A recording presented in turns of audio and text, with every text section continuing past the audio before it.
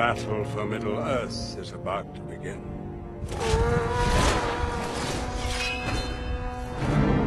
So it begins.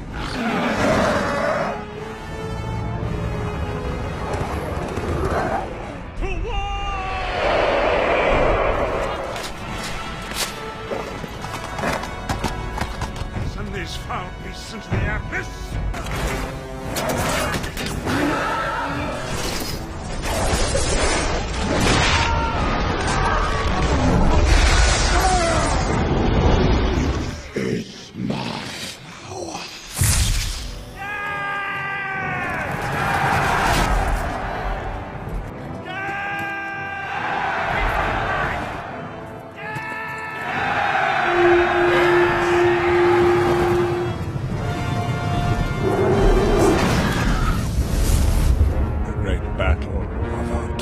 Welcome to the Zorpazorp Battle Games in Middle Earth Livestream. In this series, we cast our gaze back in time to the roots of our beloved Middle Earth strategy battle game to explore the fortnightly magazine serial Battle Games in Middle Earth. Each episode, we will delve into a single issue, poring over a treasure trove of retro gaming, following in-depth painting guides, terrain tutorials, and some crazy battle reports, all with a modern twist so you guys can enjoy them in your games at home. With each installment, we'll also focus on a release of models that accompanied the magazine, following their journey from painting bench to tabletop, and then at the end of every live stream, they'll be randomly assigned to one of our loyal Patreons to continue their days of gaming abroad, spreading the gospel of Zorpazorp. So, in the immortal words of the magazine itself, let battle commence.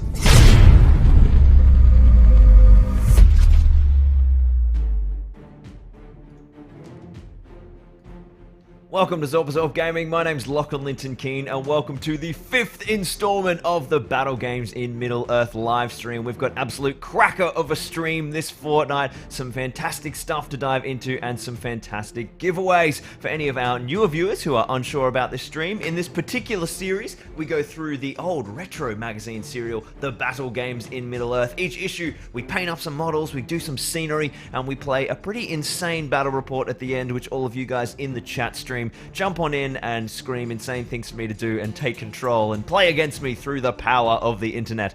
So it's a pretty fantastic format that's been doing really well so far. You guys have been really enjoying it, and this episode is a cracker. We have got Lurtz, the king of the Uruks himself, and he is just an absolute beast of a model. Lurtz, we absolutely love our Lurtz. Oops, he's blocked by the microphone. There we go, there we can see him. So we're painting up Lurtz. We're going to do a little bit of a kind of scenic semi-masterclass on some basic ruins, which weren't, they're not actually from this magazine. They're kind of loosely mentioned in magazine 1, I believe. And lots of people they're always asking me, Lockie, how do you make your ruins? How do you make your different? Yeah, obviously I've made the massive Osgiliath board and lots of other bits and pieces. So we're gonna have a little look at a couple of simple techniques that people have been begging for me to do in detail, and I never have time to make that tutorial. So we're gonna do them on the stream. I'm gonna show you guys some cool way to make ruins with different levels of skill, and then we have an absolute ripper of a battle report. You can see behind me. Where's my look? There it is in shadow because the board's not lit up yet. We are playing Amon, Hen, Aragorn, and Frodo are finding themselves against the mighty Lurtz, who we, of course, paint up today, and some of the wonderful Damien O'Byrne's Uruks from last stream will be joining him. So it's going to be an absolute ripper. As always, we're going to be doing some Patreon giveaways at the end of the stream. Lurtz and some extra goodies are going to be being given away today. Essentially, with every stream, what happens is the models that we paint or the bits and pieces that we work on in that stream get given away or sort of assigned to one of my supporters on Patreon, and then that Patreon becomes the official sponsor of those models and gets to follow their journey through. Last fortnight we saw Damien O'Byrne from the GBHL score himself 10 Uruks, led by the famous Goldie and Goldie's Hill as well. So he has since named all those Uruks, developed backstories for them. It's all very exciting. We'll be diving into that a bit later on, and that's an opportunity for someone else, or to maybe Damo again if he's very, very lucky, but I think it will go to someone else to pick up Lurtz, who is just an absolute beast. And we've also got some other extra special giveaways. Later on, at the end of the stream, we are giving away not one, not two, not three, but 4 card packs to 1 lucky Patreon. These are the new Middle Earth, well, re-release Middle Earth strategy battle game card packs, and they are absolutely super cool gaming aids. And that, if you guys haven't seen the video earlier, that's just an extra special giveaway to kind of celebrate the kind of 1 year anniversary of me taking this seriously. So about a year ago, I decided to make YouTube my full-time job, and I since then have been working full-time on Zorpazorp, well, at least Monday to Friday, so we've had a big journey in this year. It's been very, very exciting, and you guys have been phenomenal. Without the support of everyone, and especially my Patreon family, I wouldn't be able to do this. So that's just a little extra special giveaway to make one of our Patreon's days, all 4 card packs going to 1 person, because I can't afford 4 times the postage for all of you screaming that in the chat. Speaking of the chat, let's go say hello. We've got 71 viewers straight off the bat at 8 a.m. on a Monday morning here in Brisbane. Of course, it's all Sunday evening for most of you. Let's have a look at where everybody is. Let's do a big shout out, guys. Whereabouts are we all watching from this evening, or this morning, or this afternoon if you're over in the States? I see a lot of familiar names there, which is very exciting. So yeah, it's gonna be a good little stream. I see everyone chanting for Goldie. McGregor is back cheering on his beloved Urukai that he was so close to winning last week. Pip to the post by Mr. Damien O'Byrne. And we've got many regulars joining us, which is very fantastic. So a little bit of background while you guys do the shout-outs of where you all are. Lurtz. This is a big model for me. Why don't we grab him? Didn't need to take those off. Wasn't as far away as I thought.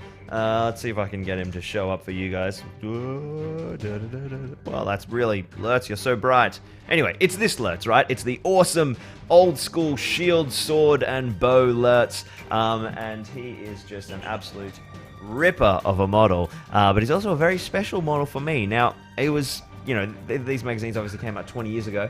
I know that the first models that I owned and painted were Warriors of Minas Tirith, but I have a feeling that at least the first hero that I painted was definitely Lurtz, but perhaps he might have actually been my very first model, and I might have painted one of my friends' ones. So anyway, very, very special model for me. And we're going to do a bit of an interesting paint job. Obviously, we did Urukai painting last week, but of course, Lurtz is an Urukai scout, so we've got a lot more leather worked into his little armor thing, and he's such a... Because, I mean, he's a hero, so you want him to stand out, but there's, he's very monochromatic, like all the Urukai are. So we're going to be having a look at some techniques to bring lots of color and detail in really subtle ways, so it feels beautiful for the scheme, but he's not just all one color, which is going to be cool. So let's have a look at where we are all watching from today. Oh my god, there's like so many of you screaming at me. Andrew Lemaire from New South Wales. We've got people from London. Paul Carroll from Ireland. JW from London. Josh from Roseburg, Oregon. That was well pronounced. The USA, we'll say that. Paul Edwards from the UK. Red Ox from Germany. Jill from Edinburgh. Oliver from Yorkshire. Norway for Kim. Mr. Daniels in Germany. Oklahoma, USA for Bootsy. Welcome back, Bootsy. The Creative Pianist is watching from... Pianist. That was Pianist. Is watching from the Netherlands. Dan Gross from Wolverhampton in the UK. Another one from Yorkshire, of course, it's Tommy Armitage. We've got Paul Fleebus from Austria back again. SJB Land from Manchester in the UK. Lots of UK today. Hey, Platinum Jewel from New Zealand. That's the first... oh no, we had a New South Walesman, but first Kiwi. Chris is watching from his bed. Well done, Chris. Jahurus Craft from Poland. Darren McWilliams is back from Ireland. Richard Clammer back from Cardiff. And Aaron N, of course, tuning in from the UK. Callum from Edinburgh in Scotland. We've got the Mess Motions from the UK. Niall is back. Welcome back, Niall. Jahurus from Poland. And Killy, of course, is watching from Oz. More from Poland. What's with Poland today? Welcome all the Polish community. Fantastic to see you guys really joining us in droves. Lots of Netherlands, lots of Yorkshire. Oh my goodness, there's lots of you. Alex Kaiser from the US. Birmingham, UK, lots and lots of Michigan. Yeah, God, we got a big spread. Hey, Spain as well, Dario. Well, awesome, and some France as well. So there is a hell of a lot of intercontinental viewing. We've pretty much got all bases covered. That's Central Europe, the UK, America, Australasia, New Zealand. Yeah, we're absolutely smashing it. So welcome everybody. So what else have we got to talk about? I don't think there's much more to do intro-wise. I'm going to throw away while I swing our camera around, and we'll dive into checking out issue number 5 of the Battle Games in Middle Earth Livestream.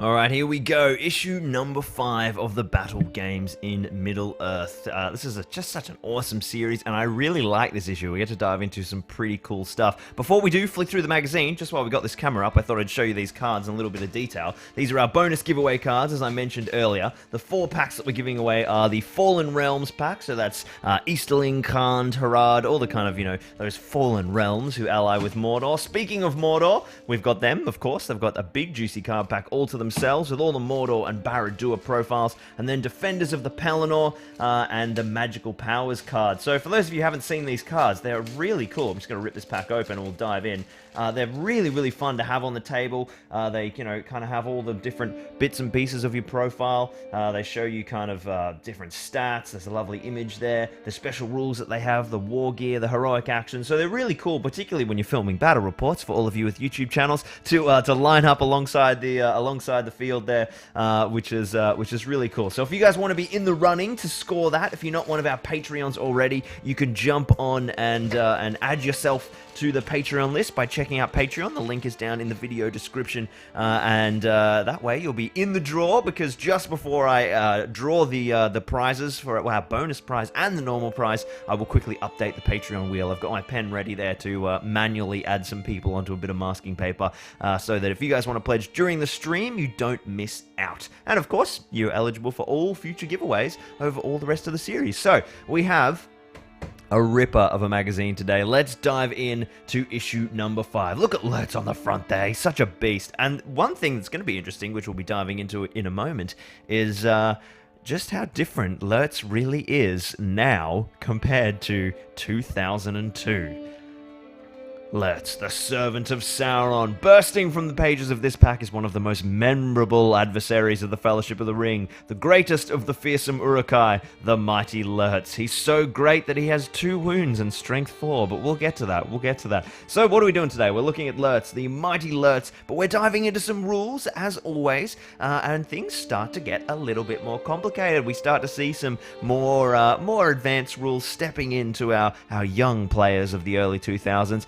This is a kind of masterclass on the shooting phase. We look at moving and shooting, so no more will our models be able to move full and shoot. They will have to move half and shoot. Of course, the shooting penalty does not exist. It never exists in the battle games in Middle Earth, so there's no -1. They still get to shoot with their normal shoot value, but they move half now. And we're bringing in line of sight. And, you know, if I'm not mistaken, that might be half of Adam Troke's head, but perhaps not. Who knows? I don't know who was doing the photo shoots with D'Agostini, but we've got kind of line of sight being introduced, a little bit more complexities. We're looking at the combat value versus the shooting value. So we're starting to bring in some stuff. We've got multiple shots, the deadly shot special rule. We're gearing up to Legolas, who is of course front and center. So we're starting to bring in some complex stuff. We're looking at range targets in combat. We've got the missile range table of different bows, because of course in our coming scenario we're going to have a bow on each of our heroes, which is going to be very interesting indeed. And then we've got in the way rolls as well, so the full spectrum of advanced shooting rules for our players to learn from. We've got shooting from cover as well. Geez, we are covering everything, literally shooting over the barricades because we're in base contact. We've got the strengths of the different bows and of course our wound chart. So this is, yeah, I think pretty much now we're at full spec for shooting, which is pretty cool. Now let's have a look here.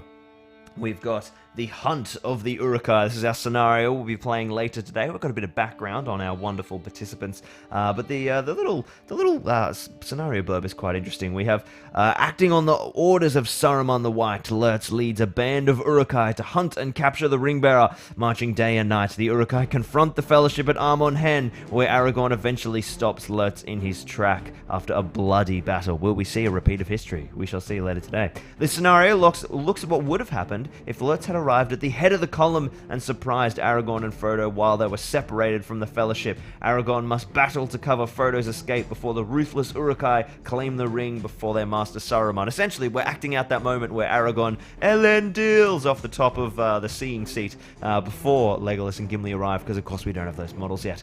And then we get a bit of fluff and all sorts of exciting stuff. We look at some of the rules, stepping through that. We'll jump into all this extra scenario juice in a little bit later, and then we have our painting guide. Now this is a good one.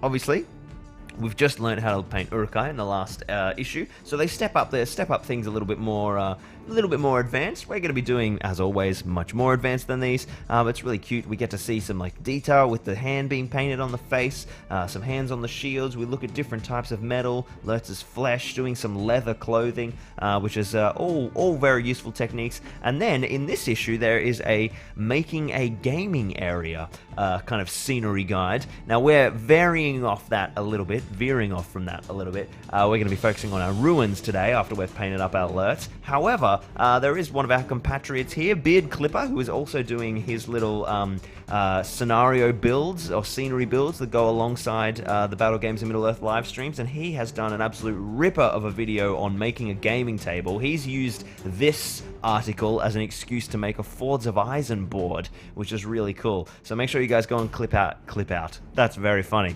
Andrew will love that. Go and check out the Beard Clipper channel to watch some really cool gaming area stuff. And we'll also do a big board build video later on. I just wanted to touch on some ruins today and get those out of the way. So let's hook ourselves up with some Lurtz. Now, while I get all my paints and things ready, we're going to have a look at some pretty cool little schemes today. A couple of different techniques. It's going to be really interesting. Is anyone painting along with me? Has anyone got any bits and pieces they're working on? Is anyone painting up a Lurtz alongside the stream? Have we got some Uruks on the table? Let us know what you guys are painting, and we'll get these guys ready to go.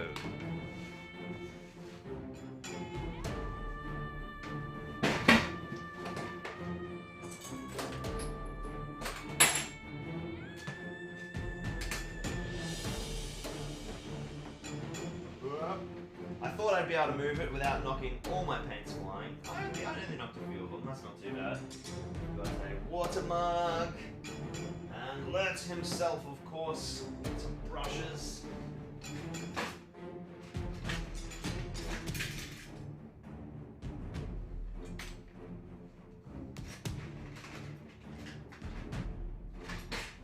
Alright, what an absolutely ripper of a model this guy is.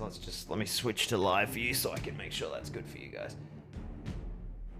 Yeah, look at that. What a sexy, sexy model. He's got a really interesting kind of composite blend of armor. There's kind of panels that could be steel, panels that could be leather. There's lots of different bits of leather, so we're going to do like a two-toned leather scheme to try and help separate those. Obviously, we've got the bow, the sword, the shield. There's the fletching and the arrows, as well as lots of skin tone and a really, really dynamic face. Let's see how close I can get here. Look at that face. Lots of character there. So we've got a cool skin tone to try and really make that sing, which is going to be really awesome. So, Lurtzy Lurtz. Now, I've just done a grey prime. Nothing too fancy. Because it's a hero, I always like to paint from grey because it gives me a little bit better kind of colour profile for my paints. And it also allows me to... it's kind of a bit easier to see, particularly on stream when I'm painting from a brighter prime, and when I'm not just working on a horde of troops. I like to paint from grey rather than black. So who's painting along with us? We've got Glenn Corbet, who pledged to Patreon just 5 minutes ago. Don't worry, Glenn, you're already on the wheel. He's painting up some Citadel guards. So much ice yellow, I bet, dude. Alex Kaiser's working on Mirkwood Palace Guard. Very nice. Hey, Gaz from Brushballer. He prefers Lurtz with the shooting bow. Yeah, dude, tell me about it. Ooh, ooh. So there's actually 3 poses of Lurtz.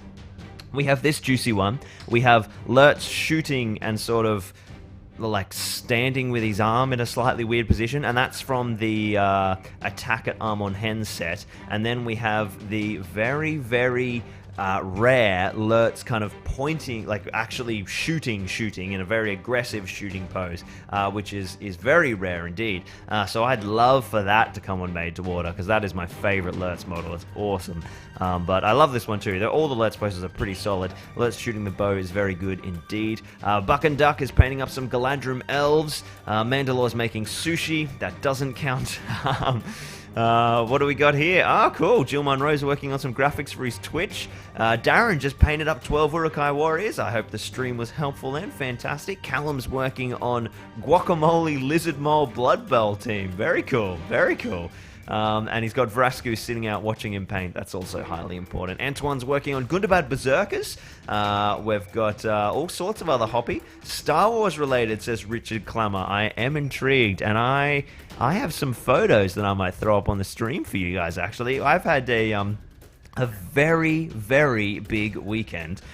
We have been filming, or starting to film, the first installment of our Star Wars Legion narrative campaign, and I think I'll give you guys a sneak peek. Let me just grab...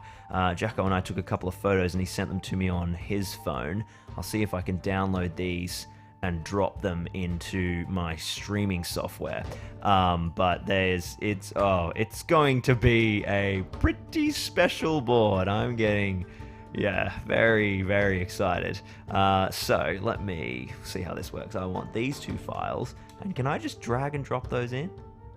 Oh, boom, look at that. All right. Check out this board, guys. Look at this. This is Geonosis for phase 1 of our campaign. You can see the clones there. They're deployed, and the droids are kind of dug in on a battle line. They've got some emplacements there, and essentially the theme is that Captain Rex and his strike squad have been given the orders to punch through the droid lines to try and cut off Count Dooku so that Obi-Wan can catch up to him on day 1 of the first battle of Geonosis. So it's pretty cool. There's all sorts of juicy special rules which I won't dive into now, and then you can have a little bit of a yours is bigger than mine moment, which is very fun there. So yes, good times, some juicy Star Wars stuff on the way. All right, back to Middle Earth. Enough sneak peeking. So yeah, it's gonna be ooh, such good fun. What else have we got working on? We've got Isengard Troll for SJB land, very nice. Andrew Pennington's got 96 Goblin Town goblins on the go. He says the excitement mounts. That is daunting. Awesome, man. 96 goblins. How are you going to do that? James is working on the Rohirrim Platinum, the Mordor Orc army. We've got a Dunlending Horde for Simon Murray. Oh, man, we have got a hell of a lot of different things happening, which is really cool. Paul Edwards makes a great point. The white hand is hard to get right, and on a face this important, we do want it to be right. Quite scary. But let's just jump on in. So, we have our fantastic looking Lurtz model. Now, where do we start? That is a very good point. We probably want to start with one of our bigger layers, which is probably going to be to just start getting down some browns for our leather. Now, I'm going to swing that mic over to the painting desk.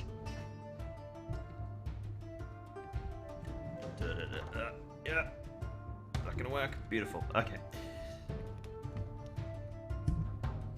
There we go, just so you guys can hear me nicely. So, we've got an interesting little decision here. This is kind of phase 1 of our decision-making process for Lurtz, is what is armor that is leather and what is armor that is steel. Now, I'm pretty much going to go most leather. I had a lot of kind of look at the different photos of Lurtz, and, you know, particularly the wetter models, and there's a lot of different representations of him where these little plates here are steel, so we're going to count those as metal just to kind of create a little bit of variation, but all of this stuff is leather strapping, leather. We've got lots of leather here. This, even his shin guards are going to be leather. There's another little bit of steel on his hands here. It's like a plate that he can, you know, just to protect the top of his hands and things. And then we've got a bit of, obviously there's some metal detailing on his bow, and then the shield and the sword. So we're going to start with the leather, and we'll put that base layer down, and then we'll start with building up some of our metal profiles, and then we'll do the washes all at once. And we'll try and get the kind of leather and metal completely finished, and then we'll work on extra details, which is our skin tone, our hair, our fletching, our arrow, maybe some extra strap highlights. We'll see how we go. Alright, let's jump in for our first layer. Now the first one is going to be, trash is the most beautiful. Hey, look, I've got my Citadel painting handle, guys. Look at me go. The first one we're going to do is diving into some charred brown. Now, we want to create essentially 2 different leather schemes here. So I've got a couple of different paints to achieve that. Charred brown is our basic brown. This is like Rhinox hide in the Games Workshop range, and then dark flesh tone. So I'm going to have a dark leather layer, which will be charred brown highlighted with dark flesh tone, and then we're going to do a dark flesh tone layer, which goes straight down over the grey. It's a little bit thinner, so it'll already start a little bit brighter, and then we'll do some highlights on that with earth from Vallejo Game Color. So that'll give us a little bit of two-toning, and then we can wash those subtly differently as well. We might wash the lighter one with a Thonian camo shade to bring a little bit of green in, and then we can wash the darker one with Nuln oil to make some shadows. But first up, I'm going to just start picking out some different spots, and we are going to realize that Lockie has not brought up his wet palette once again. So we're going to be working on a dry palette today, which is awesome. Let's grab a little bit of this action. Oh, sounds like you're all pledging to Patreon. Let me put my phone on mute. Hey, Richard Clemmer, welcome to the family, my man. Oh, okay. I've also received a very important message. Now, we have a very, oh, how will I how will I do that? Okay.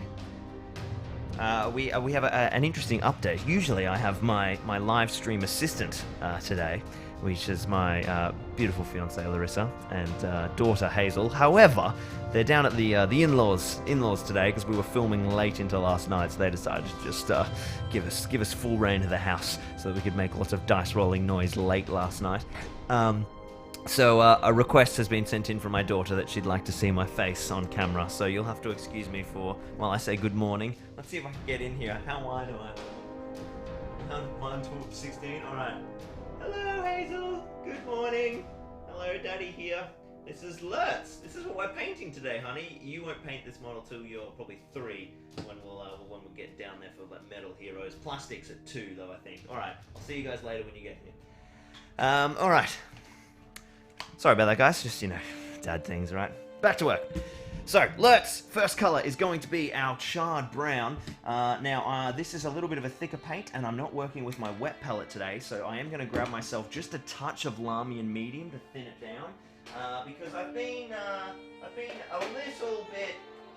little bit sloppy with my proper thinning of paint techniques on the stream, and a few of you were calling me out on it, so I'm feeling very self-conscious now. So I should be working on a wet palette, but I'm not, because it's downstairs and I forgot. So I'm just going to get a tiny bit of Lamian medium just to thin that out a little bit, and then let's have a look at here and start working out where we want our layers to be. So I'm just going to try and sort of hit this at random. I think some of the straps at the back end of things can be sort of a bit lighter. Sorry, the ones that are at the front. So I'm just going to pick out some of these back straps. Don't stress if you get anything on the skin, because we are going to be kind of relayering that completely. I might have those two. I might get like this corset bit underneath. This is going to be charred brown in here. We're going to go in there as well. And we'll leave all those little bits to be a pure layer of dark flesh tone. I'm going to come in with my fine detail now. I want to get in. Let's have a look. There's just so much straps. We have all the choice. It's actually going down nice and thin now. Glad I did thin that out. Also changes the color a little bit too, of course, because you don't have as much pigment saturation. The whole point of our mediums is that they change our pigment, but they don't change our material properties. So it's nice. I mean, I quite enjoyed when we worked on Frodo on the stream last time. It's really fun painting one model, because it's like I can spend a bit more time on it than I would if we were trying to paint, a bunch of Urukai and show off different techniques. So we get to see some cool stuff. Let me know if I'm not holding it too close enough to the camera or whatever. If you guys need me to move it somewhere, I'm going to hit these other two. Yeah, I'm essentially doing a tunic layer. And I will, because leather is such a natural fiber, it doesn't have to all be the same. So I'm just going to get this brown down, and then I'll highlight it in different ways with the charred brown so that it doesn't feel too uniform, the leather layer. There's a little bit of a cuff of leather that goes under his arm here. Oh man, I haven't painted this model in like 20 years. This is awesome. Love this. Basically, the whole main thing about these streams for me is it's just making me paint all this stuff I'd never be painting, because I don't play Urukai. I don't play Urukai, I kill them as a Rohan player. So it's just so nice. I hope if you guys are deciding to paint along with us, or painting along with the GBHL guys doing their stream, it's just such an awesome way to get inspired to do these old models. So let's have a look. We've got a little bit more leather down here. Let's leave that to be a slightly different color. I want all these straps to be a different color, right? So we can see that piece of leather there is actually that leather as well, and that piece of leather there is that leather. So we'll leave all those to be the other color. I'm going to do the leather plating just at the back here. I'm going to make that this darker brown. That's actually his skin, I believe, in that very back bit, because of course Urukai don't wear armor on their backs. While I've got this brown out, I'm going to hit the bow. We're going to do a pretty simple bow scheme today. Just a subtle dark series of wood grains Nothing too complicated. We're going to prime. The one thing we do want to do is make sure we don't accidentally get any brown on the hair, because I am going to use a contrast paint on that. Same with the fletched arrows. That's all going to be black Templar later on. So of course we want to preserve the integrity of our prime for that layer. So hitting the bow. This Lurtz is pretty good. You'll find that there aren't many areas that are, you know, like dead detail or just blocked out. There's one tiny area where the bow joins in here and gets a bit absurdly thick, but it's very unnoticeable.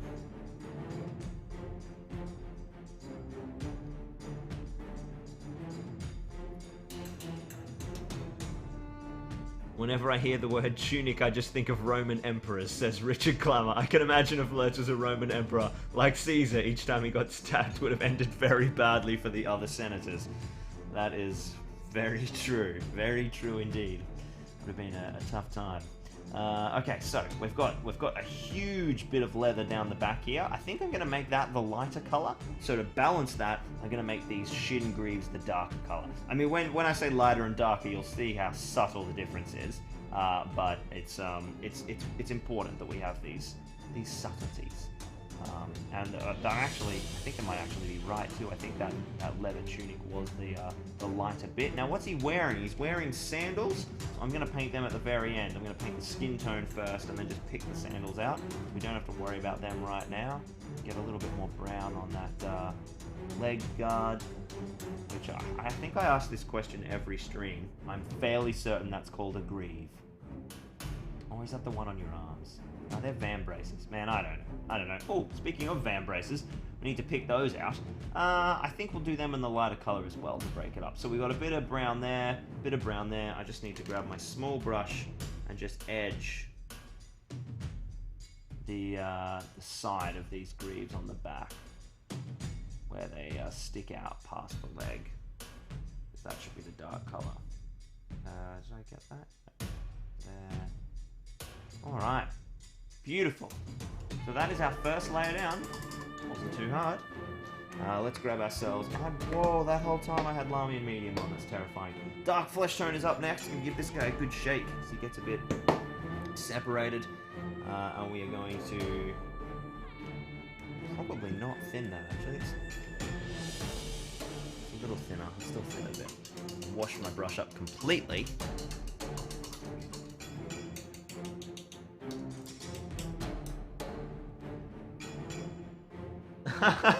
Andrew Lemaire says the model is fine, but please close the medium pot. You're making me nervous. And then a few of you are agreeing with him. I did notice it on my own. See, I'm not completely silly and insane, but yeah. Sometimes I wish you could shout at me. Maybe I should sit on Discord. Whoops, that was good, Lockie. Wash my brush, got my medium, and then mix it into the wrong paint. So we're going to mix jump into dark flesh tone. It's a very subtle layer. It's just a little bit lighter, a little bit warmer as well. I'm going to come in with my fine detail brush to start off with, and I'm going to pick out all these straps. You'll notice, see, it's not a great deal different, but it is different, and that's the important thing. We want to just make a little bit of difference in all of these leather layers, so that it just doesn't all feel like one big block of color. We're picking out our little. You can imagine that this little extra kind of leather plating would have been made out of one particular piece of hide, and then all cut and stitched together and stitched onto the main armor. So it makes sense that this would all be similar sort of colors, because that's the way that the armor would be assembled. So this is going to be a layer of this color. I want that down all over these pieces. Now the other thing you could do, of course, is work in it like a black leather layer, which I'm not really doing, but when I wash the dark brown, it will go very dark. But I'm not going that dark yet. With like, a pure black or something.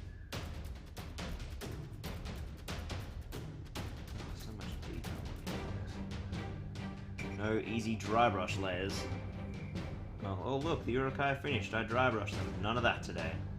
Oh, you know what? What we will do is we might make. What color should we make the quiver? That's an interesting one. Completely forgot about that. That would be leather. We could make that a black leather. We'll see. We'll paint up all the armor first, and we'll see where it fits in with the scheme. So that's flesh. That's flesh. That's a little bit of cloth. I'm going to do that. I'll do that a lighter color, this lighter brown, and then I'll wash it differently. Make it sort of separate. You can already see once you start bringing in that second brown how much more life it gives everything. So that is leather. It's the age-old question when painting Lurtz. What is that? Is that leather or armor?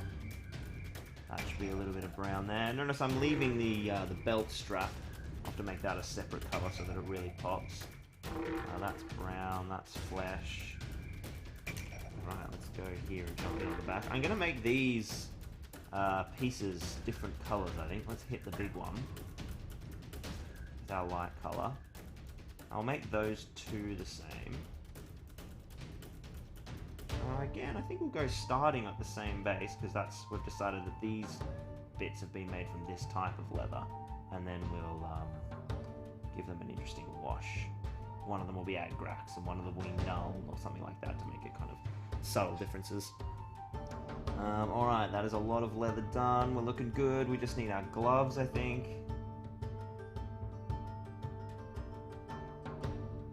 I really like it when models wear gloves. Don't have to paint hands with skin tone. It's always good. Always good.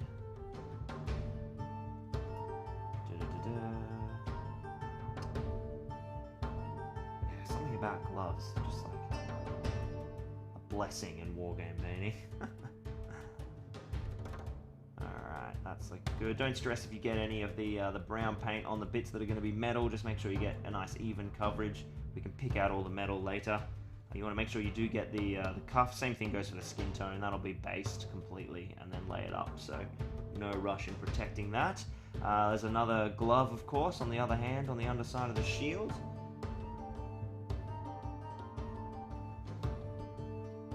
Good there.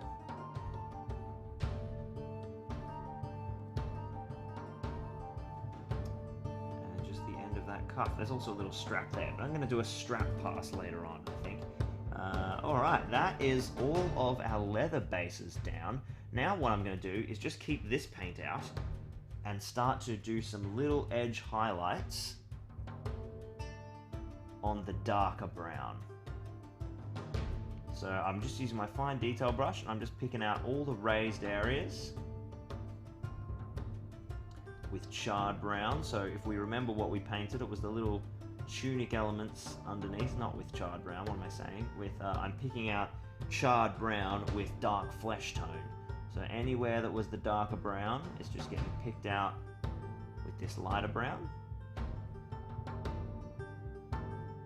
That's our little plates.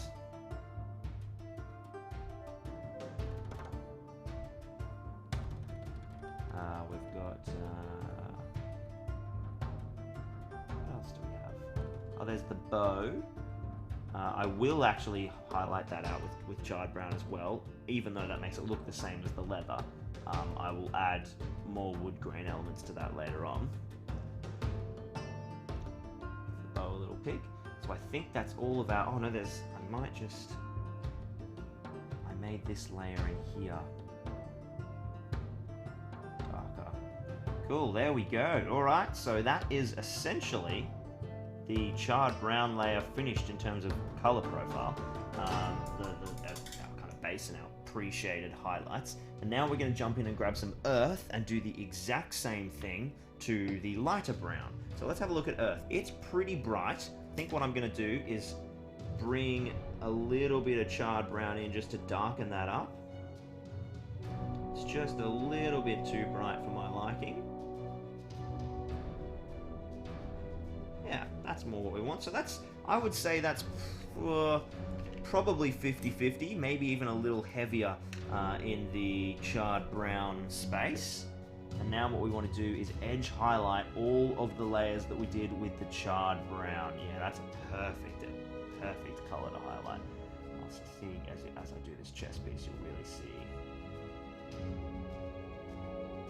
Now you may be thinking that this is a lot of bright leather, but I'm going to spend like a good while washing the crap out of this model. So fear not.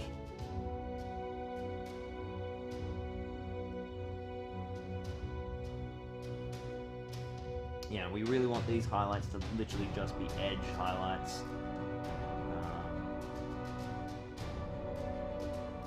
And a little bit of the raised areas. Don't go too crazy because we don't want to light them up too much. These back flatter areas are a little more tricky. Just picking out the raised sections.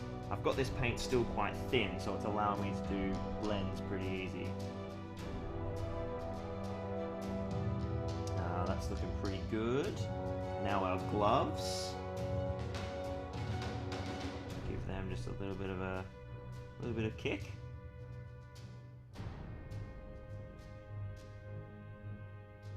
On the fingers.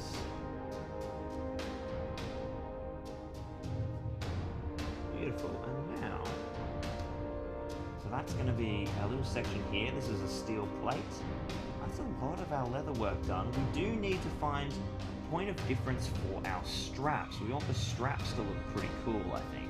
So, because we don't want them to just kind of mesh in and fall apart of it.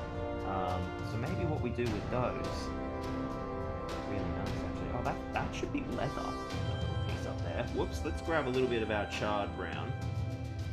That's what we painted the piece that's underneath it. That should be leather there. Whoopsie.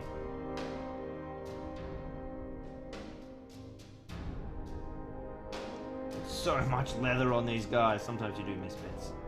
And then I'm just gonna highlight that with whatever random paint is here on my brush. Boom! Look at that. A little bit more highlighting in there. Leather is taking shape. It's looking good. I'm going to do a little bit more on this glove. With the gloves, you can almost like overbrush the highlights on because there's such contrast in the raised areas. That's looking fantastic. Alright, now we're going to jump into our metal work, I think, so that we can start to see how that kind of colour is taking place. Now, because we're starting with grey, we can't do our normal Urukai metal scheme that we did here. So what we're going to do is we're going to base coat in lead belcher to start off with, and then we'll work up from there, dry brush a bit of tin bits, and then do our sort of scheme from there. But we'll have a little bit more silver in the profile as it is, but we will get all of that black, darkened steel elements in with all the washes and the typhus corrosion. I'll swing back to you guys. Are you essentially wet blending, or has the base coat dried? Asks Destro the Dexterous. That's actually a very good point. I really like to wet work a lot of my highlights.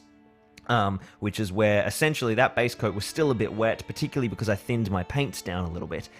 So the base coat was wet, and when I do my edge highlights, it blends really nicely. In fact, when I worked on this flat section, the flatter leather up the back, you'll notice that as I was putting it down, I was just kind of dragging it over that central flat area, and it just turned into a lighter region with no harsh contrast, and that was because I put a thin paint down over the light grey prime, and then that blended nicely, and it sort of, whoops, that's not even in shot, and that way we've got just like some different tonal variation with no kind of harsh edges. I really like subtle highlights, and it's going to be, yeah, it's going to look really nice. Let me just come in and check in with the chat. I thought Lurtz wears fingerless gloves. Nah, it's just the full gloves, and then he's got like a big chunk of metal that protects his hand. Is this the original metal Lurtz? Asks Jake. Yes, it is. Yeah, the Uruk Scout costumes are really complicated. Lurtz is a great one because they're nicely detailed, as are all the other metal ones, but the plastic ones are more tricky to get the kind of different separation of what the models are, like what the different layers of leather are. So this is a great masterclass on how to paint this technique, which is really cool, actually. I'll turn the music down, says Danny. I can certainly do that if it's a little bit loud. Which one do I want to do that to? That is Zorpazorp music. Let's pull that down a little bit. Especially now I've moved over to the desk. Let me know if that music volume's a little bit more useful, guys. Yeah, so it's because I moved back and forth from the mic, so I'll pull the music down a little bit while we're at this painting station. We've got here, now that you mentioned the stitching, all I can think of is a team of orc seamstresses stitching all the leather together. I mean, you got to think about that. Like somewhere under Isengard, a bunch of probably crappy little Mordor orcs were like basically a costume department fitting these guys out. Andrew's getting very excited that I put the lid on the Lamian medium. Poor Jake knocked down a full bottle of Agrax. Dude, I can't remember if I told you guys this story on last stream, but I had a bottle of Agrax open as I was painting some elves, and I was like, oh my god, and like panicked seeing it open and reached for it so fast to close it that I knocked it over. If I just calmly closed the lid, it would have been fine, but because it was like such a thing in my head, it was absolutely crazy. So Johnny Two Hats has put a good question to the chat. He's gluing together a Mordor troll. What color would you guys use for the skin? I've always found troll skin to be very difficult. Do you guys have any suggestions for him? I'd love to hear that. Insane Person, he's using his cutting mat as a palette. I call it my dry palette. I use it all the time to mix paints. And particularly when I mean, it's not a hot day at the moment, and so nothing's going to dry too quickly, and I'm only painting this one model in like, an hour. So the wet palette isn't super desperate if I'm thinning it with Lamian medium. Callum has said he's just finished a box of Scouts, the plastic Scouts, and contrast paints made it easy. Kygor Brown, or Cygor, I think, because it's a 40k place, and they use soft Cs, and snakebite leather everywhere. I cannot get Kygor Brown and snakebite leather to behave for me. It's just thank you, Platinum, for letting me know about the music. I don't know, something about those two contrasts. I'm probably using them on areas that are like too thin, maybe. Too large, so that you see all the gross contrastness. But I prefer to for my Scouts, I prefer to just work with traditional paints. I just can't make it happen. I'm loving this leather scheme. See all the like subtle graduations? Like it looks like it's very two-tone. It's subtle, but it's there. This is awesome. Okay, let's jump in on our leather. So our lead belcher. I'm probably just going to grab my fine detail brush for this because we'll start big because there is the sword and the shield. So what we want with the lead belcher here is just a really smooth, simple layout. I'm just going to be naughty and take this straight out of the pot. It's lead belcher. It's not a huge deal if it's thick. It's beautiful metallic-y goodness. And we're going to be like slathering on Typhus Corrosion anyway. So if it's a particularly thickened, gross sort of, we're not trying to preserve flat detail here on the Lurtz's little sword and shield and things. It's all meant to be gross steel. Alright, so that's our swords. We're also going to drop it onto our shield. Oh god, lead belcher's thick. I used the lead belcher spray for the first time the other day. It was absolutely brilliant. I was always sort of a bit like, oh, metallic flakes in a spray. That's going to look pretty stupid. And it worked an absolute treat. Used it for priming my droidicas. So that once you prime them with... I primed them with a normal primer first to make sure there was good adhesion, and then used the lead belcher prime. Just makes them so quick to paint. Alright, be careful with when you're putting down your metal, obviously. We don't want to get it on the glove, which has now had all its colour work done to it. So that's really the only tricky bit with this layer.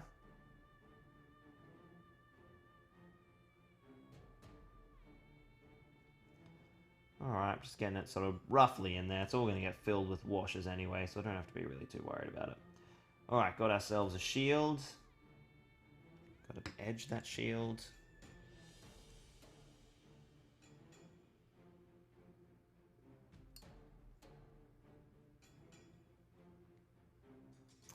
Oh man, this is the eternal problem with doing this live stream. I paint these models and I'm like, hell yeah, these are awesome. And I have to give them away. But you all deserve it. I wouldn't be doing it if it wasn't for you, so no, it's cool. I do like giving them away. It's a good little way to reward the Patreon lads and ladettes, but I do... Oh, did you see that? Lamian knocked over and the lid was on. Jeez, he's playing with fire. But no, it's great. It's good fun. Alright, we've got some metal detailing on the bow here. Some people do this metal, some people don't. I do a metal. I like the idea of him just like stabbing someone in the face with a pointy bit of bow. Alright, so that is all our weaponry done. Oh, I think I've missed a bit of leather there. I have. Look at this. I've got some wet paint just here. Just going to grab it just in behind the arm. I thought that was flesh, but it's not. It's a bit of cloth. Yeah, when you look from the underside, it's really obvious that that's cloth. Another bit there as well. Beautiful. Washing my detail brush while I remember. Alright. Now, just our abs, basically. Want to be careful here not to get it on the brown, but I'm still using my big brush because I'm an animal.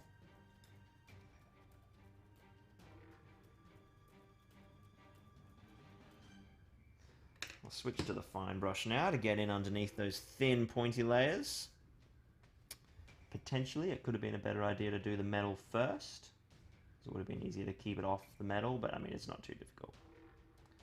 Metal in there. Metal in there. Make sure you get like up the side that you can see the armor plate does continue all the way around up underneath. So that's metal there, metal there. We've got a little bit left of lead belcher base to go down on his little hand protectors here. Now bear in mind that part there is a strap, so I'm just going to leave that the brown that I did the glove. Oh, of course, I can't see the other glove because he's holding the shield. So, is that all the metal? Urukai don't have gold. They're not going to have any gold buckles. So I'm just going to see if there's any buckles I can see on this leather. That could be a little metal detail. There we go, we'll do that. That looks nice. There is... Yeah, there's a buckle there on the back of his leg. There's a buckle there on the back of the belt. Buckles up there. So pick them out now, and that way they've just got a bit of silver on them, and then they can just get washed with everything else. You don't have to do the full metal scheme on them.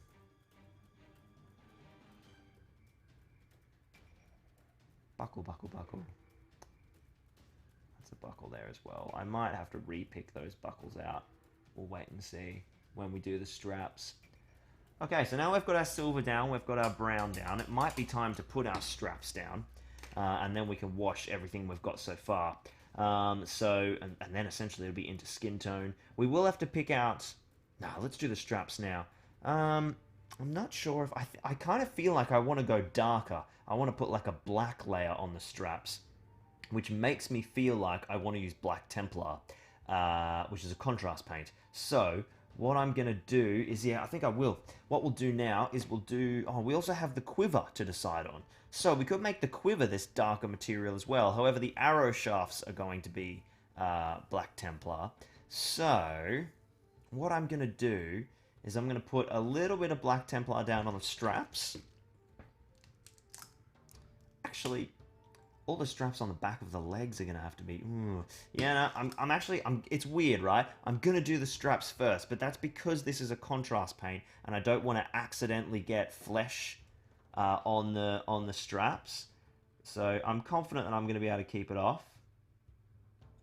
It's a subtle little contrast paint when it's used in sort of details like this. There we go, little black strap there.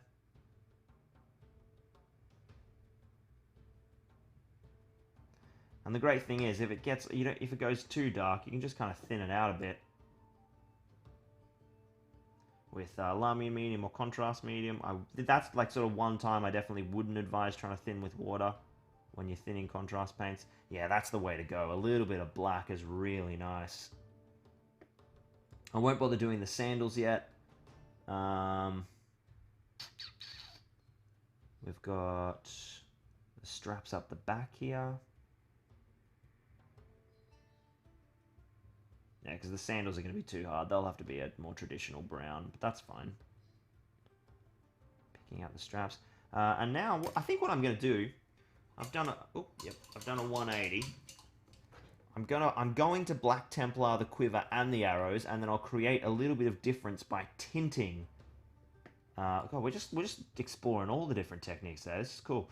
I'm going to tint the quiver a bit later on to make it not seem completely black. So we want a nice thick coat of contrast on the arrows, on the shafts. Now, how does... Yeah, black feathers as well. So we'll pick out the feathers.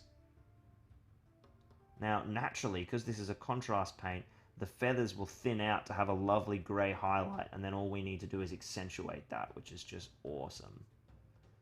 So let's get some contrast paint.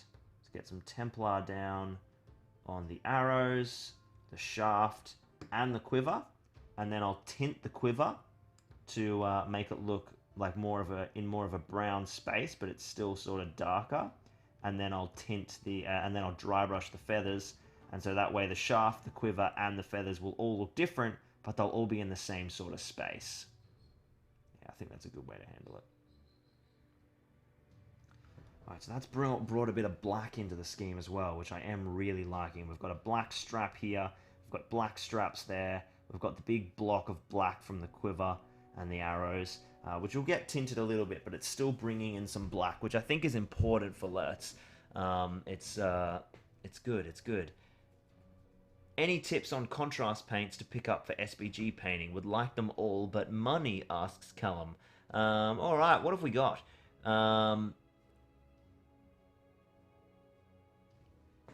What's the best contrast for SBG? I find I use Black Templar a lot if you're painting armies with black. So Minas Tirith, Numenorians, Urukai, if you've got bits of leather. I wouldn't use it for black armor. But Black Templar is my favorite. Skeleton Horde is amazing, but I don't know how much you use it in SBG. It's great for like bone and skeletons and droids and that sort of thing. I'm loving this model. Okay, so the Black Templar is down. What's our favorite contrast paints, guys? What are the picks? People swear by snakebite leather and stuff. I've never been able to make it work. Alright, so our chainmail, our silver and all our leather layers are down. We've got our black. This is looking awesome. We're not going to touch the skin. We're going to start washing these layers first. So I have also realized Black Templar is the base coat for Lurtz's hair. So we can put that down now as well, and then that's all drying together. And it also means I don't have to worry about accidentally getting anything on his hair, because that's going to go down. So, yeah, get your Black Templar down on Lurtz's hair, which, like, will alarm you, because it will look like a huge block of Black Templar running up the model. But this is just how it starts. The hair, the quiver, the shafts, it's all going to be picked out differently. And it's all going to feel very different, so it'll be all good. Have faith, and all will be well in my painting. All right, getting that Black Templar right into the seam lines. Okay, fantastic. Jeez, Lurtz is coming alive, and you can see that big mane of black hair adds a whole chunk of black to the model as well, which is really cool. So let's assemble some washes. What do we got here? We've got Null Oil. We're going to need a Thonian Camo Shade, and we're also going to need, not a wash per se, but Typhus Corrosion. Let me grab the Camo Shade.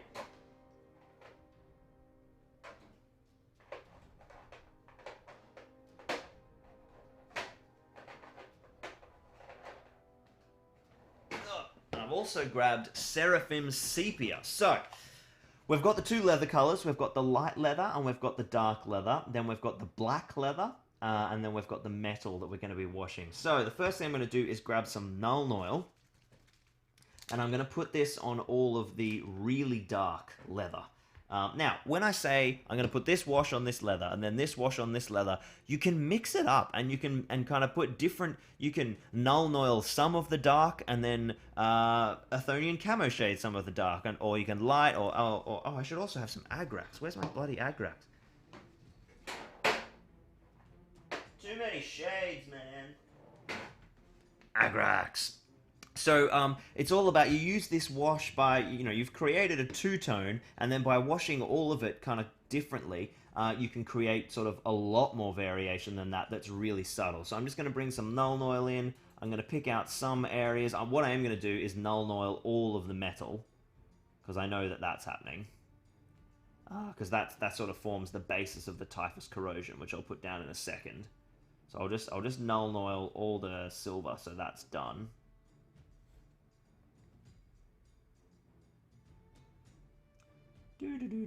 Oh, how good are washers? Jeez. Washers are pretty good. I'm going to Null Oil the gloves, because I just really like the way Null Oil looks on gloves over brown. It's great for finger detail because it's got some lovely pigment saturation. Alright, so I've Null Oiled this brown. I'm Null Oiling this little tabard piece. I'm going to Null Oil one of these panels at the back, but not both. Just one. And I'm going to Null Oil the bow.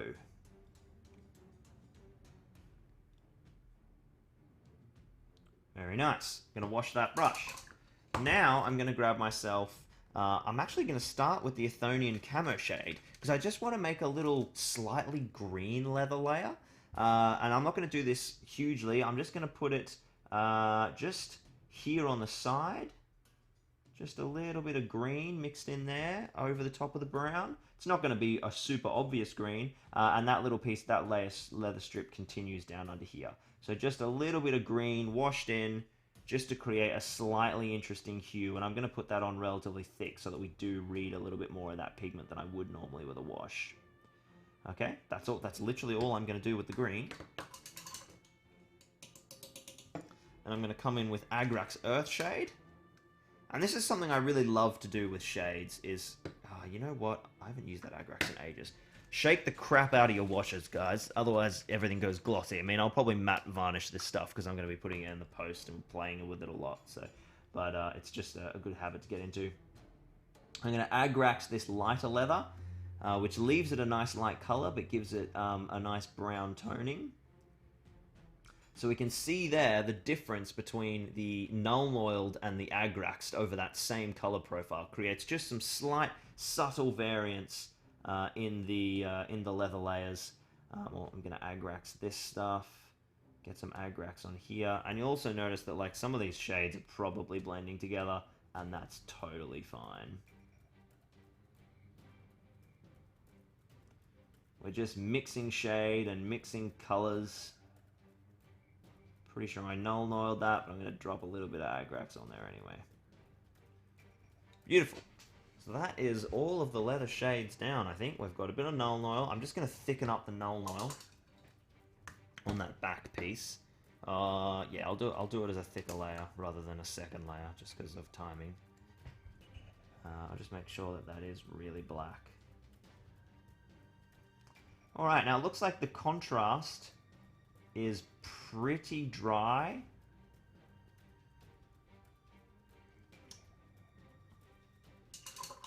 On the quiver. I do want that to be fully dry before I go near it with the Seraphim Sepia to tint it. So I'll give that just a little bit longer. Now I've got washes everywhere here, so there's not a whole lot I can do. But what I can probably do is put my base tone down on the skin. You know what? I am going to do the sepia tint, because that contrast is looking surprisingly dry.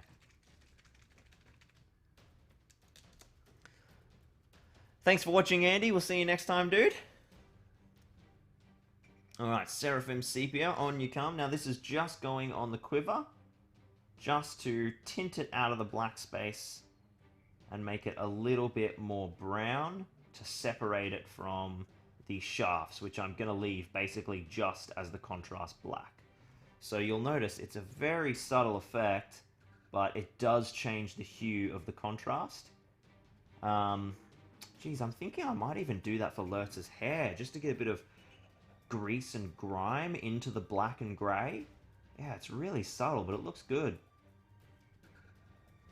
So a little bit of Seraphim Sepia into the Black Templar there, keeping it off the other elements of the arrows and the fletching and stuff.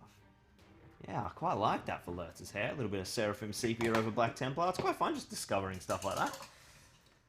Okay, so what do we got left? Well, we need to dump our Typhus Corrosion on the steel, because that Null Oil is almost dry. I'm going to give Typhus a really good shake, and then I'm basically going to put it on pretty crazily. Because this is that really thick grime layer that brings in, you know, the black look to our metal for the Uruks. Our blackened steel. And then we'll be re-highlighting this, so don't be afraid that like all the silver is disappearing. It's just so that there is silver underneath. And when it does its cracking and separation thing, we'll still see a little bit of the silver coming through anyway. You'll get most alarmed when I put it all over this huge shield. You'll be just like, what are you doing? Those wraiths are still out there. So there we go. That grimes up our shield. What I will do is probably a little strong on the shield. So we'll come in with some Nuln Oil. That's Agrax. Too many washes.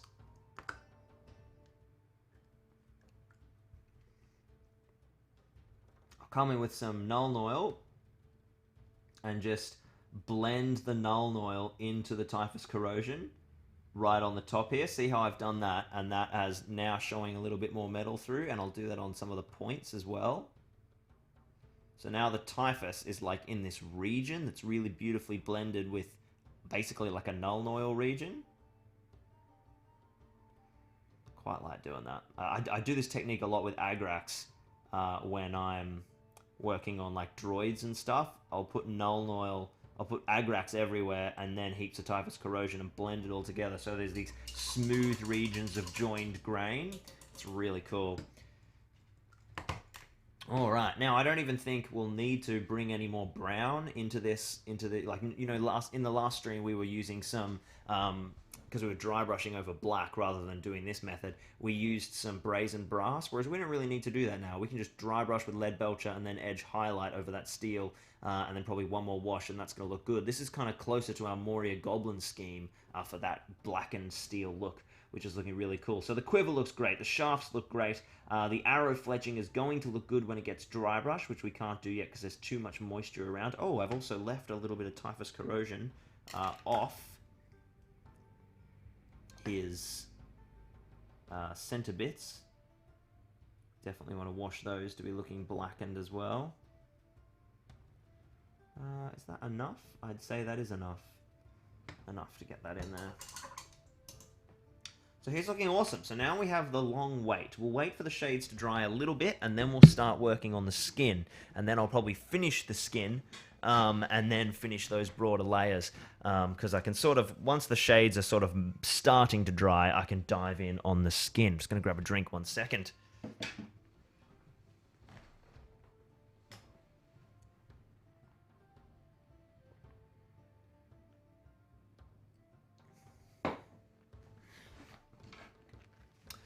Hello, Steve from Top Table Gaming. Welcome, my dude. All right, so let's have a look. You guys are having a chat about the contrast paints, which was one of those questions. We've got Snakebite Leather and Gore Grunter are great for painting horses and wargs. Now, I couldn't agree more there, actually. I hated Snakebite Leather. I couldn't make it work, but I put it on a warg. Looked amazing because there's no flat surfaces. Yeah, it's good stuff. I think I used blends of Snakebite Leather and Cygor Brown, if I remember. You've got Space Wolves Grey, Leviathan Purple, Wildwood, Dark Angels Green has been suggested. I think we've shown that already. I've been loving Dark Angels Green. Richard Clamor asks, how long into battle games in Middle-earth do we have to wait until Morannons? That's an interesting question. I don't actually know if Morannons are in battle games in Middle-earth. Why don't we ask the indomitable Steve, who has joined us from Top Table? Steve, you've kind of painted quite a lot and know the magazines pretty well. I don't think Morannon Orcs are in the magazine, hey. So yeah, let us know. Or if anyone else knows, let us know. Cool, yes. Steve's been painting Uruk Ballistas, plural. I imagine you're probably getting ready for Throne of Skulls, or the GT. So that should be pretty awesome. Good night, Chris. Thanks for watching, my man. Callum says, thanks for the tips. Yeah, thanks for joining us, dude. Your very first stream. Very cool to have you here. He looks like a Barrow White right now. Yeah, he kind of does with the grey skin. It's kind of almost got a blue tint to it in this light. Yes, he is. I love me some Barrow Whites. Thanks for watching, Callum. I'll see you next time, dude. Agendower, excellent username, dude. Welcome to the stream, my man. Hey, thanks for joining us, Steve. Glad that you're loving the game, and thanks for watching and enjoying the channel. That's awesome. And then Paul says, "Have I ever painted Haldir?" Certainly have. I've painted. I don't think I've ever done a wood elf variant of Haldir, but I've definitely done Galadrim Haldir in his armor and stuff. Yeah, absolutely love myself some Haldir. All right, let's have a look at how this guy's going. Yeah, he's getting there. I think we can put down some flesh. So let's talk Urukai flesh, because this is an important little conversation. We have a mess of what is going on here. Shades, shades, shades. Let's get all this stuff out of the way. So what we're going to do is jump back in with our dark flesh tone. So yes, we probably could have put that layer down earlier, but I didn't. So dark flesh tone is going to go down everywhere, and there's a reason why I didn't. It's because of my bloody wet blending. I wasn't painting the skin, and I want to wet blend my highlights. So dark flesh tone is going to go down.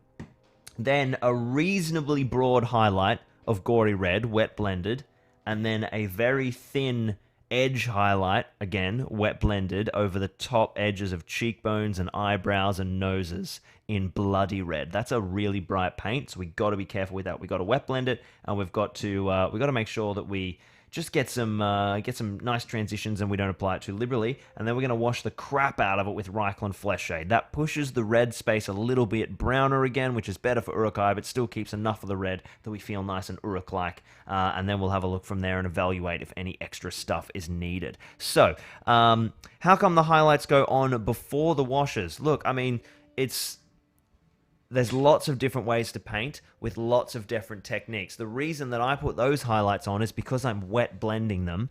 Now, I mean, if you, I don't know if you guys are familiar with Kev Spector, but he's like a fantastic painter from Shadow and Flame who, he has this awesome Patreon thing he does where people he does like painting tutorials and stuff. He's a really great painter. I'm pretty sure he's one of the advocates for washing last or finishing the model off with a wash, because it helps blend everything together doing the washes last, rather than the when you kind of highlight at the end, the contrast can be a little bit too stark, whereas washes can blend stuff together. So sometimes I'll highlight at the end, and after these washes go down, now everything might be too subtle, and I'll come in and I'll do another quick edge highlight at the end. But it was mainly, Jake, what I wanted to do was, instead of just go flat color, wash, highlight, I wanted to create a varied color profile, a varied color profile underneath the wash, and then the wash tones those kind of varying tones underneath, and then I can accent those further if required. So it's just about adding in extra layers, extra steps, extra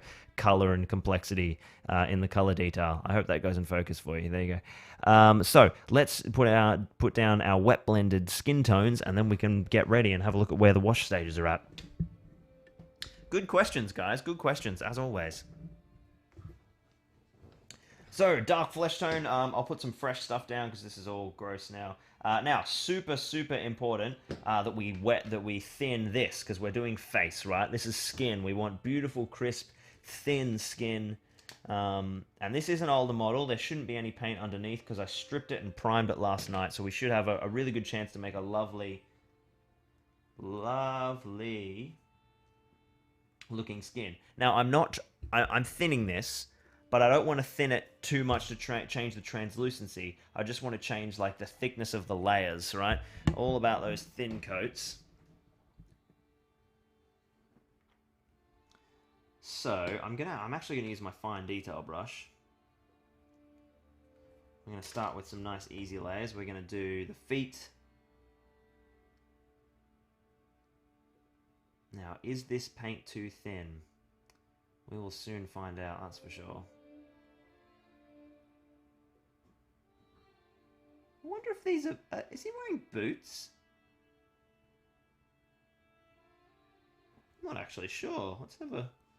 I thought they were wearing open-toed sandals. Those are definitely open-toed sandals. Yeah, okay.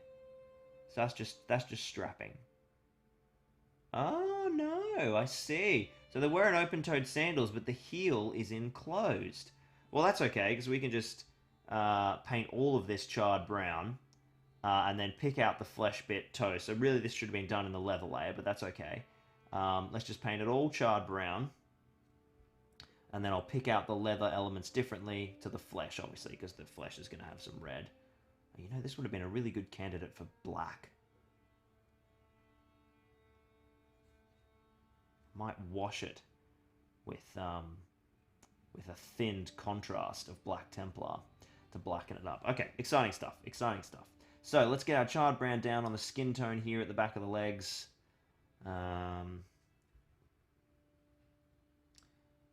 Skin tone on the back of the legs. It might be a little hard to follow, sort of like where's skin once you get this down, because of course once you put it all down, it's going to look very brown, but that's okay.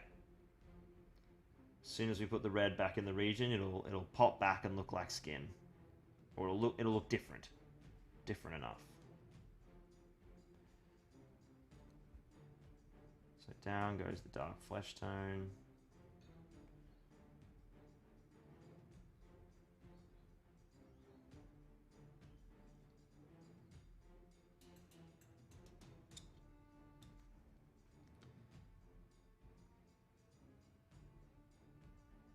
Yeah, look at that. So we got the arms.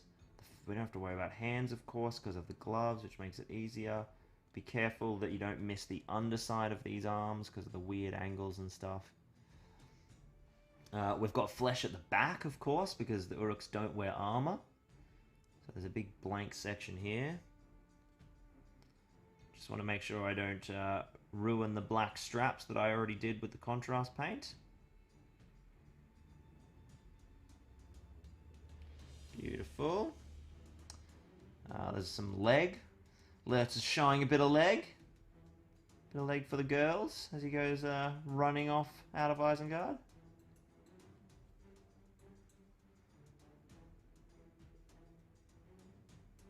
Alright, that's looking down. Okay. And then we have the face. So we don't want to ruin our hair, which we've already done, so we just want to paint up to the hairline really carefully. And we want to make sure we do grab these ears, of course.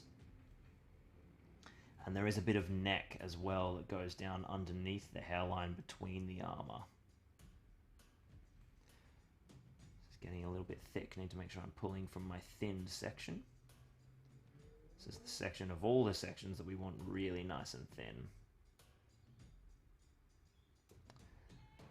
Oh man, I'm digging this model. I'm going to paint in the mouth. I'm going to paint everywhere. It's just going to all go down at this point.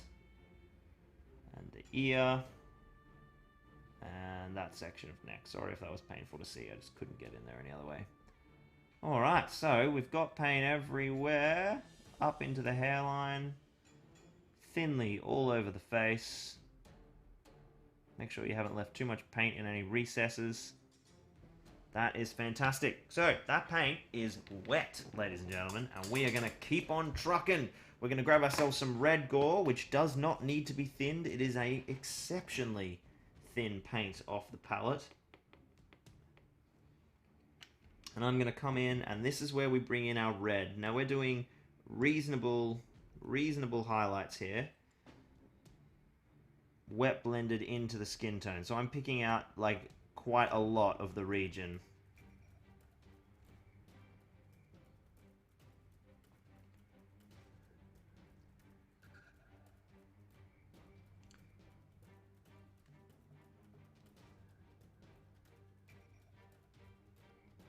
Just basically tinting, but leaving a little bit of that Urukai brown in the recesses.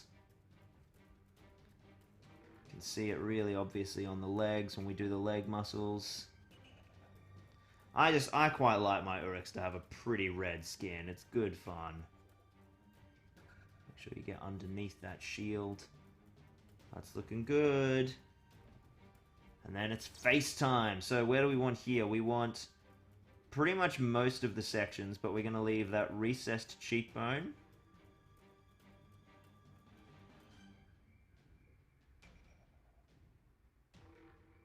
We're going to get most of the brow, absolutely the jawline, of course, but again leaving that cheekbone recessed, and we'll leave the brown mouth for now. We'll come back and touch up the tongue. Okay, so that's looking pretty good. And now what we want to do, that is very wet. We'll see if this wet blend holds up with the bloody red, because I really don't want the bloody red to have too much contrast, because this is a bright red. Yeah, this is just to create a very extreme highlights, and then we are going to like wash the crap out of Lurtz to darken his skin right back up. Alright, so just a very subtle highlight here with bloody red just on the raised regions. You'll notice it doesn't go too crazy because of how wet we're working. It's already blending with the layers underneath as it goes down, and that's the whole point of this wet blend. It just gives a little red pop on all of the muscles.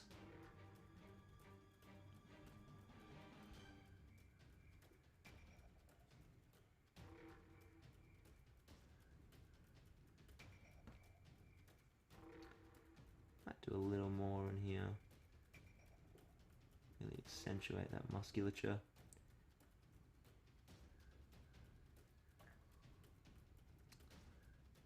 You can see he's getting very red, but the skin, it's like it's multi-toned. There's definition to it, but you can't see what it's like from a distance. It just looks like red skin. You get up close, and there's varying hues and tones, but you can't see any of the blend lines, and that's what I like in skin, and a lot of layers really. Okay, so this is the big layer. This is where we put down our tiny highlight details on Lurtz. Want to pick out cheekbones. Want to pick out jawline. Want to pick out the nose. And do the same thing on the other side while I remember what I did. So that was cheekbone.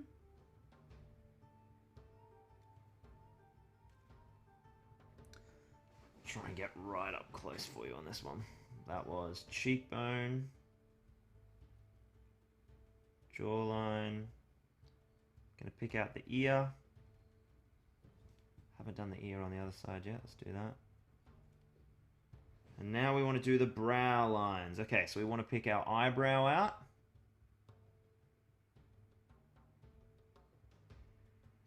And then we want to pick out the brow V. There's a big, really obvious V there. And that is enough work, I think, on the subtlety of our skin. We'll have a look at how it dries, and if it needs further highlighting, we can jump in. But that is absolutely getting there. Ah, that's a really tops model. Ah, now, look at what I did. I never highlighted his back again. Let's get some red gore in there. And we'll just chuck a bit of bloody red in as well. It's a very low observed region of the model. We just need the pop of red color. Okay, so let's have a little evaluation of how he's going so far. Obviously, the skin tone is very wet, so there's no point sort of looking at that just yet.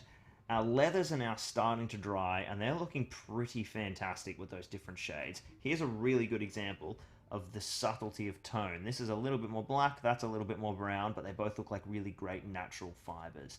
We've got all our leather layers at the front. I think these could do with maybe a little more washing, but I'm going to finish the metal first to see how the pop of the metal affects them. Oh, really? I didn't notice? Bad lucky. Bad lucky.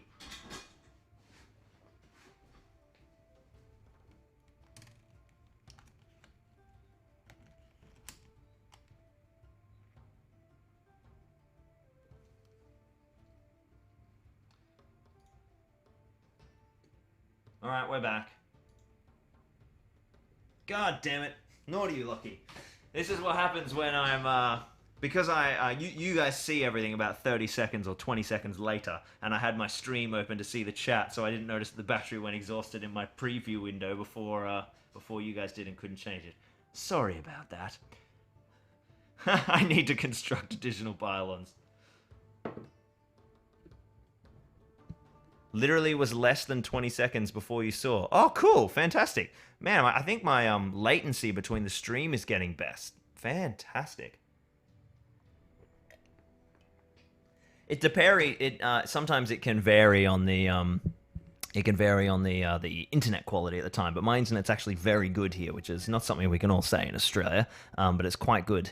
I've got fiber to my house. Now, I have no copper in my network, which is really nice. So he's really coming along. I'm loving this model. So we'll wait for that skin tone to dry before we know where we need to take that. Then we'll see what the leather needs after we've done a pop of the metal. So it is metal time. We're going to grab a dry brushing brush. Let's have a look at the metal. Look at all that gorgeous, crackled, gross, dark steel. All we need to do now is just accent that absolute wonderful grime that we've got in there. So back to Lead Belcher. It's the old layer, wash, highlight with layer again. And we are going to dry brush this with no blotting paper. Let me grab that.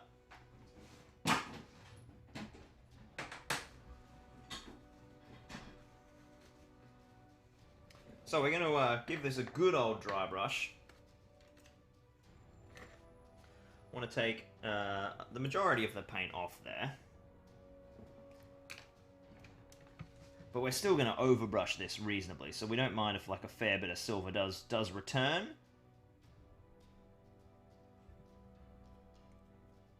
There we go, look at that, beautiful. And the shield, oh, it's just beautiful. Look at that, all going from one direction so it looks really machined. Now I've got a big concentration of silver up the front there. But the gorgeous grime is all down and chipped. Now I've got to be careful on this side because I don't want to accidentally pull any of the wet red paint. Or I don't want to dry brush onto the glove, of course, either. Alright, that is looking fantastic. Now I'm going to try and dry brush this middle section without getting it on the thing. I might have to switch to a slightly different brush and do a bit more of an overbrush style in there. Oh, that's the wrong brush. What are you doing? What are you even doing here, brush? Get back in the box.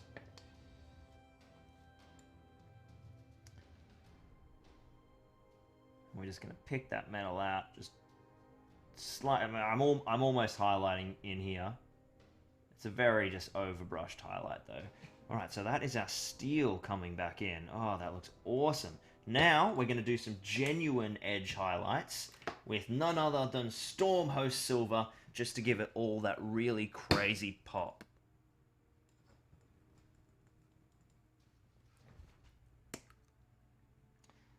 Nearly smashed Lurtz there with me paint pot. No chips, yay! Oh, also, nearly forgot, we need to dry brush the metal of the bow. There's a bit of metal on there as well. Oh, and the back of the hands. I'm forgetting all my bits. Jeez, we're not far away here, guys. He came together really rapidly. Just out of nowhere, it's like, boom, nearly completed model. And then his hand as well. I'll have to repaint that strap because I just turned it silver, but that's fine.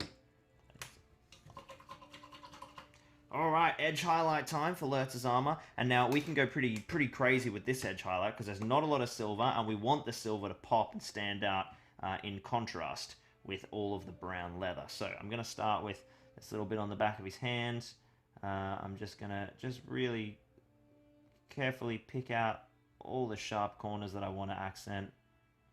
Make sure you don't just do like a big long thin line along the blade, you just want to do like little bits here and there. Because you still want it to look kind of beat up and garbage. Because it's Urukai stuff. You don't want it to look too perfect. It's been pretty roughly hewn. Crude but effective, right? That's the Urukai way.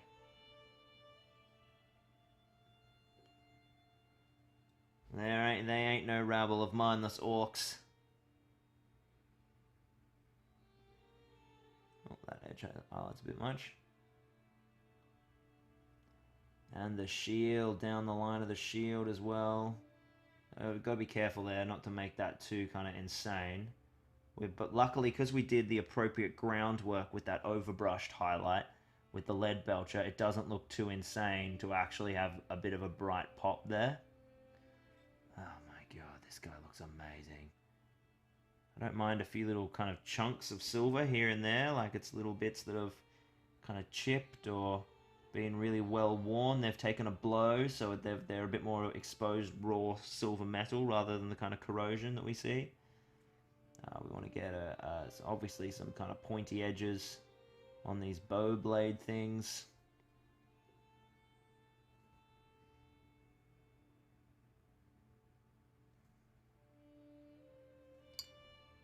Gorgeous. Alright, edge highlight time on the ribs. Now this is the important stuff. We want to highlight every single one of these little rib panels with a good amount of Stormhost because we really want this silver section to pop out amongst all the brown.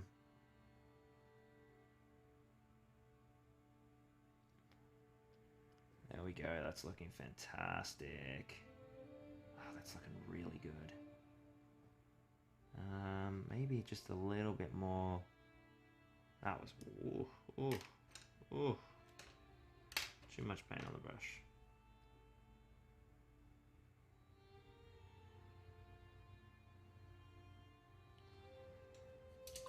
Big chunk of silver. That's okay. I'll typhus that back in a second. That's the great thing about the silver paneling.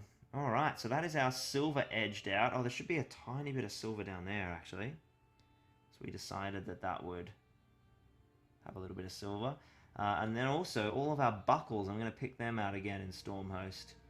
Just so that they really pop. Don't know where we had any other ones down on the boots. Boots and straps still need to be finished. Okay, we're seriously getting there. So let's have a look at how we feel about the metal. Does it need another wash? The shield is looking amazing. That little bit there just needs a tiny bit of typhus to cover up my mistake. It's a very forgiving little scheme for fixing metal mistakes, because typhus can just go down over the top of it, and then it will crackle through it, and boom, it's all fixed. Okay, so the sword looks awesome. The shield looks awesome. That armor plating is slightly ill-defined, so I'm just going to chuck a little bit more Nuln Oil down on the ribcage armor plates, just to increase the recessed detail a little bit.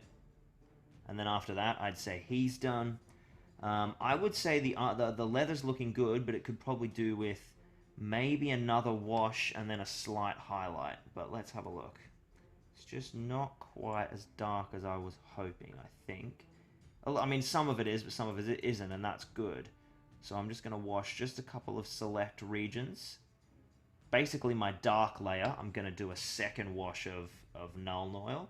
Well, I'm going to keep it off the top layer, so I can do an edge highlight and not having to wait for that to dry, because I don't have time for that. Whoop. He says, flicking his brush everywhere. That one can have a bit of Nuln Oil down in there.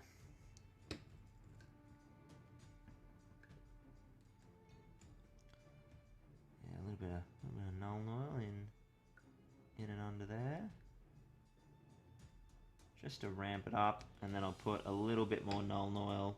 How does that blackened one look? Yeah, I think you can have a tiny bit more Nuln Oil.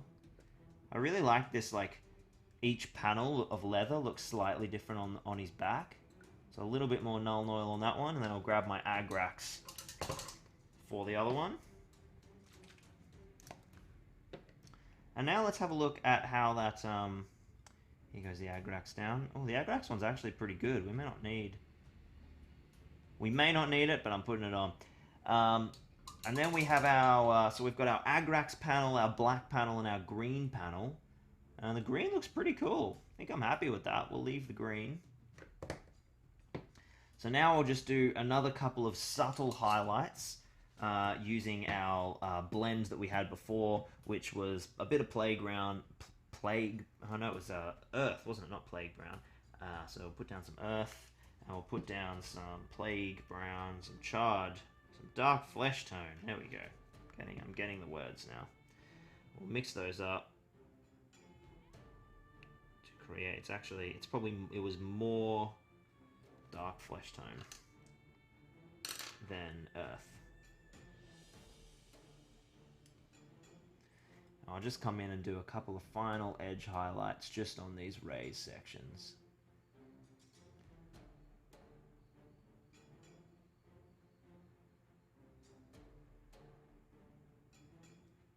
Just kind of anywhere that could use a little kick. Doesn't matter if it wasn't painted with it before.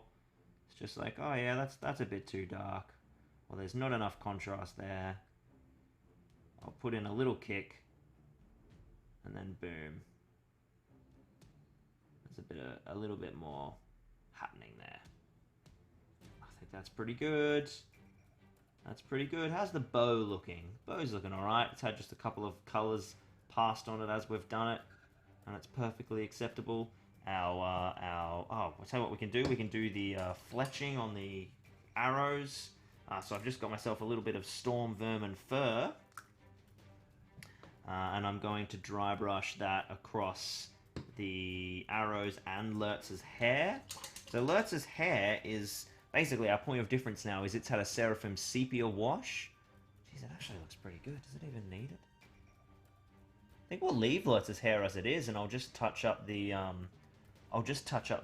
grey arrows. I'm not going to use Stormbeam Fur because that's got too much brown in it, too much green. I'm going to go straight to Heavy Blue-Grey by Vallejo, just to do a top high brush. So if I just grab my dry brush, I just want to do just a little kick on the feathers, just to separate them even further from the hair, so that they're two very distinct and different layers. There we go, that's all it needs to be. Grey feathers, black shaft, tinted black quiver.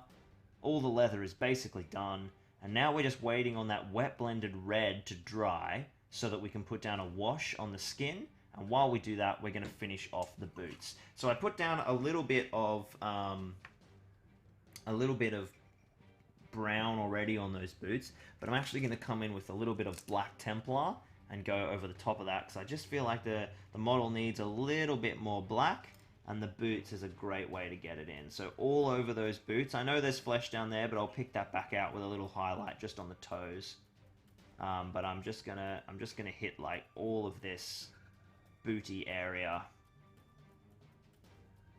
Booty. Well, all of these boots with a pass of Black Templar. Beautiful. Now, I've also got a couple of straps that I've missed on his the back of his legs here. So I'll swap to my fine detail brush.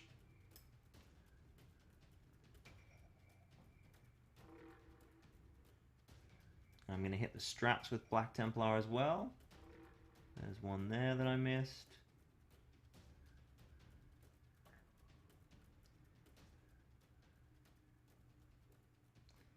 Some blackened boots. Yeah, that's darkened up the scheme nicely a bit. It's amazing, just these little extra pops of black work quite well, especially as they contrast really nicely with the, like, it's a subtle contrast, but the difference in the dark brown of the boots and then the leather greaves, it doesn't just make his whole leg like a big flat block of brown, especially if I make the straps black.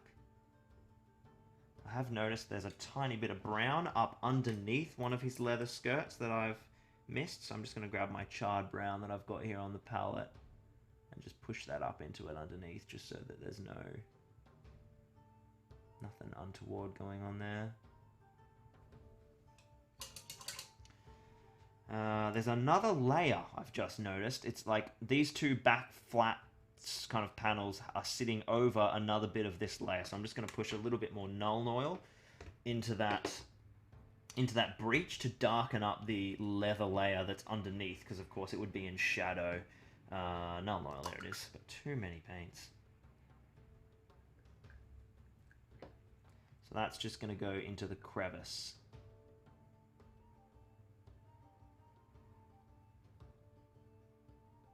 Just to darken that up a bit. Alright, let's take stock.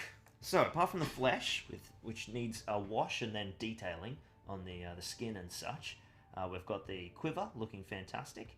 The quiver can probably grab just another bit of Nuln Oil. We like that it's a little bit brighter because it looks different, but because of the overbrush, we've just lost a little bit of recessed detail.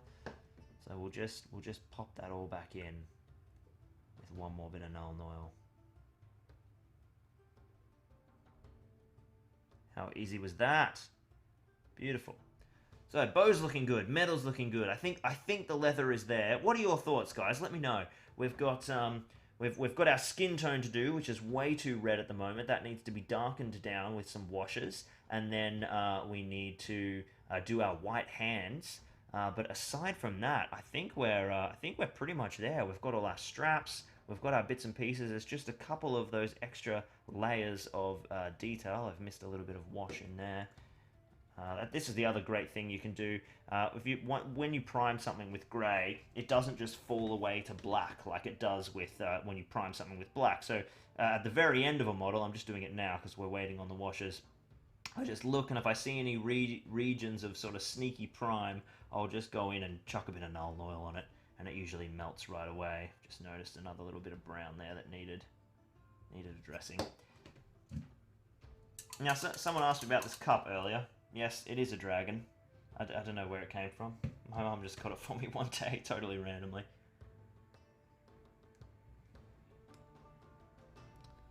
Alright, push a little bit more Nuln Oil into that chest plate. And a little bit of Nuln Oil into the corners there. Oh, dude, he's looking so good. Very happy with him. Alright, I'm going to come and sit and chat for a sec while hit the last of his skin dries. But our Lurtz is getting there. Our Lurtz is getting there. Haha! GBHL podcast, Damien has joined us. Welcome, Damo. Anyone else using Vallejo Dark Flesh for Uruks skin? I dig it personally. Well, yes, that's what I have just done, Eric. I think you said evening, everyone, so you've just joined us. So this is, it's very red at the moment, but Dark Flesh was my base tone, and then I've highlighted up with a couple of wet blend highlights, again with Vallejo using Gory Red and then Bloody Red, and then we'll do some juicy washes to kind of push that back down into the Dark Flesh tone sort of space. So very much in that vein. Yes, all right, cool. So how's all our painting going, guys? What are we all working on? I remember there was quite a lot of models going under the brush. How goes it? We made any progress? I think Lurtz is coming along pretty well. We've basically just got the washes to go down on his skin, and then we'll be diving into the terrain, which is going to be awesome. We're doing something a little bit different today with terrain, where we're just going to be looking at some simple ruin techniques, kind of comparing and contrasting between two techniques that I use the most often, or have used the most in the past, because that way, yeah, I can sort of show you the difference in what I used to do and its pros and cons. Where something that sort of is a little bit more rigorous and sturdy for wargaming, and then something that is a lot more kind of aesthetically pleasing, but not as solid. And then ways that you can mitigate that. And then we might even have a look at a little third technique, or just do a show and tell of an alternate sort of method, which we might look at in more detail in the future. Let's see, we've got KS as Prime Delendil. Well done, well done. Hey, Kenny Gage, one of our Patreons, has joined us. Welcome, Kenny. I wrote out your name this morning to make sure you were on the wheel at work, so mainly listening and checking the vid here and there. Welcome, dude. Thanks for tuning in. We've got someone. Sir Dragon is magnetizing his war troll. Very cool, getting those weapon options. I had a bit of fun doing some magnets earlier. I was Captain Rex for Clone Wars, comes with a Phase 1 helmet or a Phase 2 helmet, so now I can swap his heads with an easy magnet to see which armor he's wearing. So yeah, an interesting question from Johnny Walker. He has asked, which models do you want to see reintroduced by Games Workshop? So I had a bunch of things on my bucket list that I wanted to come back. I wanted Mordor Urukai to come back. I'd been sort of slowly grabbing a few of them, just so I could have them for battle companies when we're running Mordor companies. What else was I keen? I wanted Garn Burigan and the Wozes, and then they came back. What else have we got here? Metal Urukai Scouts would be huge. Basically, I would love the Attack on Amon Hen box set to come back, because I don't think that hasn't even been made to order. Obviously, we had Breaking of the Fellowship, which was awesome, and I got that because I love those models. They're absolutely my favorite. Funnily enough, Damien's working on them right now, as well as Mounted Daelwyn, Eowyn and Merry from Final Fate of the Witch King. I've also got those sitting in my drawer. And then they're the final models he needs to done before the issue 10 photo shoot. Very cool. I think we can expect some Pelennor Fields action at some point, or at least in a few photos. But we've got what else am I desperate to see? Metal Mordor Orcs to come back. Yeah, they came back for one made to order, and they'll probably be back again on made to order. I should have bought some. I don't know, I've got to take plastic orcs in my Angmar army. It's disgusting. I really need some metal orcs, but every time the made to order comes around, I'm like, money. Just a Mumak or 10, says Damien. Oh man, I'm excited. See, if I was in the UK, we could have used my 8x6 foot Pelennor board to film, do any sneaky photo shoots. One day it's gonna happen, Damo. We'll be in the same place. It's just a little while away. So we've got Antoine is highlighting his Gundabad Berserkers. Very nice, up to the highlights. Fantastic. The Metal Urukai Engineer Captain with the cool helmet. I'd love to see that model come back. Yeah, I think Mordor Orcs Chaos are a huge candidate to come back on another made to order, because they're like the most popular made to order item, I'm pretty sure. They are absolutely fantastic. Adam says he's almost finished Boromir. Fantastic. Cool, dude. Yeah, Boromir's which Boromir sculpt are you doing? We have so many Boromirs at our disposal. So many. There's obviously Captain of the White Tower is now returned, which is really cool. We've got the Fellowship Boromir. There's Boromir from the Mines of Moria, which is a little rubbish. Not as many Boromirs as there are Aragorns and such, because of all the other different box sets. But you've got Breaking of the Fellowship Boromir, Fellowship Boromir. Then there's like the Minas Tirith versions of Boromir, which would be the one with shield, the one with the banner mounted, and then there's Fellowship mounted as well. So there's a couple of good Boromirs. Mounted ring wraiths, they are absolutely a huge candidate to come back on Made to Order or come back to the store. I actually play the 9 all mounted as one of my armies that I take to tournaments every now and then, and I have been sort of scoping the internet, finding brand new in box mounted ring wraiths, and I now have a full set. I run Kamul the Easterling, the Witch King, and the Undying, and then 6 mounted ring wraiths. I think I've got 5 now, so I can run 8 wraiths, and then I've got another couple of like named wraiths I just proxy in if I want all 9, but that's only like 1,000 points. Oh yeah, they're so good. I love myself some ring wraiths. They are very, very fun indeed. Let's just check on Lurtz. Oh, it's skin washing time. Big time. Big time. Let's get some washes down. So first up, it's going to be Reikland Flesh Shade. Now, this is going to tint the red a little bit to have a bit more brown. You'll notice that the red is darkening off as it dries as well. So that paint, that layer does take quite a while to dry because it had so many thinned paints that were sort of wet blended together. So, Reikland Flesh Shade. Down she goes. You want to dump that on the skin. Everywhere, and pretty thick too. Like you can be liberal with this. This is toning pretty heavily, and then we'll probably give it another wash with Nuln Oil to darken it, but that is looking absolutely awesome. And then the face.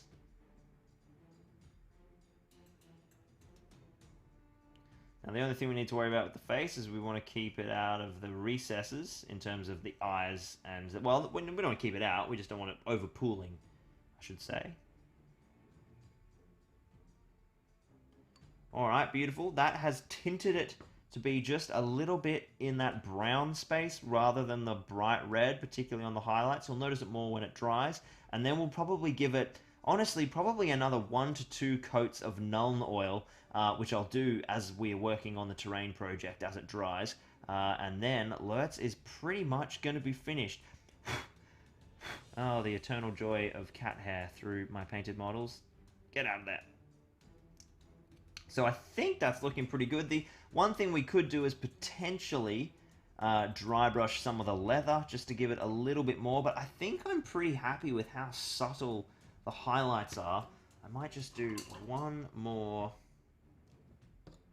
very, very subtle highlight of pure earth rather than the blended earth we've been using. It's almost going to be like a dry brush, overbrush, just over a couple of the lighter sections.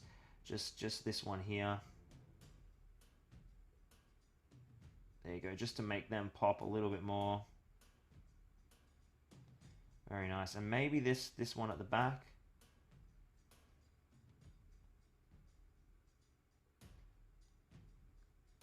There we go. That's lightened off the higher leather and made a little bit more contrast between the light leather and the dark leather. So, with the exception of the skin, which we'll return to as it dries its various washes, that is our Lurtz model, pretty close to being done. I'll give you guys a good look at him up close to see where he is at this phase. Still a little bit of drying time, but in the interest of keeping things moving along, we will now switch into terrain mode. We're going to be doing a couple of cool things, so I'm just going to throw you guys off to my holding screen for a sec while I go and switch my desks and switch my gear over, and I will see you all very soon. We've got yeah, a really cool terrain project. Actually, it's going to be pretty cool, and I'm glad that we've had the chance to do it actually. Because people have been sort of keen on this one for quite some time. Now let's think of a little question to give you guys while I'm gone. What armies are you guys playing at the moment? Is a good one. Obviously, we've had War in Rohan out. I've got a tournament coming up next weekend, and I'm running two lists that I haven't run before at all. Not entirely, but I'm running the Helm Hammerhand Legendary Legion. It's a 300-point tournament, so I'm like, dude, Helm is going to go smash. And it's good evil. And then my other list is a 300-point Angmar variant. I've never played Angmar at 300 points, so I'm going pretty small. I'm running the Witch King. I think he's got 10 will, 3 might, and 2 fate. And then I've got a Barrow White, and that doesn't leave me a lot of points left for Orcs. And I've taken a couple of Spectres too, so I think my model count's like 14 or 15. But I've got a lot of control, so it's going to be very interesting. And then Helm Hammerhand will just be Helm and all mounted with Royal Guard, and we're just going to charge and hit as hard as we can. So it's going to be a pretty awesome little tournament. So let me know what you guys are playing while I'm gone, and we'll have a bit of a chat about how we think the meta has been changing over the last kind of little while since War in Rohan, and then we'll dive into assembling some really cool terrain.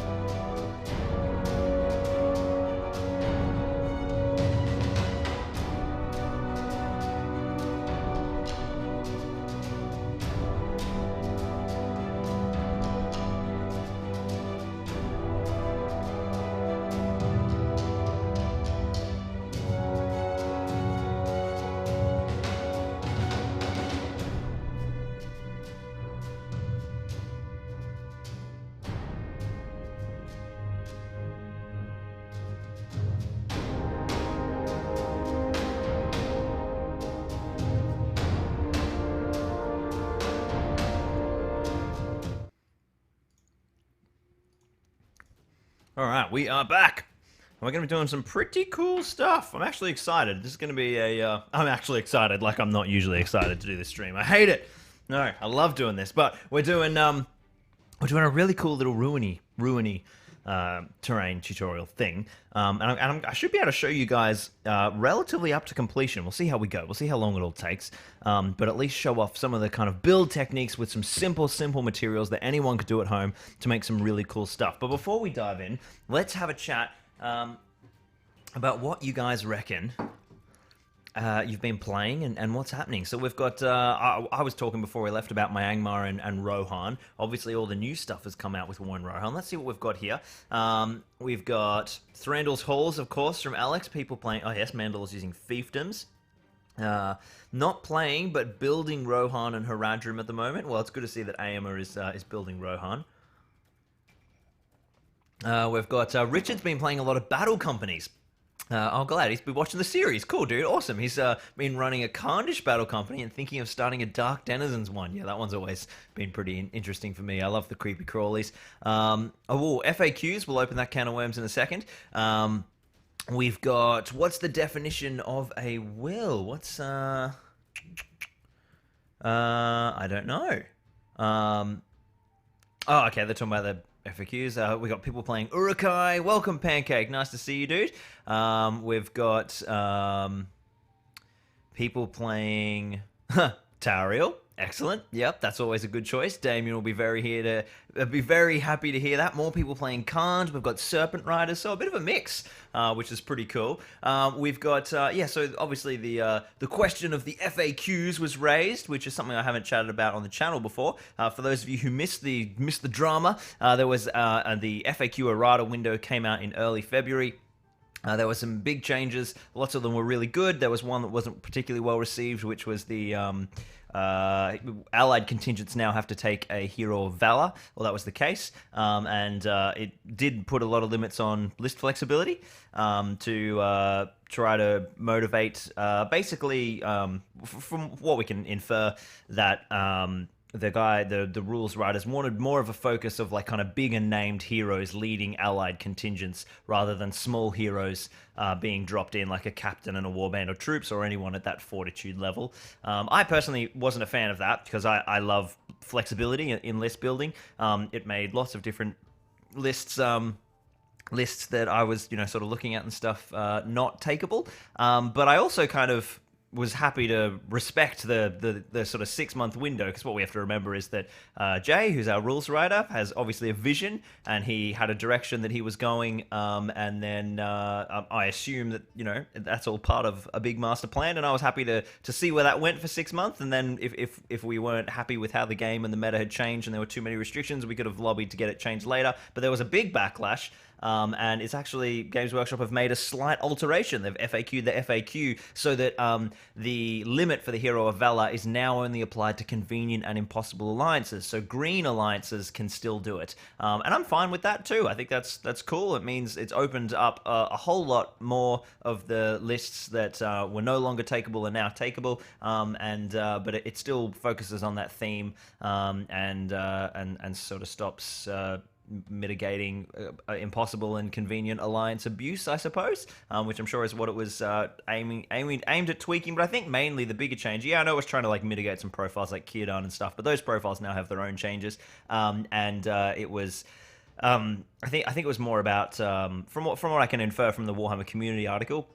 It seemed to be more about the mindset of the way they see the system, that alliances should represent big groups of battles led by generals rather than kind of small skirmishes.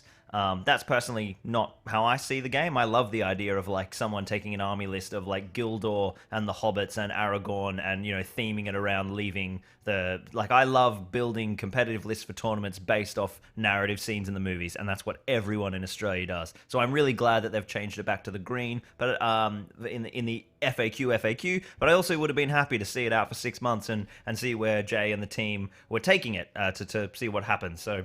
6 one, half dozen the other, but it's now back and green alliances are fine, and I'm still super excited to see where Jay and the guys go in terms of the next release of supplements and legendary legions and alliances and how that's all going to change. So yeah, it's going to be interesting. Yes, and Shades got a huge change, which we can all celebrate. I personally love Shades. I think they're awesome. I think it's a really fun mechanic that's really different. A lot of people don't agree with me. They hate it. But I do agree that it shouldn't be just dropped into random lists. It should be Angmar only, and I love the way that it also has been a bit debuffed because it doesn't affect Wild Riders and Thingos. And also, if you mess it up, it can affect your own dudes. And yeah, it's really cool. Really cool. So, we've got a gorgeous little terrain tutorial to dive on into. There is one question here that's been asked by someone, which we'll jump into first, which Barden said, I used to play Lord of the Rings SBG. What is the biggest difference between that and Middle Earth SBG? So Middle Earth SBG is just a rebrand because now the Hobbit movies have come out, and so the gaming system reflects everything from the Hobbit and Lord of the Rings. So it's the same game system. There's been a few rule tweaks over the years, nothing particularly major. The same game that you played, if you picked up some dice and models and started playing ME-SBG, it would feel basically the same as the game you left. There's just a lot more subtlety now with extra cool stuff, basically. More models, more profiles, and a lot greater tactical flexibility for some, really cool things that you can do. But as a beginner returning to the game, you're not going to have a problem. It's still the same awesome game we've always been playing. So definitely worth coming back and checking it out. And as Alex so rightly says, MESBG also has a tower rail, which Damien will be very happy with. So we're going to look at two different techniques for building ruins today. They're two very different techniques and ones that I use for different types of things. Now this first one that we're going to go through is the technique that I used to make Osgiliath. People have been crying out for me to do a video on this for so long, and I just don't have time to sit down and film that specific tutorial. So what we're going to do is have a look at it today. Now, I've got here some foam core board, which is the beautiful, lovely foamy stuff that we all know and love. It's essentially compressed polystyrene backed on either side with some paper or card, and it's a great material because it's really lightweight and it's really fun to work with, but it doesn't have the best finish, but we can do some stuff to that to make it look pretty cool. George says, yes, Georgie, 1 second. Where's my Lurtz gone? Where did I put Lurtz? No, George, I didn't paint a Lurtz. I threw it away. Where the hell have I put the model?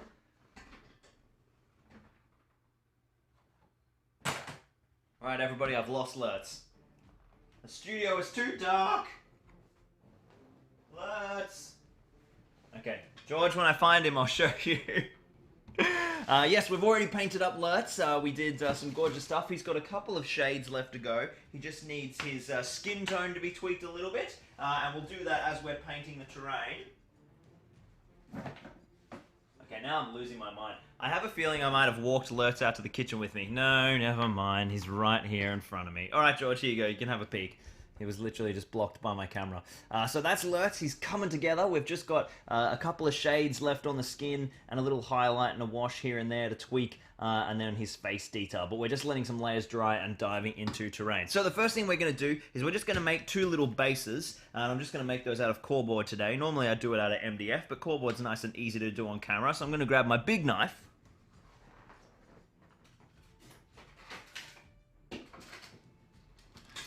This old chestnut, and I'm just going to cut us just a little base here. This is not sharp. Let's get ourselves a new tip here. So this is one of the here's a little tutorial on how to use scalpels. These are the breakable blades, yeah. So I'm just going to get a nice sharp blade because that's really important for cutting core board.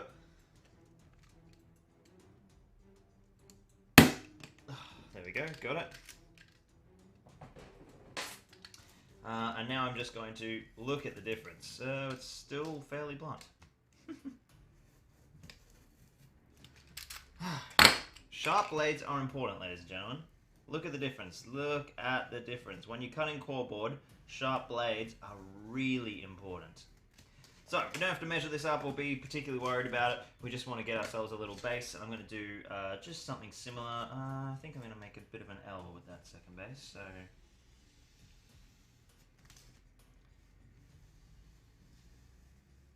Bada bing, bada boom. Two bases. I will just round these off, which could be a nightmare with this blunt-ass blade.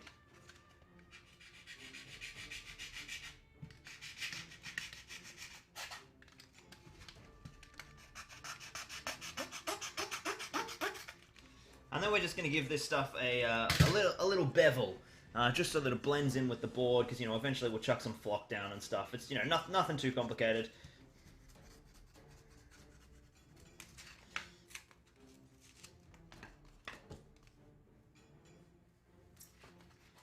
Beautiful, look at that. Lovely little... nice little base for our ruin today. So yes, the first technique that we'll dive into is going to be very heavy using core board. It's going to be all about showing you the different foam carving techniques I use, which I've sort of, you know, very familiar with after spending 7 years making Osgiliath.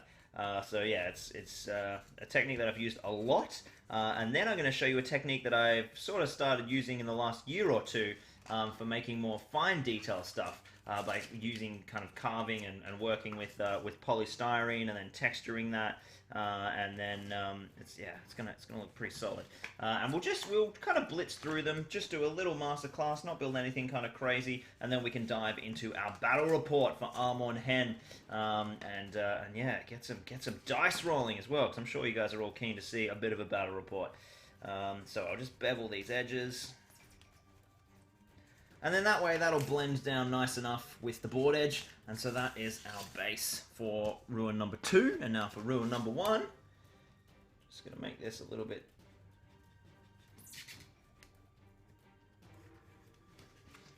a little bit more simple. Keep this one relatively square. This is going to be like a little Gondorian ruined house. That classic sort of Middle Earth ruin archway.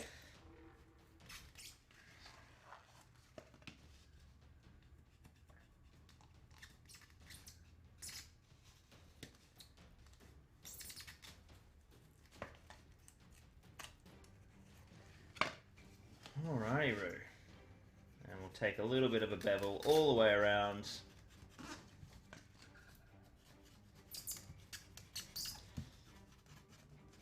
And the reason I'm doing this now, like, I mean, I can just bevel this later when I do the full texturing, but the reason I'm doing it now is I want to get an idea of the outline of where the base is going to be, so I don't build the ruin too big, and then when I put all the curves and stuff in, then it doesn't work, because I don't have anywhere to bevel. So now I know the constraints of the building, like where I have space to build in. I'll know how big to make my walls and things.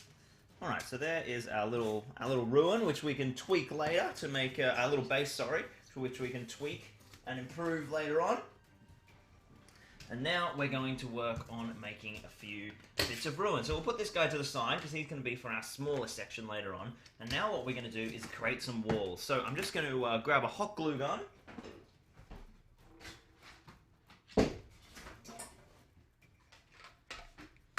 And we're going to turn that guy on so that he's warming up, and we're just going to cut a couple of wall pieces to sort of, you know, we'll have like the classic ruined L, right, where we'll have a little zigzagging wall that falls apart. So we want something that's about, let's go, I've got a side that's actually square here. So we want something that starts about that long. And I'll grab my ruler.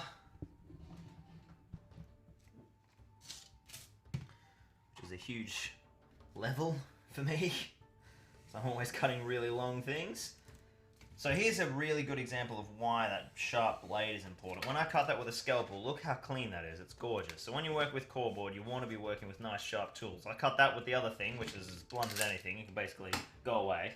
I didn't bring spare blades upstairs. So yeah, it's absolutely super blunt. Now we're gonna grab, how long does that give us? Yeah, that's perfect. That's perfect, and we'll just do a little one ruin level. So I'll cut that. How high do we want this bad boy to be? Something like, yeah, we'll go about. Where's Lurtz?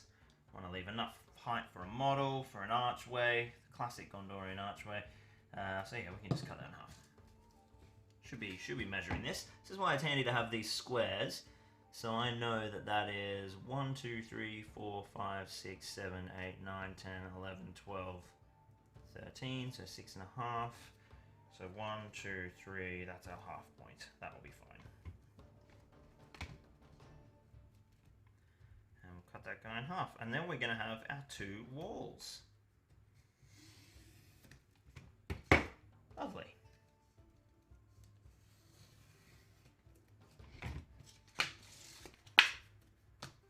So boom, 2 walls. Look at that. Absolutely beautiful. Now, there's already a choice to make. Now, usually when I'm making this kind of wall, essentially what we're going to do is carve a brickwork pattern in to one of these walls, and you can sort of make it double-sided, or you can use a single piece and then carve into both sides, but it gets very flimsy. So what I like to do is join 2 pieces together and then carve the same pattern into both sides, and then you can glue it down, and you've got brickwork on both sides that looks absolutely lovely, and has the strength that if you knock it, it's not going to smash apart and just completely disintegrate. It's just like a absolute imperative, really, because if you don't want stuff completely breaking on you. So what we want to do is just design the pattern for our first wall, and we're going to have a couple of classic Gondorian archways, and then also sort of a little bit of, I think we'll just have a little ruin section as well. So it's time to make our archways. Now, how do we make archways, I hear you ask? With a coin and a pencil. That way we can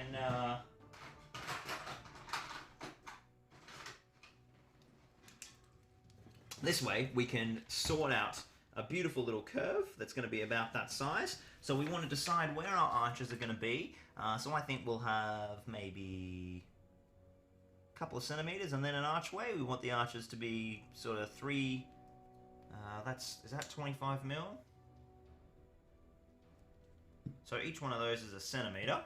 So that'll be 3 centimeters wide. That gives us lovely clearance for 25 mil. And then we'll have another 2 centimeters. And then 3 centimeters wide, and then if we go slightly over another 2 centimeters, then that will be symmetrical. And what I'll do is I'll cut that off there. We'll just make the wall a little bit shorter, and then it can be perfectly symmetrical. So we've marked in where our arches are going to be. Now I'll just do the exact same thing on the other side.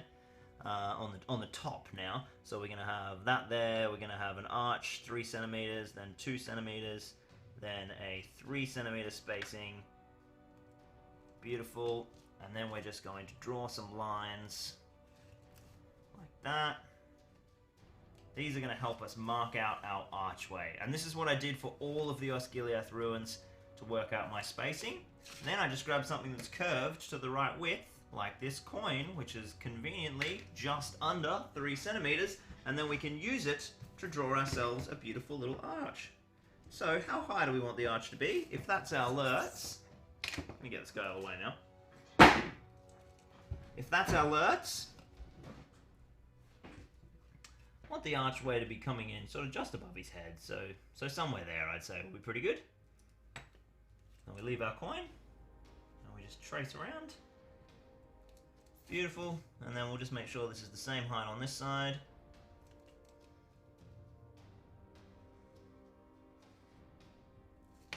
Look at that, and there is our 2 archways for our ruin. So then we just grab ourselves a scalpel. You can use a ruler for this bit if you want, but I'm pretty confident with a scalpel in my hand, so I just like to dive in there and we'll carve away.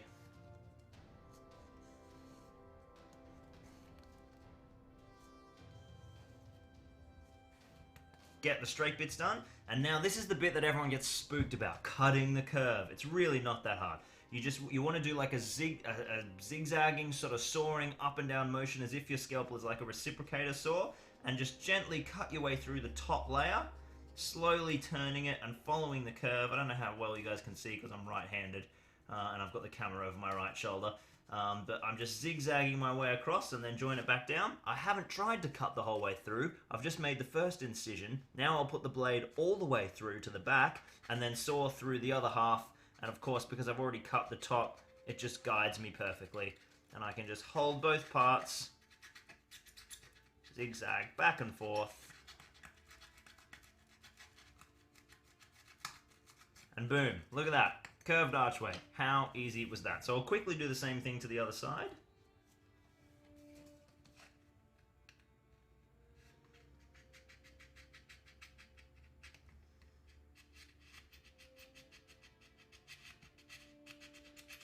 Sometimes I go a little bit off track.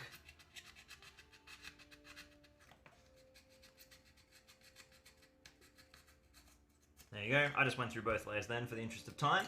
And now we have 2 archways. How easy was that? So, I'm going to grab myself my other little backing piece here, and I'm going to draw in these archways. Just trace them in so we know that they're a perfect mirror, and then cut down the side there.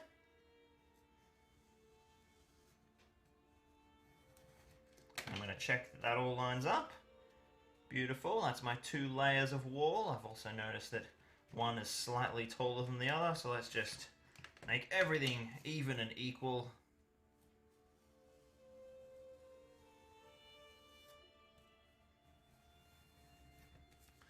Alright, and now we have 2 identical walls. And the reason I've done this now, I'm going to start carving this stonework, but it's because it would be a nightmare to rule up the archways with this all carved. So now it's time to do our stonework. So the first thing I'm going to do is grab myself a straight line, and I'm going to draw little 1 centimeter lines just across the surface.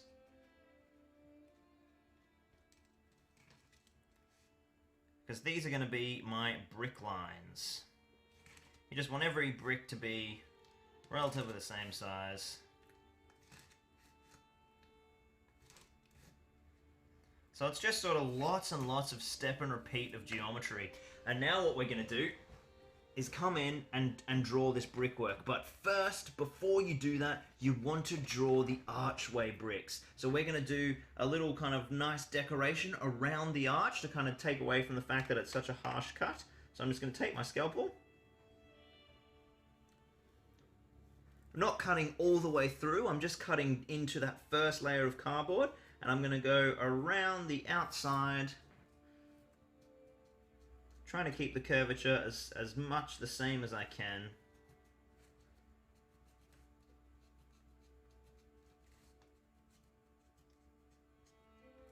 Bit wonky, but you get the idea. I am sort of rushing a little, but even if it is a bit wonky, don't worry, we'll be able to save it, easy peasy. I'll do the same thing on this side.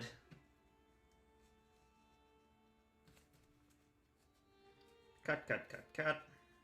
Try and keep that angle exactly the same.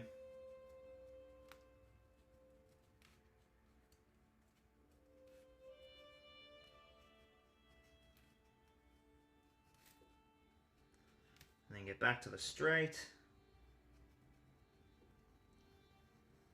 Alright, and there we have our archways. Now we want to cut all of our straight lines. I will grab my ruler for that.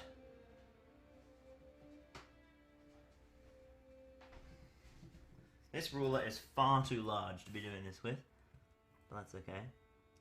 And for these lower sections, we can just cut all the way through. Now remember, we're just cutting the top layer of card, yeah? And a little bit of the foam. We're not cutting all the way through. We're just scoring here to separate that top layer of paper. So you'll see that cut there, this is still very strong. I'm just cutting down through the first little layer of card. And for these first couple of rows, just do that on every one.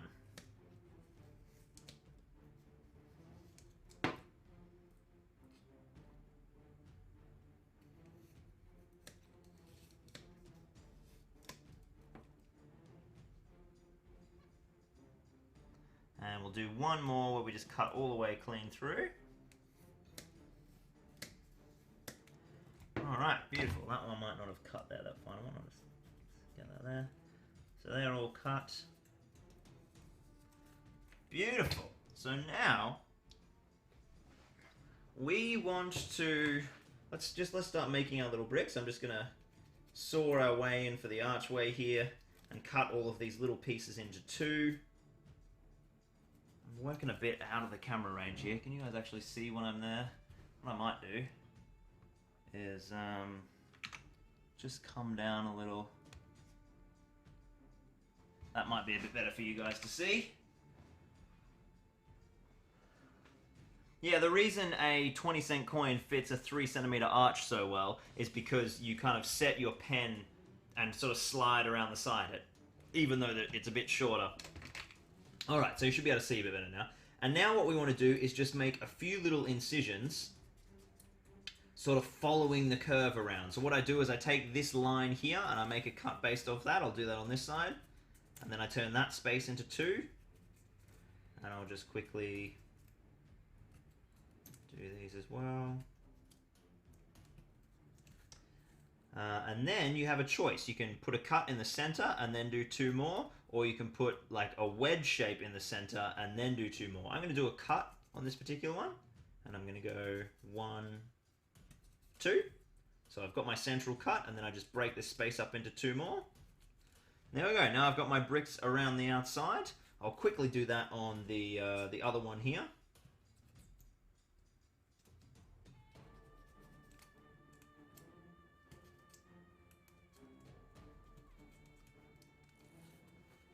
I should have put that close up in earlier. Sorry, guys. And we'll separate that. So remember, we're not cutting all the way through. We're just scoring this top layer of cardboard. I'm going to put my line in the center and then break this into thirds. Into thirds. Into thirds. Into thirds. Alright, there we go. We've got our arches. So everything is all kind of scored. Now we just need to finish off these 2 lines. I'm just going to do this without the aid of the ruler.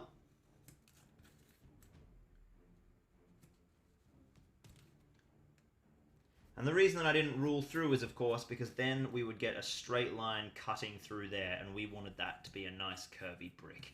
So that is fantastic. Now I've got a little bit more room here. So what I'm going to do is I'm doing it without the ruler. I'm going to play with fire. Am I? I'm just going to leave those as a bigger set brick, which I could do something with a bit later. So now it's time to do our brickwork pattern, and I'm just going to do that by cutting some bricks in. I'll cut every second one over here. Kind of move it along a little bit. It's easy enough when you're doing these side bits because it doesn't matter. You can sort of have one there, leave some of them full. I'll halve that one. Halve that one, leave that one full. Halve that one, halve that one. Just put in some brickwork. And now here, I'm just going to make sure that I do evenly spaced bricks of the same size. Making sure that I have enough space over the top between any of these lines.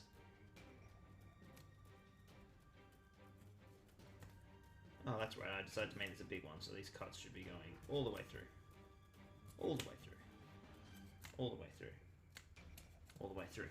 So that is our brickwork carved. Now, it doesn't look particularly well dimensioned. It's just like, you know, kind of a little bit of a pattern there. Nothing particularly exciting. And this is where the magic happens, ladies and gentlemen. This is where the magic happens. So now what we do, we have foam core board, yeah? Let's have a look at this. It is foam and paper, and it is squishy when you apply it, and it holds the form. So what we're going to do is depress a selection of these bricks and create a relief of different kind of degrees so that the bricks really stand out. So the first thing I always like to do is grab my scalpel blade and just start pushing down some of the small bricks on the archways. And you just want to do this completely randomly. Don't do every second one. You can skip a couple, you can push down a couple, you can push some down further than others, you can push down half of a brick, just to make all of the little brick details stand out a lot more. And it just makes everything kind of really obviously detailed and gives you lots of little edges to catch your paint, yeah? And you're sort of thinking, oh yeah, it looks okay, but then once it's all done, you'll see that it looks absolutely awesome.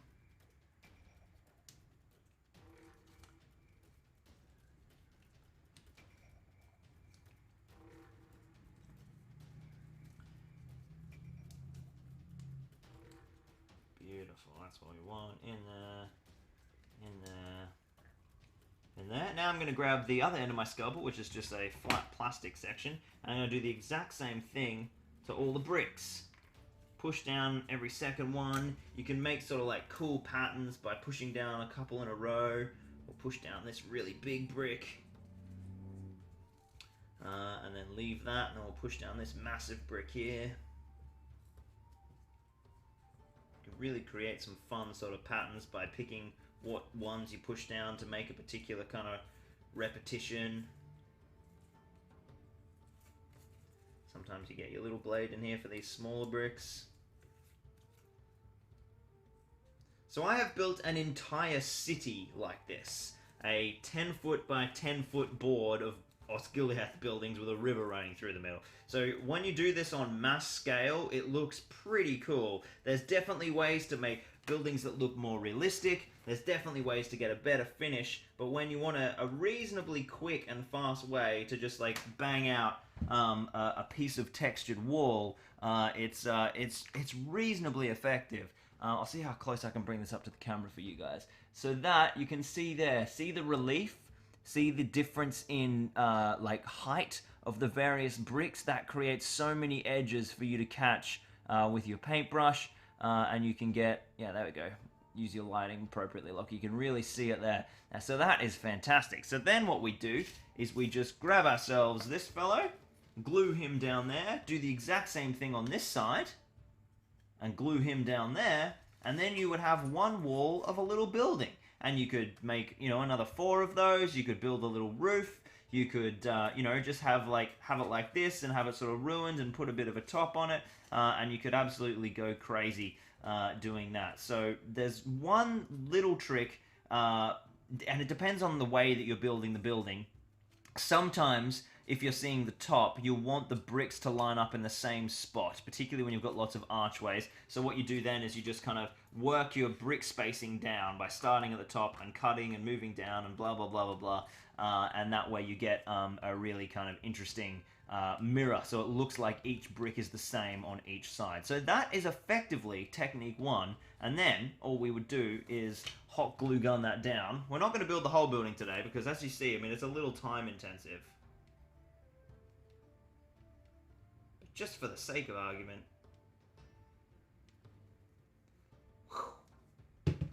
that would be building number 1. Exciting stuff. Exciting stuff. Now, we do have the hot glue gun out for a reason. I'll put Lurtz away before I accidentally get hot glue on him. What a disaster that would be.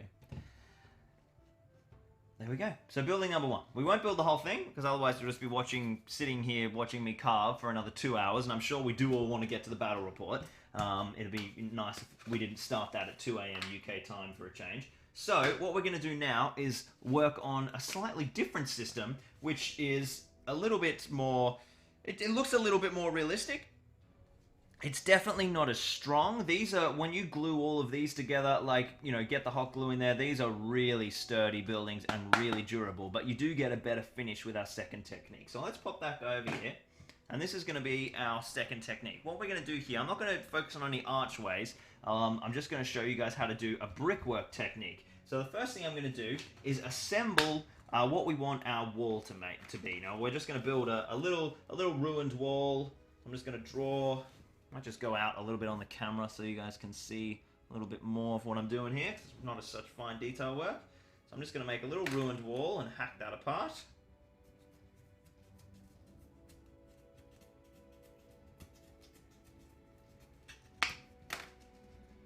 There you go. You don't have to be too worried about, you know, cutting well or whatever. So this is literally going to be the core of our wall. Beautiful. Look at that. It's amazing. So I'm going to glue that down onto our base.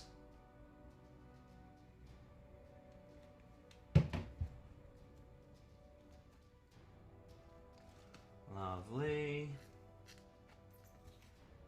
And then we're going to just grab this other piece we've got here.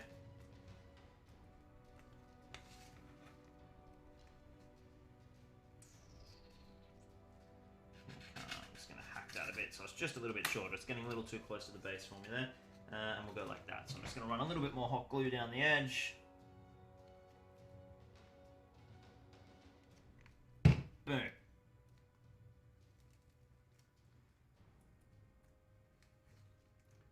Make sure that's all nice and strong.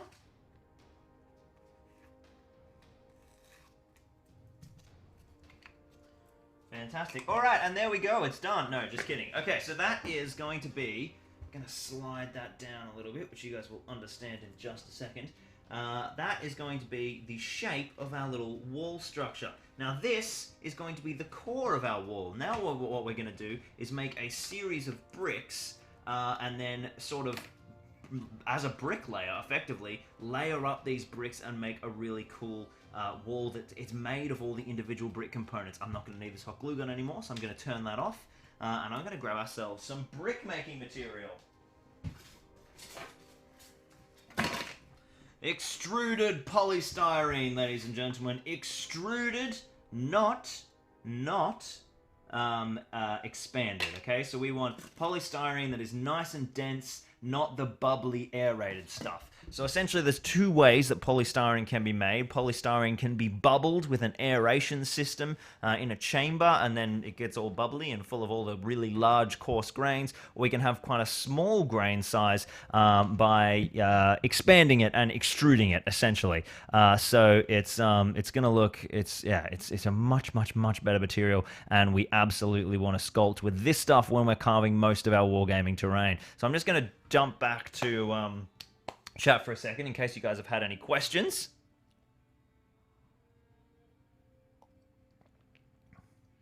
Alright, so Kenny asks, I've mainly seen people using MDF to base terrain. Have you found foam core strong enough to take the beating of terrain that terrain can inadvertently receive? No, absolutely not. Base your terrain on MDF.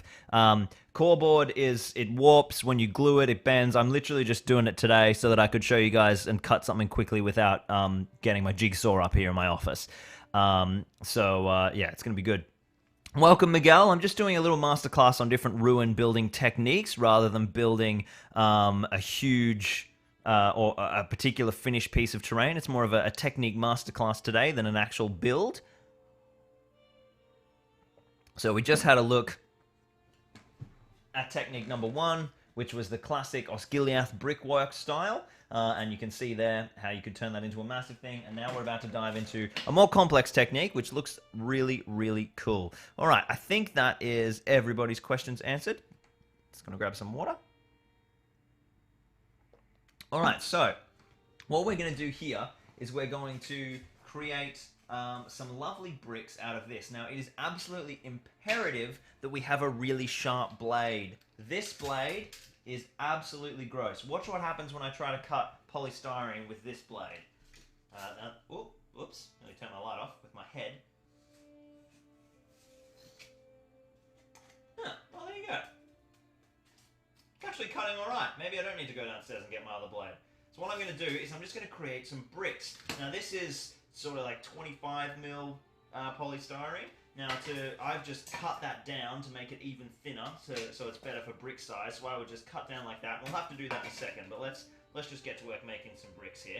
And so what we're going to do is just cut a bunch of long strips. Try and keep them the same size, but it's not a huge deal if they're not. Strip after strip, and you can make the brick size whatever you like. I'm just going to go for like that classic large brick fantasy look. Every ruin you see is made from these huge bricks, which would never have been used to make a building. Baffling. And I'm going to slice and dice this piece up into a bunch of bricks of random sizes.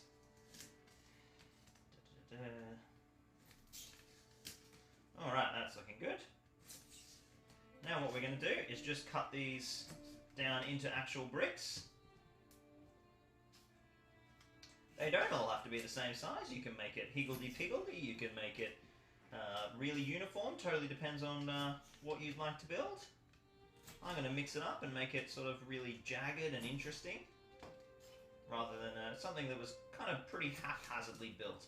I'll keep them all the same height so they build together, but maybe they were having trouble hewing the stone, so they've got some interesting little shapes. Anything that is just a weird thing, you can just chuck off to the side, because it could be useful later. Doing edging.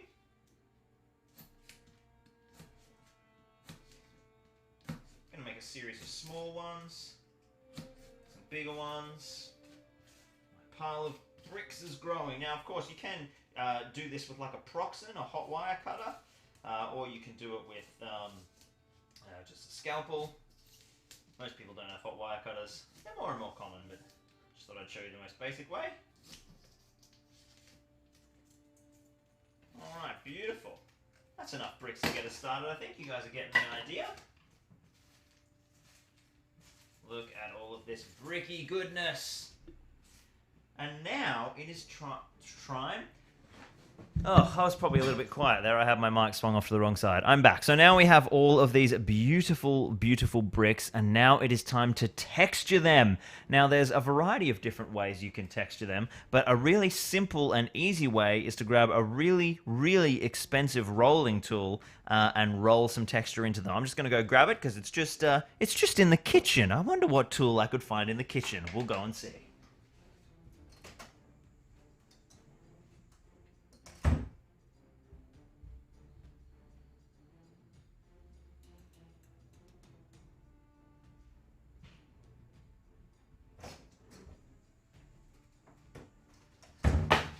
It's aluminium foil! I must say, I really had like a great moment of fear then when I was walking to the kitchen without checking that we had any foil and then pulling the drawer open and seeing cling wrap, baking paper, and no foil. But we're good, we have foil. So, what we've got here is just a roll of, aluminium foil that we use for sandwiches and all that kind of nonsense. We're going to grab ourselves a sheet. And then what we're going to carefully do is cut out individual squares of foil and glue. No, I'm just kidding. We're going to scrunch it up into a ball, nice and aggressively. And then what we're going to do is grab our little ball of foam here and grab our bricks. And we're just going to roll aggressively with the foam ball into the surface of the brick. I'll jump in sharp for you guys.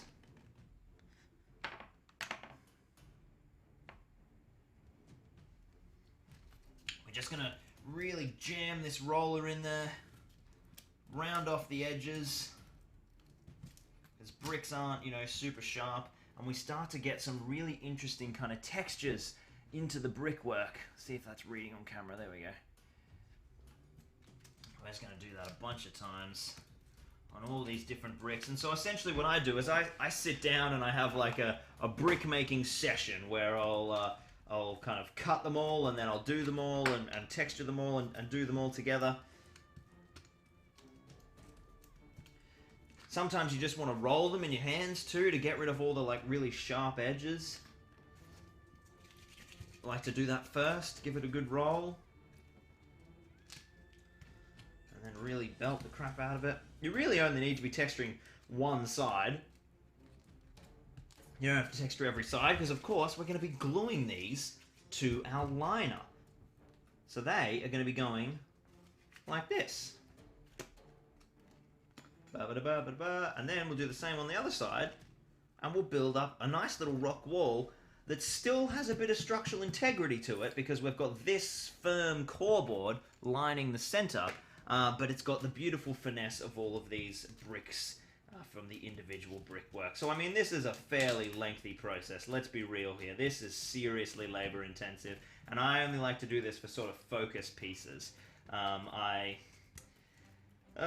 There is talk that I may build an entire Helm's Deep like this.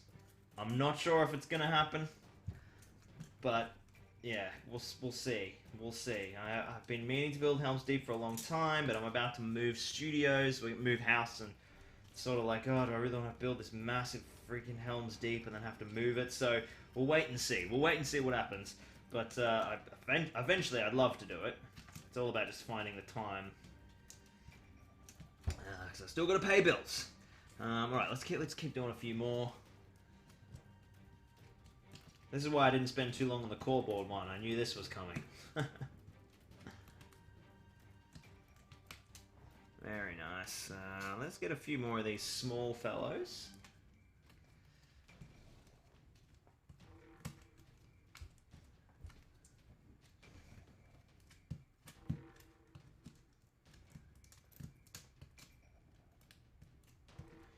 Bang, bang, bang. Sometimes the foam will tear, and that actually looks quite okay, because little rock would get little tears and stuff. They sort of wear and crumble away. So give these a roll. Should be rolling all these. So this is certainly a very viable technique. There's also another method you can do, which is where you get a can and you fill it with some rocks, and you put all of your foam bricks into that can, and then you shake it for 2 minutes. And the rocks fly around and dint all of the edges of the foam bricks. They give them a little bit of texture, but it knocks them up. And then all you have to do is, when you're gluing down the bricks, is have your little foam roller. Sometimes people use like a heated foam roller and stick this on a hot wire pen. And then you just go, all right, texture, glue in, texture, glue in. And that way you don't, it sort of saves you a little bit of time. So there's lots of different ways you can do it. But you guys roughly get the idea now. So what we're going to do is start assembling. I'm just going to grab my glue. Now I just do this with PVA. I use a kind of a high bond, a high strength PVA, rather than just normal PVA. Because it just, you know, it's all about structural integrity for these things, because it's mostly foam, so we want it to be relatively tough. And so what we're going to do, I'm going to start from the corner and work my way out. I think this side's a nice texture. Whack a bit of glue on it. Oh, you know what? I might just line this whole thing with glue. Come on. Why did I pick the one that's basically empty? I've got like 15 bottles of this thing. I'm going to shake this off camera so you guys don't get like, you know, some kind of crazy, awful effect. Alright, so let's get a bit of glue on here. Might come out wide again. Just get a bit of glue down there. Just going to jam a couple of these guys in there. Going to pick some ones of different size. Make sure you get a bit of glue between as well, not just, you know, you want all the sides to have a little bit of glue on them.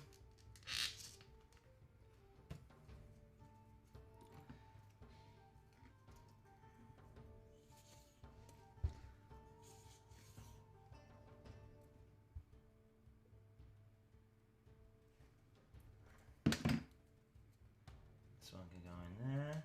So what you want to do when you're assembling your brickwork is you want to create a separation. You want it to only sort of be, you know, because when big bricks get built, they sit over the top of each other. The bricks overlap, right? We've got to channel our inner brick masons here. Is that what they're called? Bricklayers, stonemasons, that kind of vibe. So we're creating that separation. That side's probably a little nicer.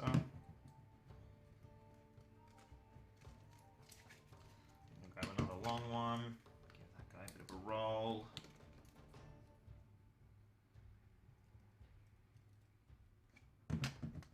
Oh, I've glued him to the table. Excellent. Yeah, sometimes they won't sit level. Sometimes they'll be a bit awkward, and that's totally awesome. We love that stuff. I'm gonna glue in this little small one just for a bit of a change. And then what I'm going to do, I've reached the edge here, so I'm going to put a big one and I'm going to chuck like a little tear into it. I'm just going to rip it up, weather it away with my fingers, and then I'm just going to slide that in like that. Beautiful, overhanging the edge. Alright, let's chuck a few more down so we can get a little bit more of an idea of the brickwork.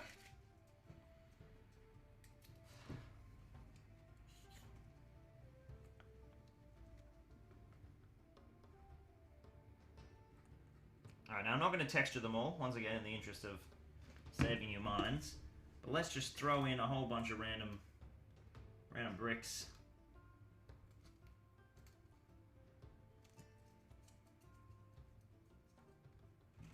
Another long one there. This is good actually, because you'll see the difference between using the textured and untextured bricks.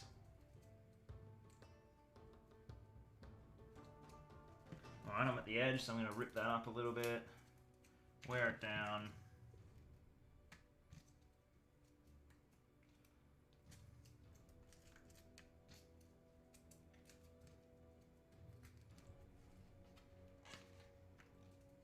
One thing I really like to do is like occasionally just use a really thin one. Ba-doom.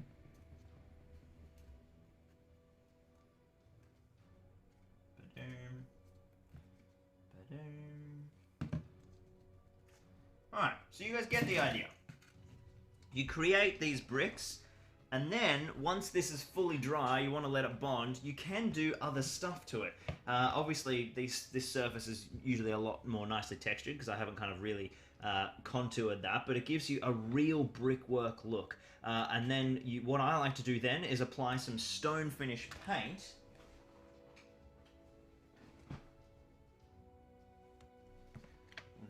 stuff, which is literally like paint with a whole bunch of grit mixed into it. It comes like this from the store. It's not like something I make. And then I grab this and I sort of apply it on there to just give it a little extra rocky texture. It won't go on so well because it's wet. And you can do that pretty sparingly on this one because it's got a fair bit of texture already on there. But for something like this, it's absolutely critical because this just looks like paper cut into a pattern. So then what I do is I get in here and I cover this with textured paint and we get all sorts of beautiful juicy action. And then once that's all sort of down, it gives it a lot more of a rocky texture. And you get something when you're dry brushing this one, and to a lesser extent this one, it gives you more of a stony finish. So now that we've seen how these are made, what we're going to do is I'm going to show you some examples of a finished version of both of these builds. And then I'm also going to show you another little option that is on the cards to do something just a little bit different, which we could potentially have a look at in a future stream. So I'm just going to run downstairs and grab some examples because I couldn't carry them all up with me before, and I will be right back in just a moment.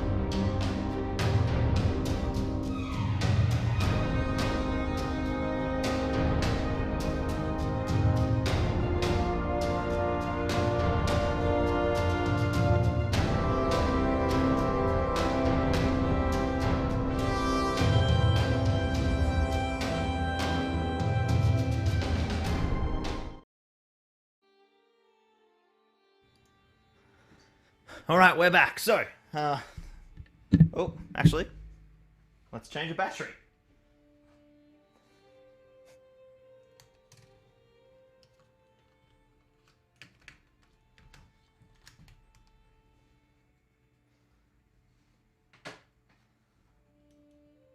Imagine how professional it would have looked if I had just worked out the battery before coming back to you guys. That's not the kind of professionalism you get here on Zorpazorp.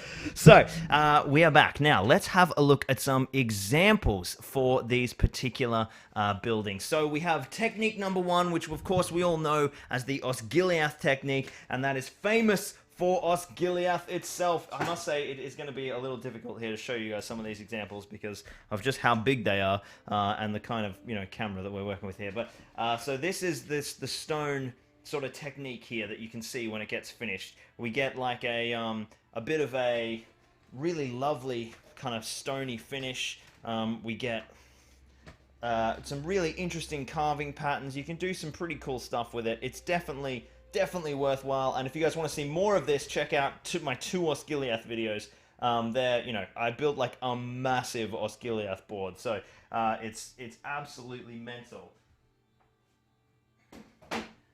But then we have this little board. Now, I've got a couple of examples of this. You'll notice it doesn't look like much now, but have a look at how well it turns out. That will generate something like this, which is a pretty awesome looking result. I think you'll agree it looks a hell of a lot more realistic. Obviously, this has been painted and flocked, and it's an absolutely fantastic piece of kind of wall structure, and it just looks really good. This particular version is actually, this is made of resin, because I then made silicon molds of these and then remade them in resin. I actually sell these on the store, and just like little kind of scattery, ruined, terrainy pieces. But they do the job, And then my other kind of handcrafted foam masterpiece is, of course, related to our scenario today. So this is my hand-carved Amon hen, which is just using the exact same methods. You can see all of these are just individual foam bricks. They're spongy. They've just been flocked. I've done it with I made little individual brick tiles with the pieces of foam. They're all in there. All of this is all foam that's been strengthened and given a hard coat, so it's a bit more solid. And it's I think it looks a lot more realistic. Oh, that's not on camera. Sorry, guys. I think that looks a lot more realistic than this. Personally, so I prefer this method when I'm making really detailed scenic pieces. But there's also one other method we have, which is to use Hearst art molds. Now, this is something I like to do when I'm making a big project on batch and I just need to get a whole bunch of ruins really quickly. And these are individual brick molds where you can pour plaster and they give you individual bricks, and then you can assemble them into little buildings. As an example, here is a big, juicy kind of Hearst art mold with lots of kind of fantastic columns and pillars and some brickwork. And I think if we get a close-up on these bricks, they just look a hell of a lot better than anything you can sort of do with a bit of foam and a bit of wire cutter. So they're definitely kind of right up there. And I've got some photos and stuff that I'll link in the descriptions of like more kind of real size boards and things. So I think these are a really nice way to go, but they do have a very kind of one style look. They are Hearst Arts molds. They're very obvious. Anyone who's used them knows what they are, and if you have a whole board of them, it can look a little bit monotonous, sort of similar to the way that the Osgiliath stuff can. So that is our little masterclass on making terrain, guys. And just so you all know, Larissa's almost home. She's just grabbing lunch. Honey, what are you getting? I'm so hungry. Can you bring me food? So that is our little terrain masterclass. Now that is obviously something a bit different for us.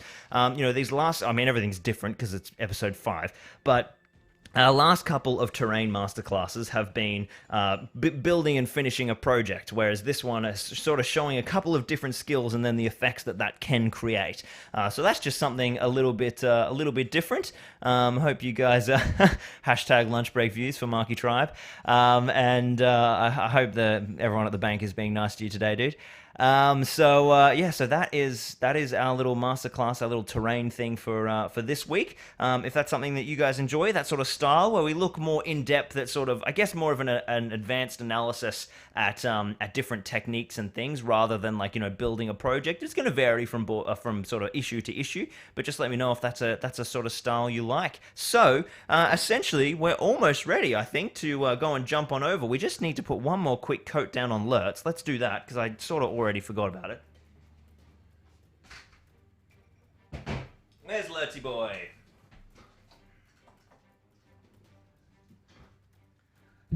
So let's have a look at how he's dried. we can see that that red has really darkened up. It's gone like sort of quite like not very contrasty. It's worked out quite well actually. The highlights are super subtle. And what I would do here with him, there's actually a fair bit of sheen in some of those washes too. He'll need a matte varnish. Is he is going to need probably another round of highlights, bringing in some of a fleshier tone rather than the red. We've got the red there. We've got the depth there. And then we need another couple of skin tone highlights. So let's clear off this bench. And we'll switch quickly back to miniature painting mode. This is the great thing about doing it like this. Woo! Oh look, it's gone!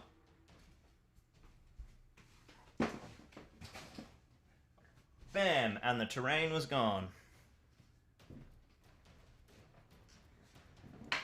Here's our Lurtzy boy. Now, we've got... That's quite red. I actually wasn't anticipating how red that would go. But it's dark enough and it's got enough brown. He just needs a little bit of pop because it is just a little bit too dark. But I don't want to go any redder for those highlights. So we want to mix essentially like a light brown, I think, like a lightened, like a browny red, which is going to be hard without my palette. Introducing my new palette. So dark flesh tone and reds have been where we've been highlighting from. So let's have a look at that, and we'll start to... This is kind of a fun little exploration. Grey is always a great way to lighten things rather than white. It's a little more subtle, and it gives you that kind of space to work from. So dark flesh tone is our base. It's where we want it to be. We've done our red tonings, and there's enough red in dark flesh tone that we might be able to highlight with a lightened version of dark flesh tone. We'll see how we go. As always, a lot of paint came out. Let's see if we can just lighten dark flesh tone a touch with a bit of grey. You get to see me mixing palettes live. Mixing paints live.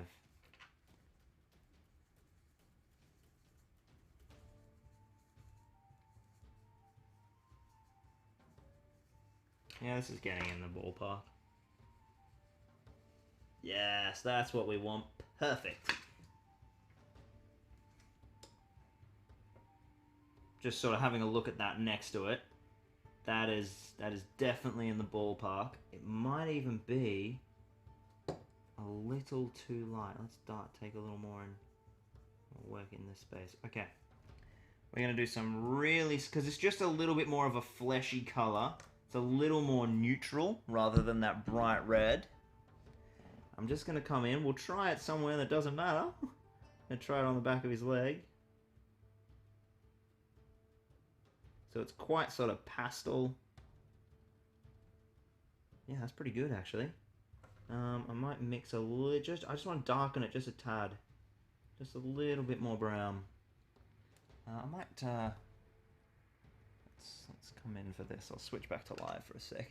So this is pretty fine detail work. Let's see if you guys can see that there. So we're just going to do a tiny little highlight on the muscles.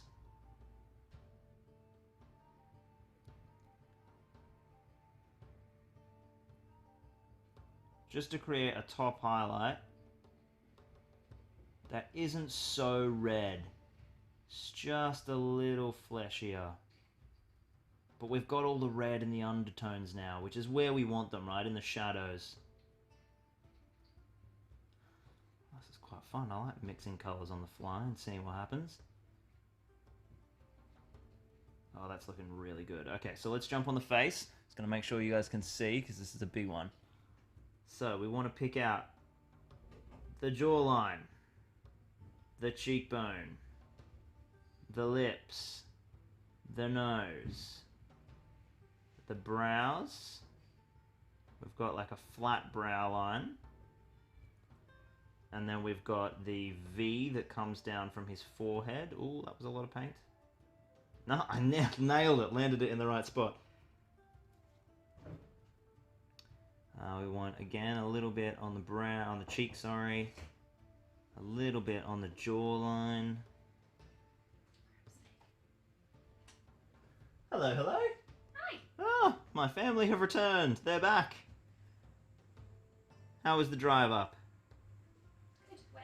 Wet? Yeah, it seems a bit cool, a bit rainy in here. Out there, sorry, not in here. Yeah, so that's absolutely getting where we want. We've kind of returned to a much more fleshy space, but all the shadows are really red, which is really cool for that orky skin. Do a little bit more on his lip, a little bit on the face. Make sure you pick out the tops of the ears as well. That's absolutely what we want. In fact, it's so much what we want.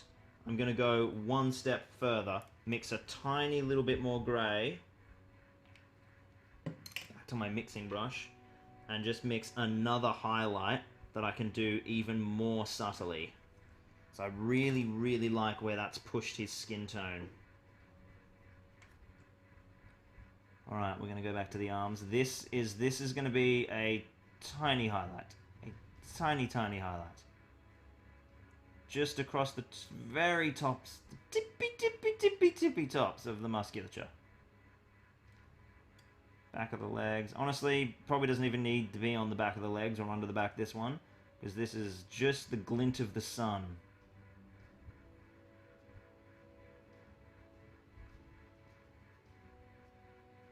Ridge of the nose.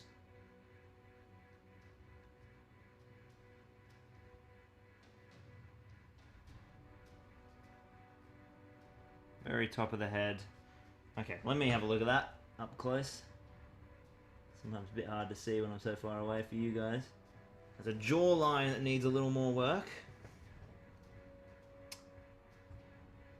And an ear. Oh, and that cheekbone I haven't touched at all, actually. Yeah, that's much better.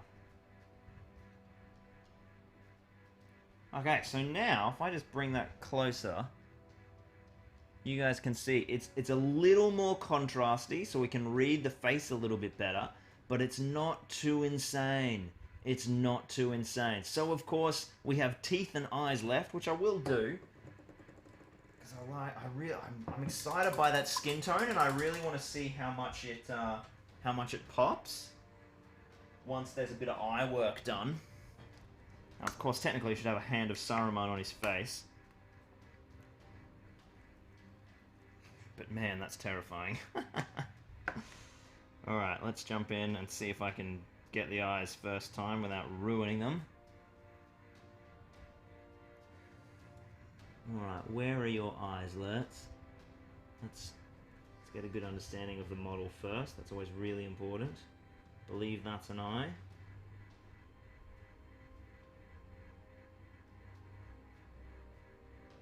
And I believe that is an eye.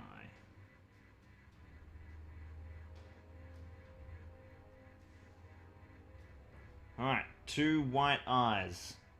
Scary stuff. We'll see if I can just make this eye, the white bit, whatever that's called.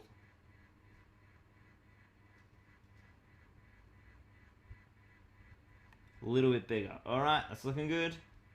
Is that big enough for the whites of the eyes? I think it is. I always make my eyes too big and all my guys look surprised. Alright, so there is my Lurtz's... Jeez, he's terrifying. Oh, actually, I should be putting the white on his teeth while I'm here. And then I'll skeleton hoard them. I've got a little... Oh, that's tongue, actually. Can we see any teeth? Is that teeth? I think it's one little toothy peg. One little fang showing.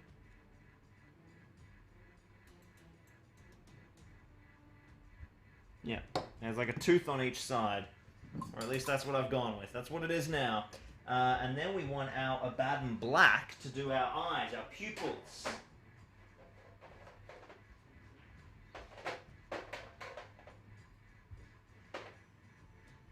Good lord, who knows where that is? Abaddon Black. There we go. Found him. So once again, the old pupil technique. We want a very, very fine point on the brush. We're going to load up some Abaddon. Come on, where are you? I cannot see a thing. And then I put way too much on. That's always the way.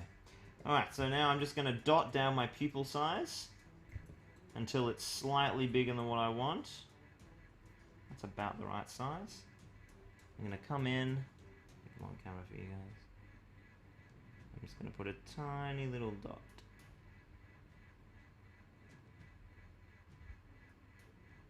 There's one eye.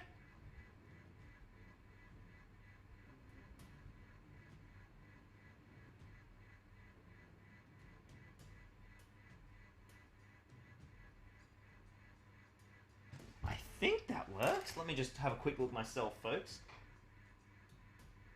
Yeah, look at that. Lurtz has 2 eyes, my man. Have a look at that, guys. I don't know how well... How close can I get this? Let's have a real look. I think that's minimal focal distance there. So there you go. I don't know if that reads super well on camera, but Lurtz has got himself a couple of eyes. Looks very nice. I'll quickly give those 2 tiny pegs in his mouth a wash with Skeleton Horde. Well, actually, first of all, let's grab a big old whack of bloody red, and we're gonna give him that really orky blood red tongue, right? Like every orc's got to have a blood red tongue. Get that red on the inside of his mouth. Make it really pop. Beautiful. Okay. Oh, terrifying. Terrifying. Alright, guys. I'm going to put it up to you. Do you want me to do the white hand of Saruman on his face? It's terrifying. He should have teeth in there somewhere. Yeah, I got a couple of them in there. So when exactly was it that you sold your soul for the ability to paint pupils? Dude, I've never got that lucky. I just got that in one go. That was absolutely awesome. Alright, we have 1 vote for the white hand of Saruman. Who's terrifying? I'm going to screw up his face. Okay, just me. Awesome. It's very easy for you guys to scream, yes? You're not the one who has to embarrass himself and ruin the beautiful skin job. Alright, we can do that. We will do the white hand. What else have we got here? Ah, cool. 8 of the 14 Nighthorns. That's still an accomplishment. Absolutely. Adam Johnson, new to the channel. Welcome for coming, dude. If you want to check out more Isengard stuff, I covered Uruks in the last stream as well, like Urukai warriors. So this is more of a scout theme. So hopefully that will be useful for you. The only reason they care about finding halflings is everyone knows how good at cooks they are. Absolutely. Spot on. Alrightio. So, absolutely everyone is about making me do the white hand. That's fantastic. It's white hand time. Let me brace myself. Do you want these? What are they? Can I eat them? They're like popcorn chicken. Yes. And also, welcome for coming was brilliant. Did I say welcome for coming? Oh, that's good. Larissa's just mocking me live on stream. Excellent. I have been bought lunch. Popcorn chicken. I think this might be the McDonald's version. Zorpazorp.com, sponsored by McDonald's. Alright. White hand time. Let's do this. So, let's find ourselves a dope photo, because Lurtz has a really specific looking hand. I'll just jump into Google here, and then I'll show it to you guys. And we're going to, basically, this is what you want to do with this kind of detail. Ooh, that's a really good photo. Oh, there's heaps of them. Heaps of good reference shots. Okay. That looks like a pre... that's a bit crap. That's hard to see. This looks like our winner. Alright. I don't know how well this is going to come up on stream.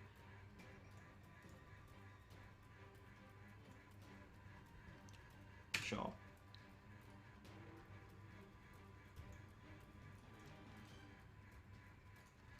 Alright, so this is going to be our reference shot, guys. So, the hand is coming down. It looks like the pinky is above his left eye.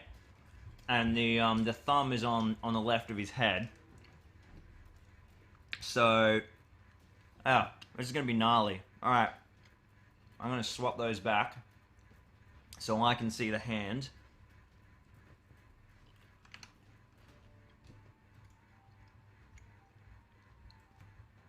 Oh, this is going to be gnarly. Okay, so, white paint. Once again, we're using white scar. It's our layer paint. It's nice and thin. I'm going to grab just a little bit, and what I'm going to do is I'm actually going to start with the fingers first, because they're really easy for me to locate. So I want one finger. That's not even in shot, Lockie, so I need to be where? I need to be here. I really want you guys to see this. I'm going to go through the pain of ruining the model. So just above the right eye, No, it's okay. So it starts to the left and above.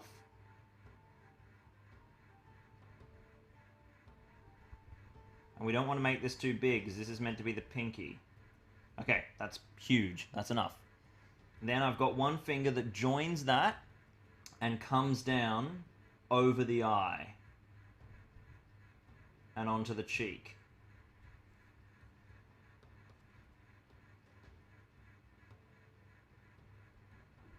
Just got to make sure I don't make these fingers too wide. That's how you ruin it. All right, I've got another finger that comes down right over that same cheek, past the nose join. Let's load up more paints. I need to be painting with just the very tip. Am I still in shot for you guys? Yeah, looks like I am.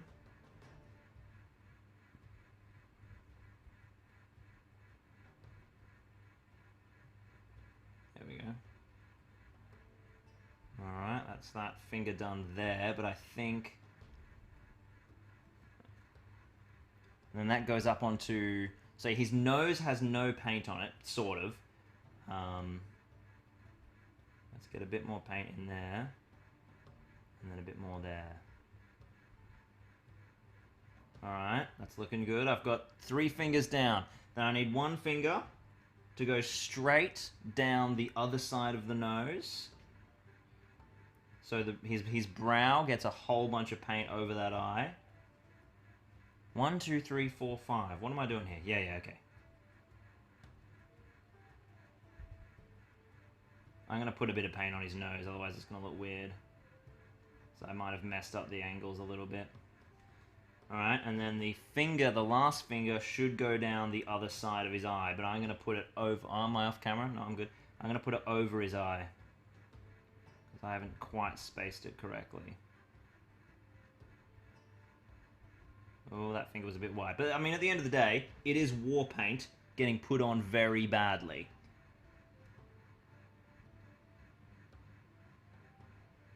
So, now let's look at our hand. Usually, when you put it down, it forms like a bit of a triangle with this part of our hand. So we want the triangle to be towards the top of the hand, and that's thumb side. That thumb side where the triangle is thinnest. So opposite the thumb side. Sorry. So it should be like this. Just gonna do a couple of little lines. Oh man, this is tricky. You know what's really been hard about it is painting it upside down. That's what made that so difficult, because the hand is upside down. So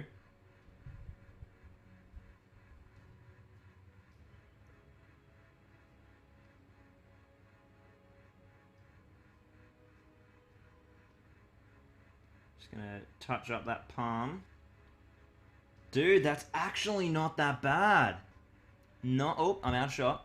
Not that bad. Because it's sort of an upside down hand, it actually looks a bit silly. But that's the way it gets put on in the shot. But in terms of like I think that choice looks a bit silly. But that hand looks okay. We probably want a little bit more separation there. Let's pad that out just a tad. Maybe I want to join up the first bits of those hand and then have those spaces.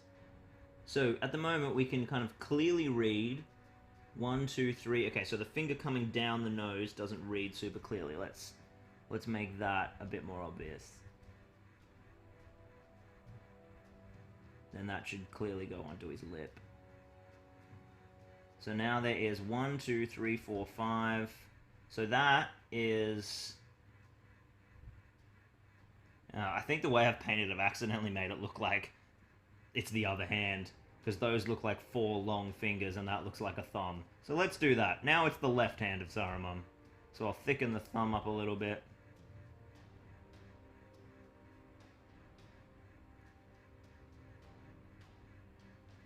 It's amazing how suddenly it doesn't look so good. I think that works. I think I'm happy. I think I've tweaked that thumb. So there we go, guys. White hand of Saruman. All my gorgeous forehead highlighting is gone, but the cheekbones are still visible, and the eyes, I haven't managed to accidentally put white paint in the eyes to ruin the eyes. So that is a big win. There we go. Definitely not my best Urukai hand, but I think that's pretty good. Yes, you're absolutely right. That's what I should have done. I should have flipped the reference image upside down, but that's okay. I should have just held the Uruk upside down as well and done both of that, because it's really hard to visualize the hands going the other way, because you're so used to seeing that image of the hand flipping about. So that is our beautiful white hand of Saruman. What we're going to do now is flip on over into battle report mode. We are playing the Aragorn and Frodo versus Lurtz and 4 Urukai. So, while I'm setting up the board, what I want you guys to do is start voting for who wants to control who wants to be on Team Aragorn, who wants to be on Team Frodo. I suppose you guys are the same team. That made lots of sense. And who wants to be on Team Lurtz and the Urukai? There's going to be some shooting. We've got lots of cover. There's a bow on each side. And Aragorn has to safely escort poor Frodo. So we will be back very shortly with our battle report for Battle Games in Middle Earth number 5.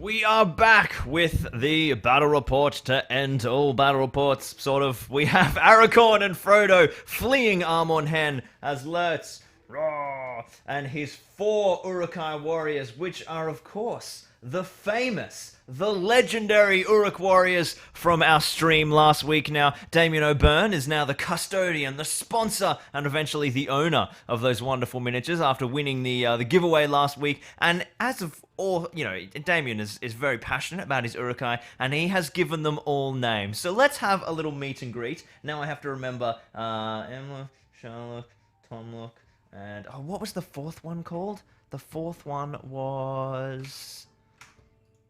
Damien, I can't remember what you called them. And of course, I haven't written the names on the bases yet because I'm, you know, very disorganized.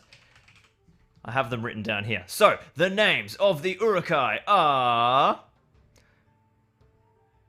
Got that. Okay. Oh, of course. How could I forget Tariel-look? Oh, dear. All right, so we have our 4 Urukai. They are Emlook, Sharlook, Tomlook, and Tariel-look.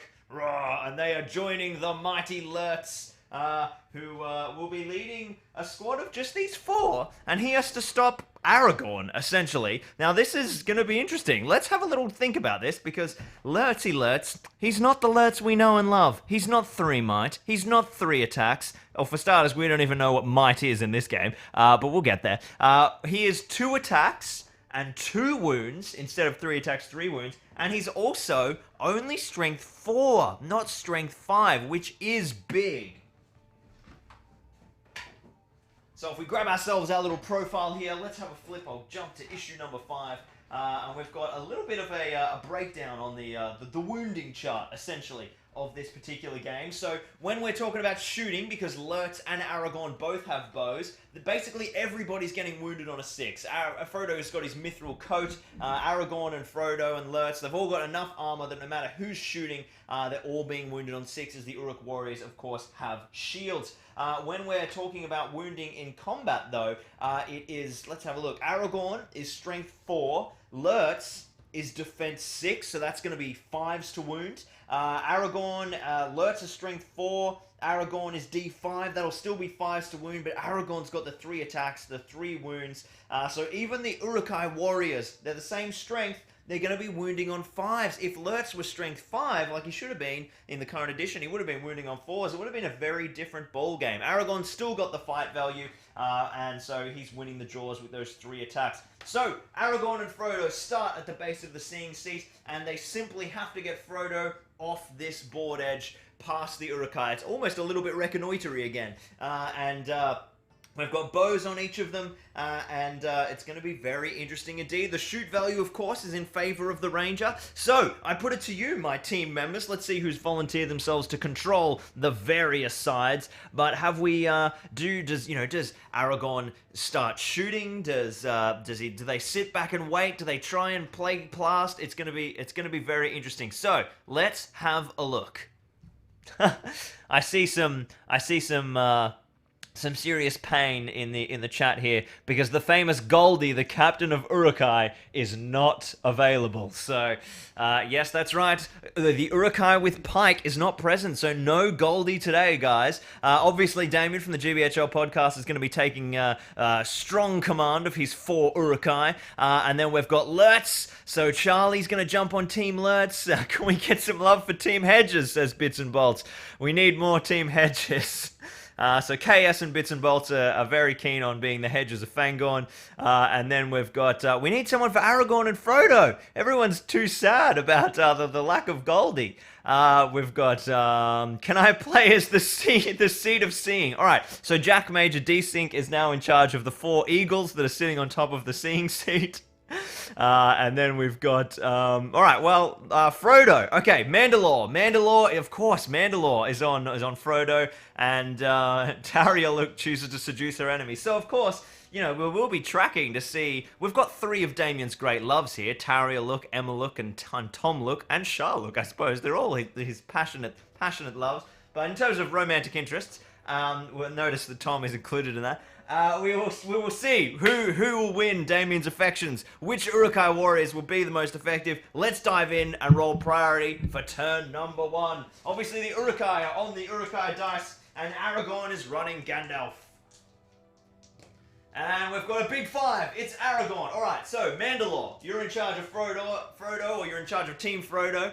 And McGregor, I'm putting you on their team as well, seeing as you volunteered so sassily to play as the dice. Are we sitting back? Are we shooting with Aragorn? I mean, Frodo's probably just going to make a beeline to start with. He only moves a poor 4 inches as the little hobbit. But we will have Aragorn. Now, remember, we can move half and shoot in this new rule set. So if we send Aragorn over to here, he could potentially have some sight lines, but there is a lot of cover for these Urukai, but I think we need to leverage Aragorn's shooting. So I'm going to half move Aragorn, because he needs to stay close to Frodo, and then for the time being, I'm going to keep Lurtz nice and safe. Lurtz, he can go right there, so he's not going to be able to be shot.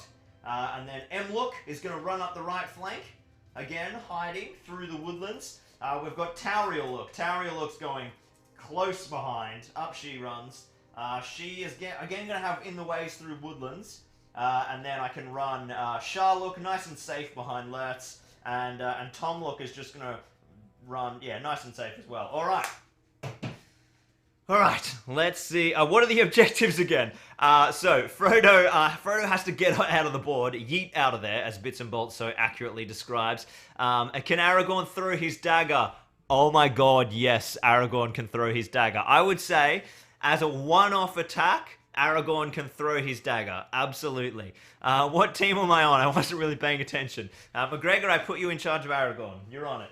Alright, so, shooting. Aragorn has got the shots. He has line of sight, but he has an in the way through these trees. So it will be just the one in the way in the current system. So he hits on 4s because he's moved. And it's a 1. So Aragorn misses with the first shot of the game. Priority for turn number 2. And we've got a 3 and a 3. So it swings to the forces of evil. That's probably going to be quite good for Aragorn and team, because they need to be able to kind of run out and form targets, and then Aragorn can move to prioritize to free up some in the ways. So we've got more questions in the chat. Can Lurtz throw his shield? Absolutely, we'll make a rule for that. So Lurtz can throw his shield, Aragorn can throw his dagger, Frodo does not have the ring, and Damien has instructed that Tomluk must stand in front of Sharluk as a meat shield. Roger that. Okay, so Tomluk is going to run up front, straight out into the open, with Sharluk safely behind. Lurtz is going to beeline straight up the middle, and then Emluk and Tauriel, they're going for the prize. They're running straight at Frodo. This is interesting. Yes, this should... Here's a thought, guys. Should Aragorn and Frodo just run up the top of the seeing seat and leap off? Because if they stay down here, they're going to get swarmed. They're going to get absolutely swarmed. Alright, so it's goods movement. Aragorn currently has shots on some Uruks. Is Frodo making a beeline, or is Frodo, yeah, Frodo doesn't know where the ring is. He's too busy running to put it on. Yes, retreat to the seat. Okay, Frodo's going to pull back to the seeing seat, and we're probably going to end up climbing up the top. Aragorn is going to stay still for one more turn, and open fire. Open fire, he says. Lurtz has full moved at the moment, so remember, Lurtz could be shooting as well and sending in some chaff to soften up the guys, but let's see how we go. Alright, Aragorn shooting at Tomluk, the meat shield. He needs a 3, he hasn't moved, he gets a 5, he hits. 1-6, and the first Uruk dies. It's a 5, so close, not alive, not alive. The seeing seat would like some company up there, we're lonely. It's alright, seeing seat, we're coming. Priority, turn number 3.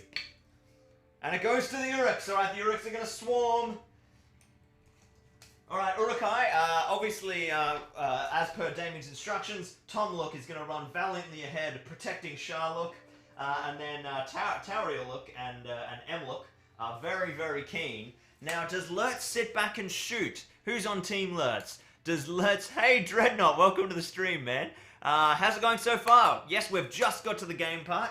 We have Lurtz and his band of Urukai warriors. We have Tomluk, Sharluk, Taurieluk, and Emluk are all charging to hunt down the Ringbearer. So, Aragorn, I think, is going to sit still and shoot one more time.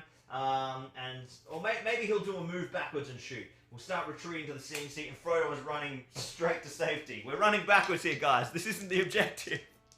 Alright, Aragorn shooting. Oh, and Lurtz stayed still as well, apparently. Even though he hasn't in the way. So he would have half moved, because I'm an idiot. Alright, so Lurtz had priority. He is going to take a shot.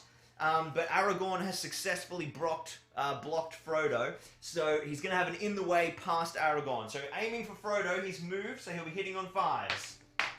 Whoop. He hits a 3. Lurtz misses. Aragorn returns fire. Aragorn is going to shoot at the meat shield. He hits on a 6. He'll need to do that again to kill the Uruk. And it's a 3. No luck. If he'd swapped those dice around the right way, it would have been a dead Urukai. But not to be. Priority. It's a big 6 for the forces of... I nearly said Gondor then. Forces of the Shire. So they've got it. Frodo is just going to run straight back up the stairs. We'll put him at the top. He can actually balance halfway. Yep, Frodo's up there. And once again, Aragorn's going to retreat 3 inches. He's going to take cover. Ooh, no, he's not. He's going to stand right out in the middle so that he can block Frodo. Emluk and Taurieluk are charging up the seeing seat. Alright, let's get a little bit of close-up action here. Let's get a little bit of close-up action here. And we'll get in. Alright, seeming as we're all in such a tight area now. Alright, so with the Emluk, Taurieluk, Tomluk, and Sharluk, the Urukai warriors, are all making a beeline. Lurtz is going to... I think Lurtz will half move. We need to try and get a pesky wound on that Frodo while we can. So, Aragorn shooting first. Firing at Tomluk. He hits. He needs a 6. And it's a 2. The ranger's not doing the work. Can Lurtz show him how it's done? Needing 5s to hit. Oh, he hits. He has an in the way past Aragorn. Does he hit Aragorn or does he hit Frodo?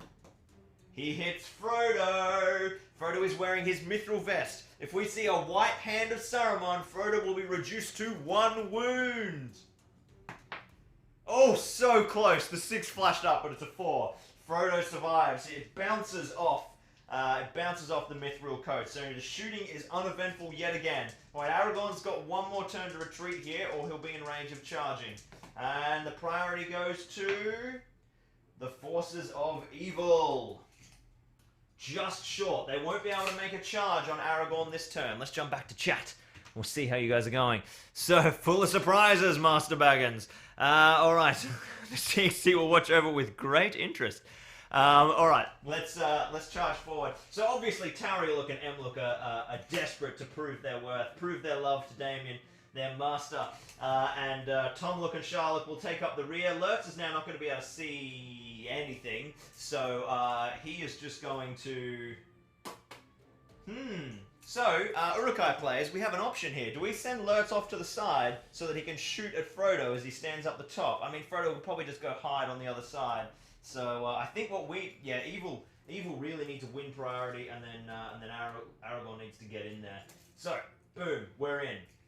So Frodo is going to move 4 inches up to the top of the seeing seat to be out of harm's way, and then Aragorn.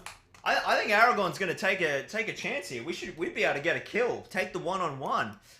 So he charges into it's Taurieluk versus Aragorn. We have the first combat of the turn. He's charged in here at beneath the seeing seat. The seeing seat is watching on valiantly, and we have 3 attacks for Aragorn. And are we shielding Urukai? Is Taurieluk shielding, or is Taurieluk going for the kill? That one is up to Damien. Damien, you've got the call. She can go for, a chance to strike a wound on Aragorn and win the affections of her Patreon sponsor, or she can probably play the smarter game and try and shield up to not fall to the king. We don't shield. We don't shield. All right, here we go. 1 Isengard dice, 3 Gandalf dice. Who will be victorious? Oh, so close. It goes to Aragorn on a 5. Taurieluk only managing a 4. Aragorn is strength 4 and the Uruks are defense 6. We need 5s to wound. There's no Anduril here. And Tauriel has been slain. The first Uruk falls. Well, she's not proving too much valiant for her master, so 3 Urukai warriors left. I think we need to get Lurtz in there big time. Big time. Alright, priority. And it goes to the forces of Saruman. This is going to be a big one. So, Aragorn could be in trouble here, because he is in a serious position to basically get trapped by pretty much every evil model. Now, Damien, we've got a valiant effort, rest in peace, indeed. See, he's so, he can't even criticize her pathetic attempt at getting killed. So, Emluk, Tomluk, and Sharluk, and Lurtz. Now, they'll be able to probably wrap around the back and get Lurtz in, because Lurtz is now enraged. Geez, Aragorn could be in trouble here. So, if we run around the back, I'm just going to shunt it out so you guys can see a little bit easier. We can go 1. Oh, actually, you know what? Tomluk is going to charge Aragorn. Emluk is going to charge Aragorn, and Lurtz is going to charge Aragorn. And Sharluk is going to run around and start sprinting up the stairs. Aragorn has been neutralized, and Sharluk is halfway up the stairs. Frodo, I think, pretty much doesn't have much of a choice other than to just sort of run over here a bit and hope that nothing bad happens. So, we have Aragorn fighting against Emluk, Tomluk, and Lurtz. So, that is 2 for the Urukai warriors, and 2 for Lurtz himself. Aragorn has 3 attacks, and then Sharluk, the young Urukling, is a couple of inches up the stairs. I'll just put him there so that you guys can see. And he is, he's falling down.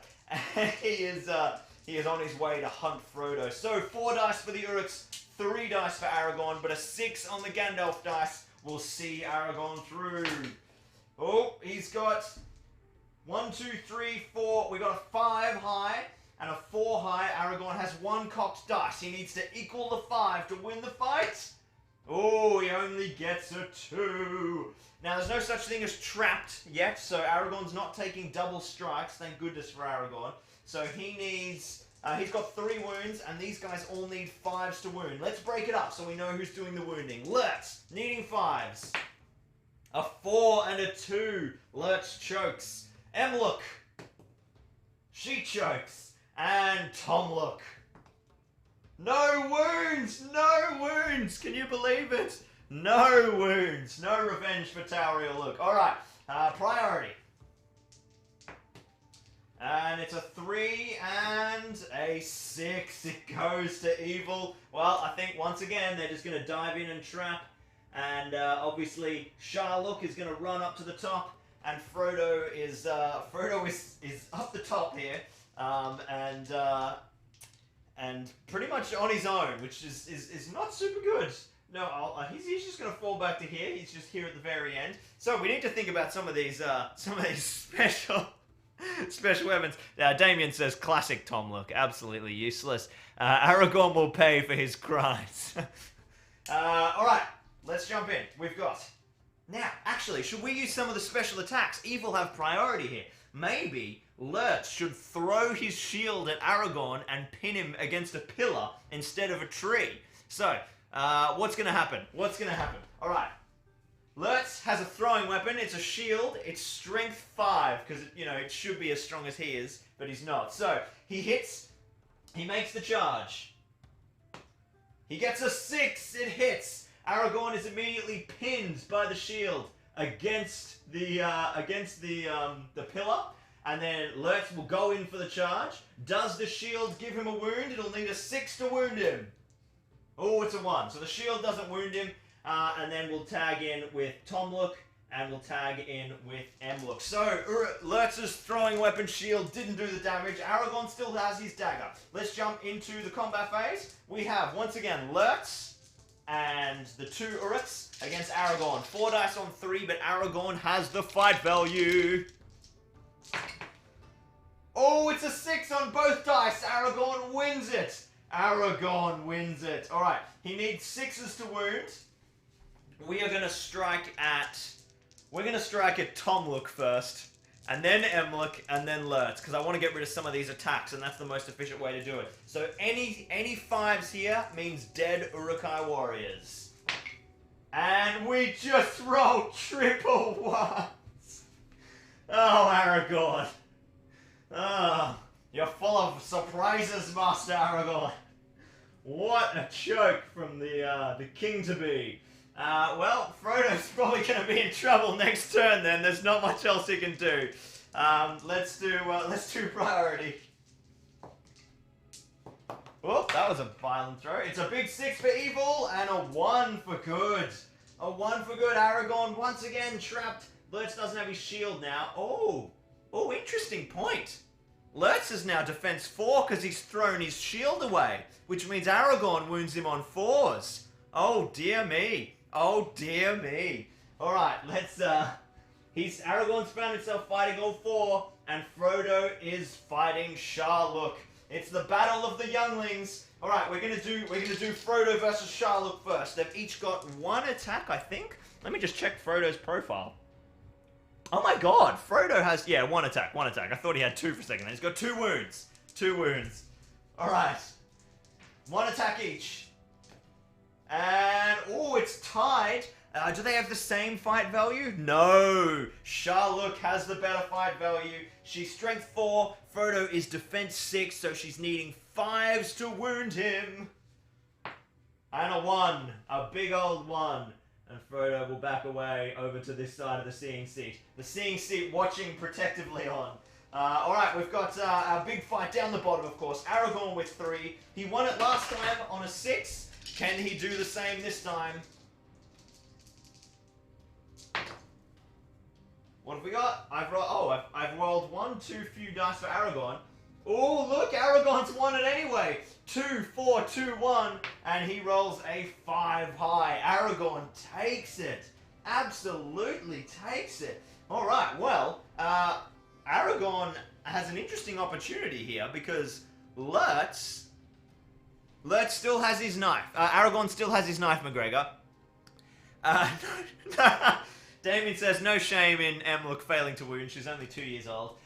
So, Aragorn could strike at Lurtz because he now doesn't have his shield.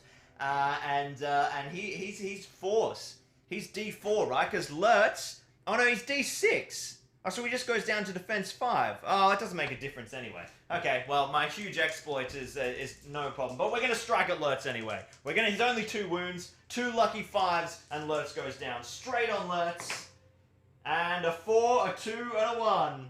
Not a single wound for Aragorn, once again. Okay, now, priority.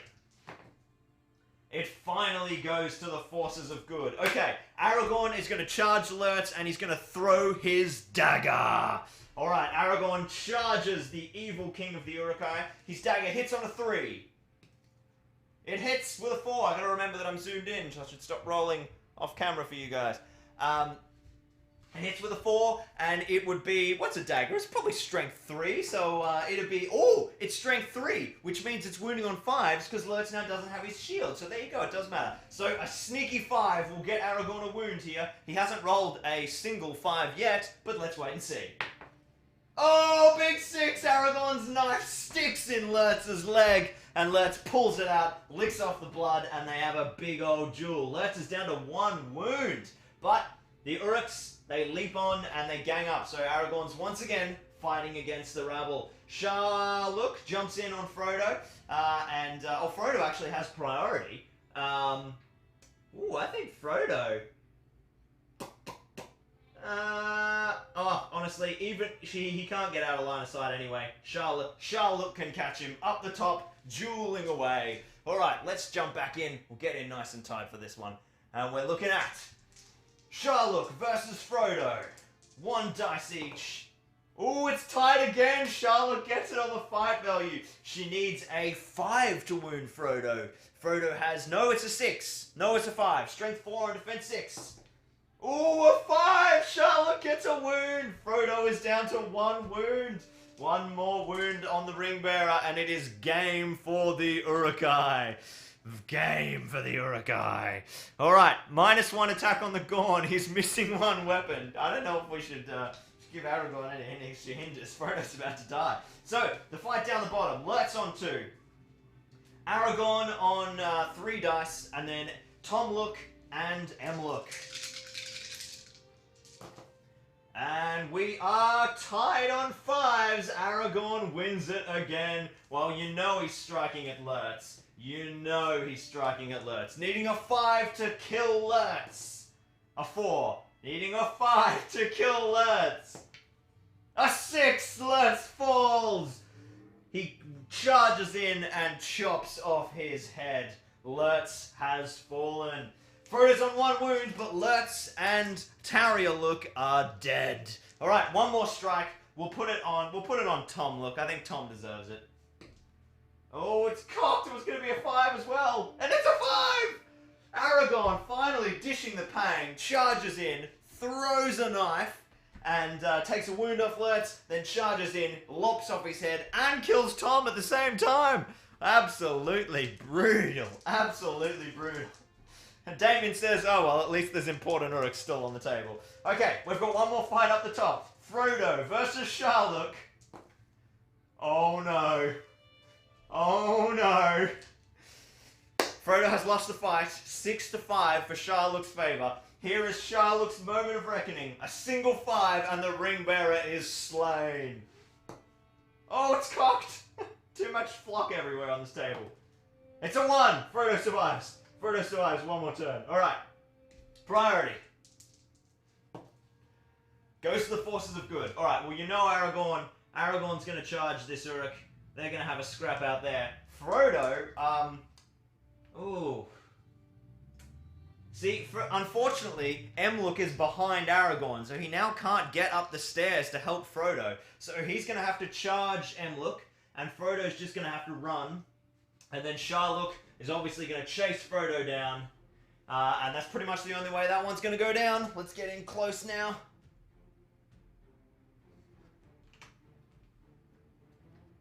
Look at them all over there. Mine on 35. Make sure you guys can see. Alright.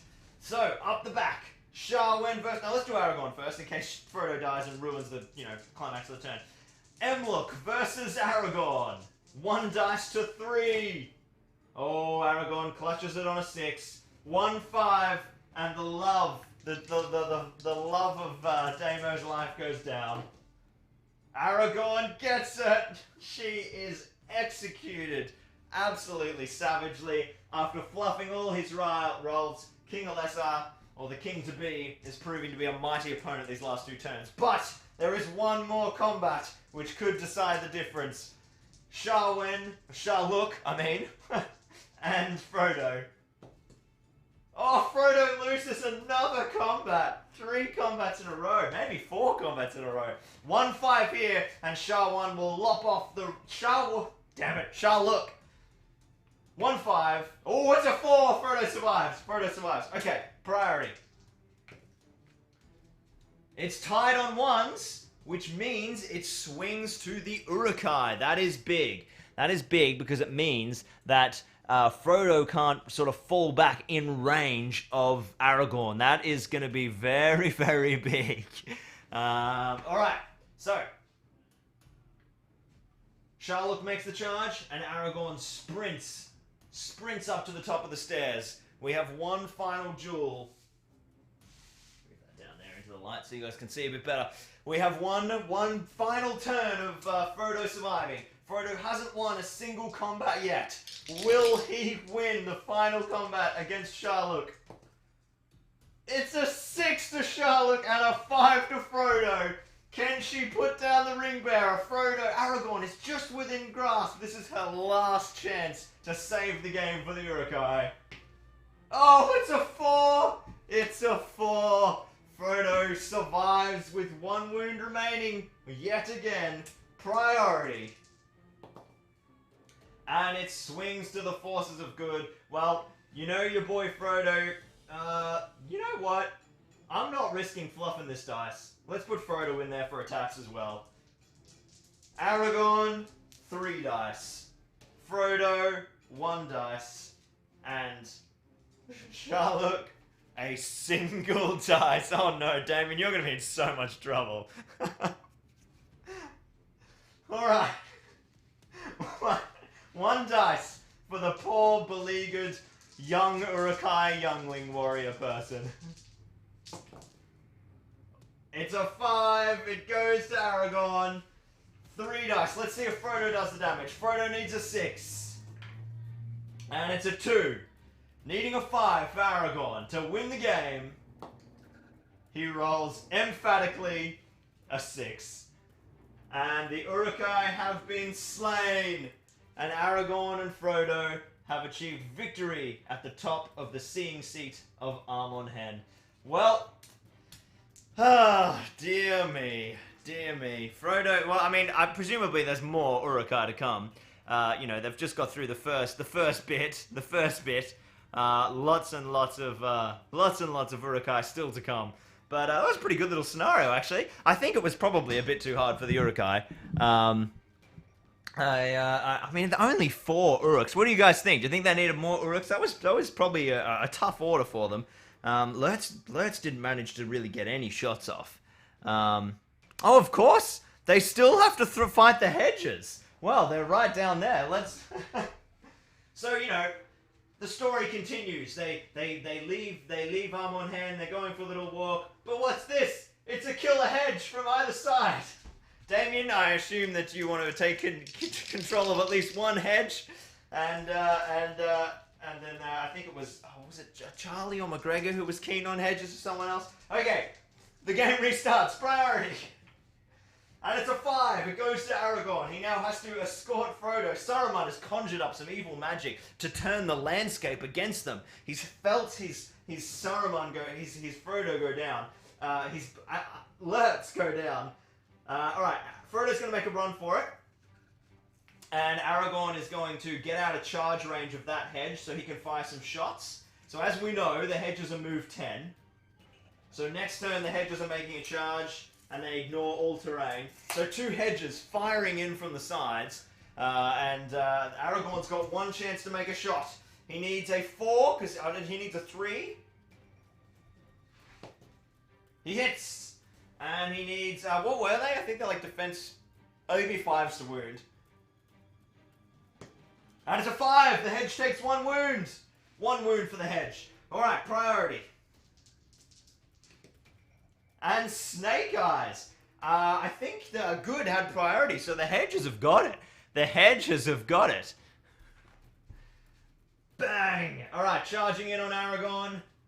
And charging in on Frodo, hemming them in together. It's a multi-combat. 2 hedges with 2 attacks each. Fighting against Aragorn and Frodo. Should these dice be paired off? Of course, but the hedges have their special rule where everyone is fighting together. Hedges are not defense 10. That's absolutely insane.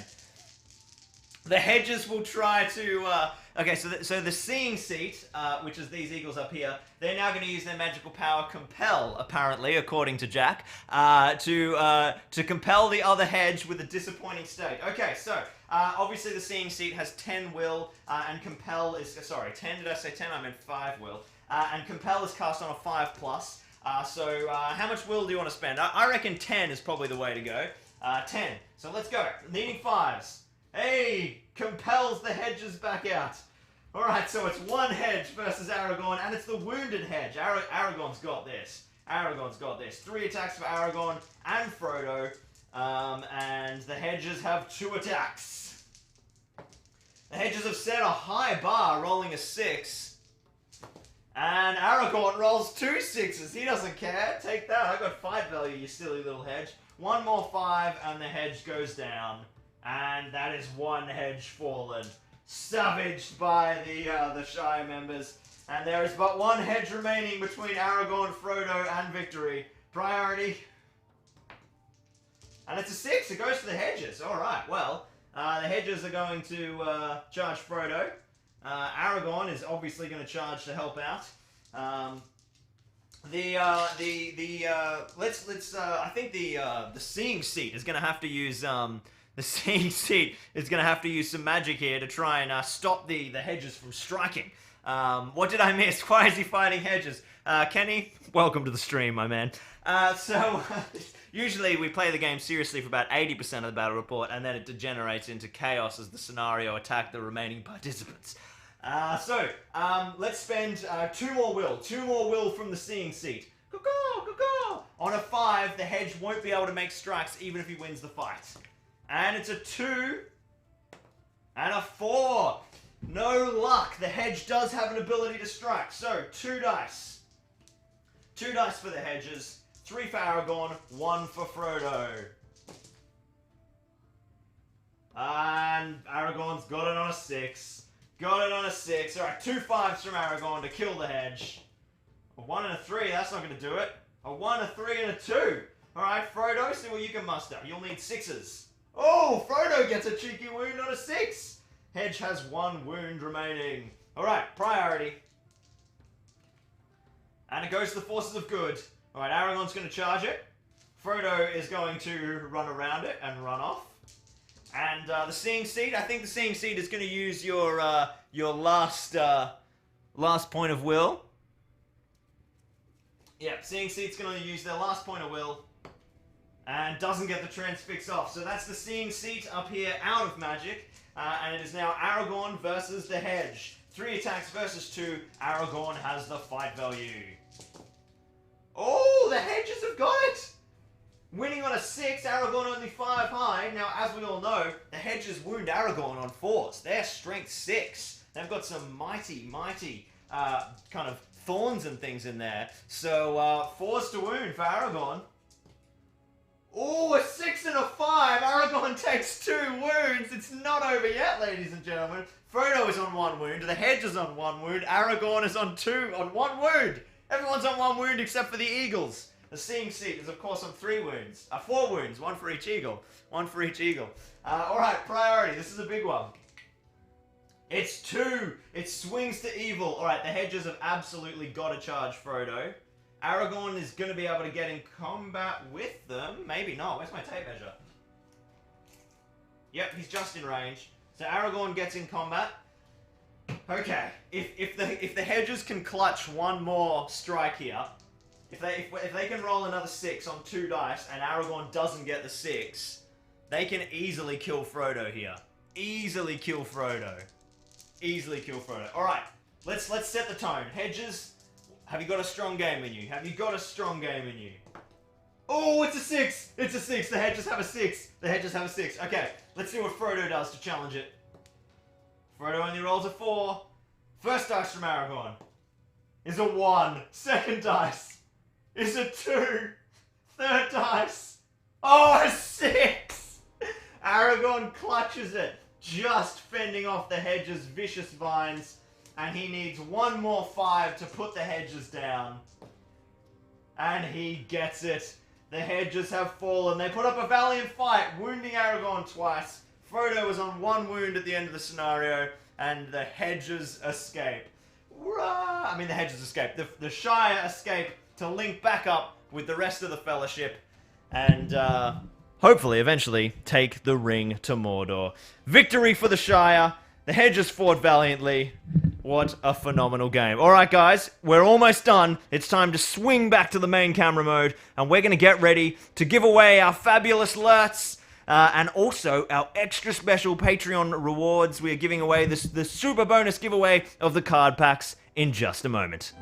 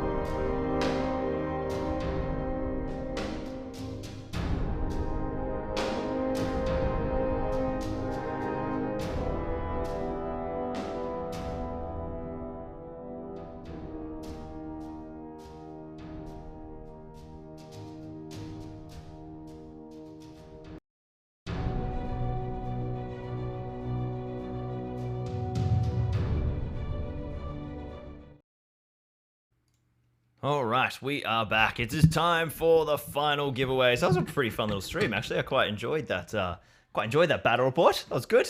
I always like a bit of Amon Hen and Fellowship action. It's such good fun. Such good fun. It's like some of my favorite narrative stuff. And we've got some pretty cool scenarios as well coming up in the next sort of issues as well. And as we kind of get into lots of different things, there's lots of cool things we can do with battle reports in the future too. It's going to be pretty awesome. But to start with, we are diving into the wonder of the giveaways. Let's just have a check in the chat. This is hashtag Hedge Lives Matter from Kenny Gage. Tariel Lives Matter, challenging from Alex Kaiser. This is why we prune hedges so they don't get any smart ideas of revolting. Very true, very true. Sam does have +2 to wound hedges. That is a huge point that we need to remember moving forward, but Sam isn't here yet. But yeah. Yeah, indeed. Bad luck for the hedges. It was a good game. I love the braid. I used to not braid my hair, but then it knots and goes disgusting. So yeah, the braid is happening. Yes, I am dripping in sweat. Thank you for pointing that out to everyone, hon. That's really good. It's like 1,000 degrees in here. All right, let's dive into our first of the Patreon giveaways. We're going to start off with, where's the wheel?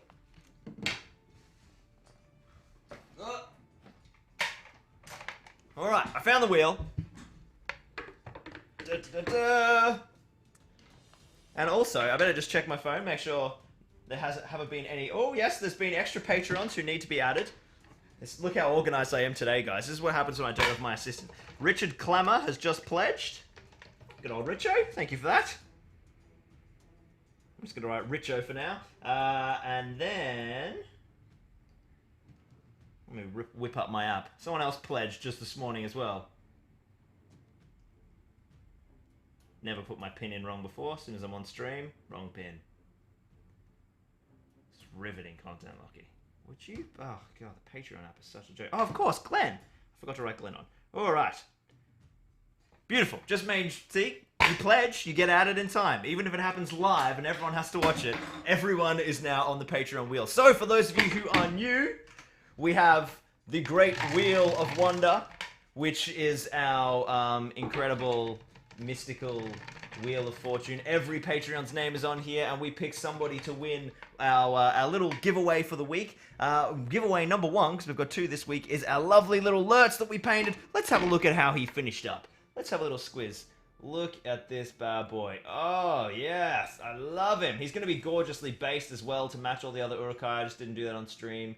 But he is looking absolutely awesome. I'm actually really stoked with him. I hate giving these models away. So, I love it, but it's like, I paint them and they're awesome and I get attached. But we get to watch them on stream. And so whoever wins Lurtz will get to become his official sponsor for the duration of the campaign. And then when he no longer appears in battle reports, I will mail him out to you wherever you live in the world. So who gets to take Lurtz home this week? Let's find out.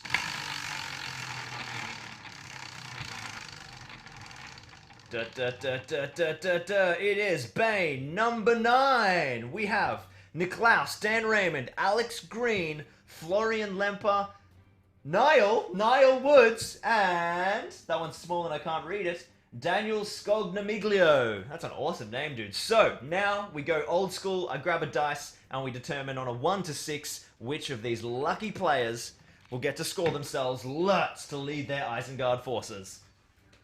And of course, we're going to use an Isengard dice. All right, let me go wide and pan down for this so you guys can see it live. Oh, here we go. Number 1, number 2, number 3, number 4, number 5, number 6. It is a big Urukai 6, and it is Daniel Scognamiglio. Of course, it was you, Dan. I had to try and say that name twice. Amazing, my man. All right, let me return to the world. So, Daniel Scognamiglio, I think I've got that right. Scognamiglio.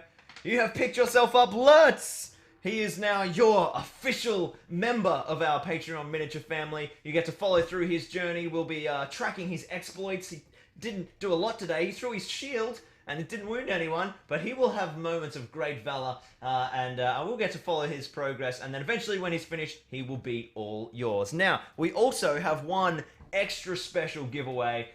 We are going to be giving away all 4 of these card packs to one lucky Patreon. This obviously doesn't happen every single week, or fortnight, because I always say week. This is a special giveaway, just as an extra thank you to all of my Patreons, because it's been about a year now since I kind of went full-time with YouTube.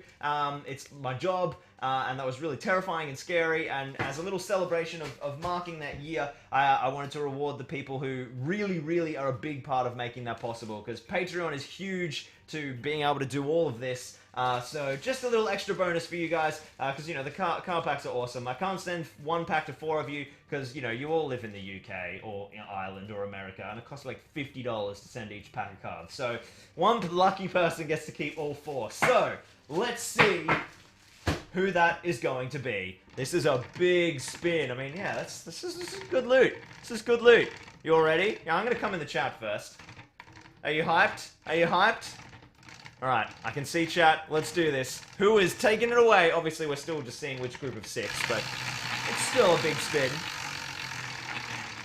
Get back to live so I can read it. It is Groot. Imagine if it landed on jackpot. Oh, number 13! What the hell? Lucky 13 again! So this same grouping was drawn, which of course contains Mr. Damien O'Byrne, who won last week. Damo, it's now a 1 in 6 chance that you win again. And McGregor is on here. We've got Keith Jenkins, Mark Tribe. Oh, we know Lukey Dixon. He's a new one who added to this group. So you had a 1 in 5 shot of winning last time, guys. Now it's a 1 in 6. Damien, if you win again, that's like a... I'm going to work out the probability, but it's big. So it's very unlikely. All right. Let's see. Number 1 will be Mark. Number 2 will be... I can't read that in backwards. Number 2 will be Wim. Number 3 is William. Number 4 is Keith. Number 5 is Damien. And number 6 is Luke Dixon. Let's go out down to the table for the camera. Can't believe... That is 13, right? No, it is 13. I suppose, you know, it is possible. All right. Let's do this. Oh, it's rigged. Everyone's claiming it's rigged. It will be rigged if it lands a 5 again. Alright. 1, 2, 3, 4, 5, or 6. It's a 6! It goes to Luke Dixon. Lukey boy.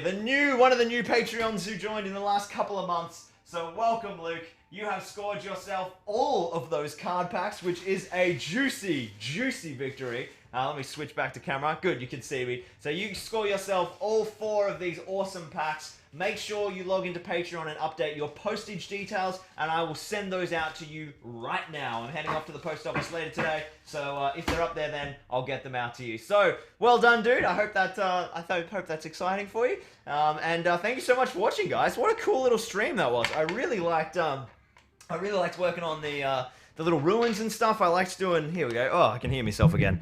There we go. Oh, look, you can hear me. That's better. I really liked doing the old kind of masterclass in terms of terrain. What did you guys think about that sort of style of video, covering the different, like, terrain and stuff, like, you know, wall kind of skill, technique, rather than, like, we're building this start to finish? I like both, personally.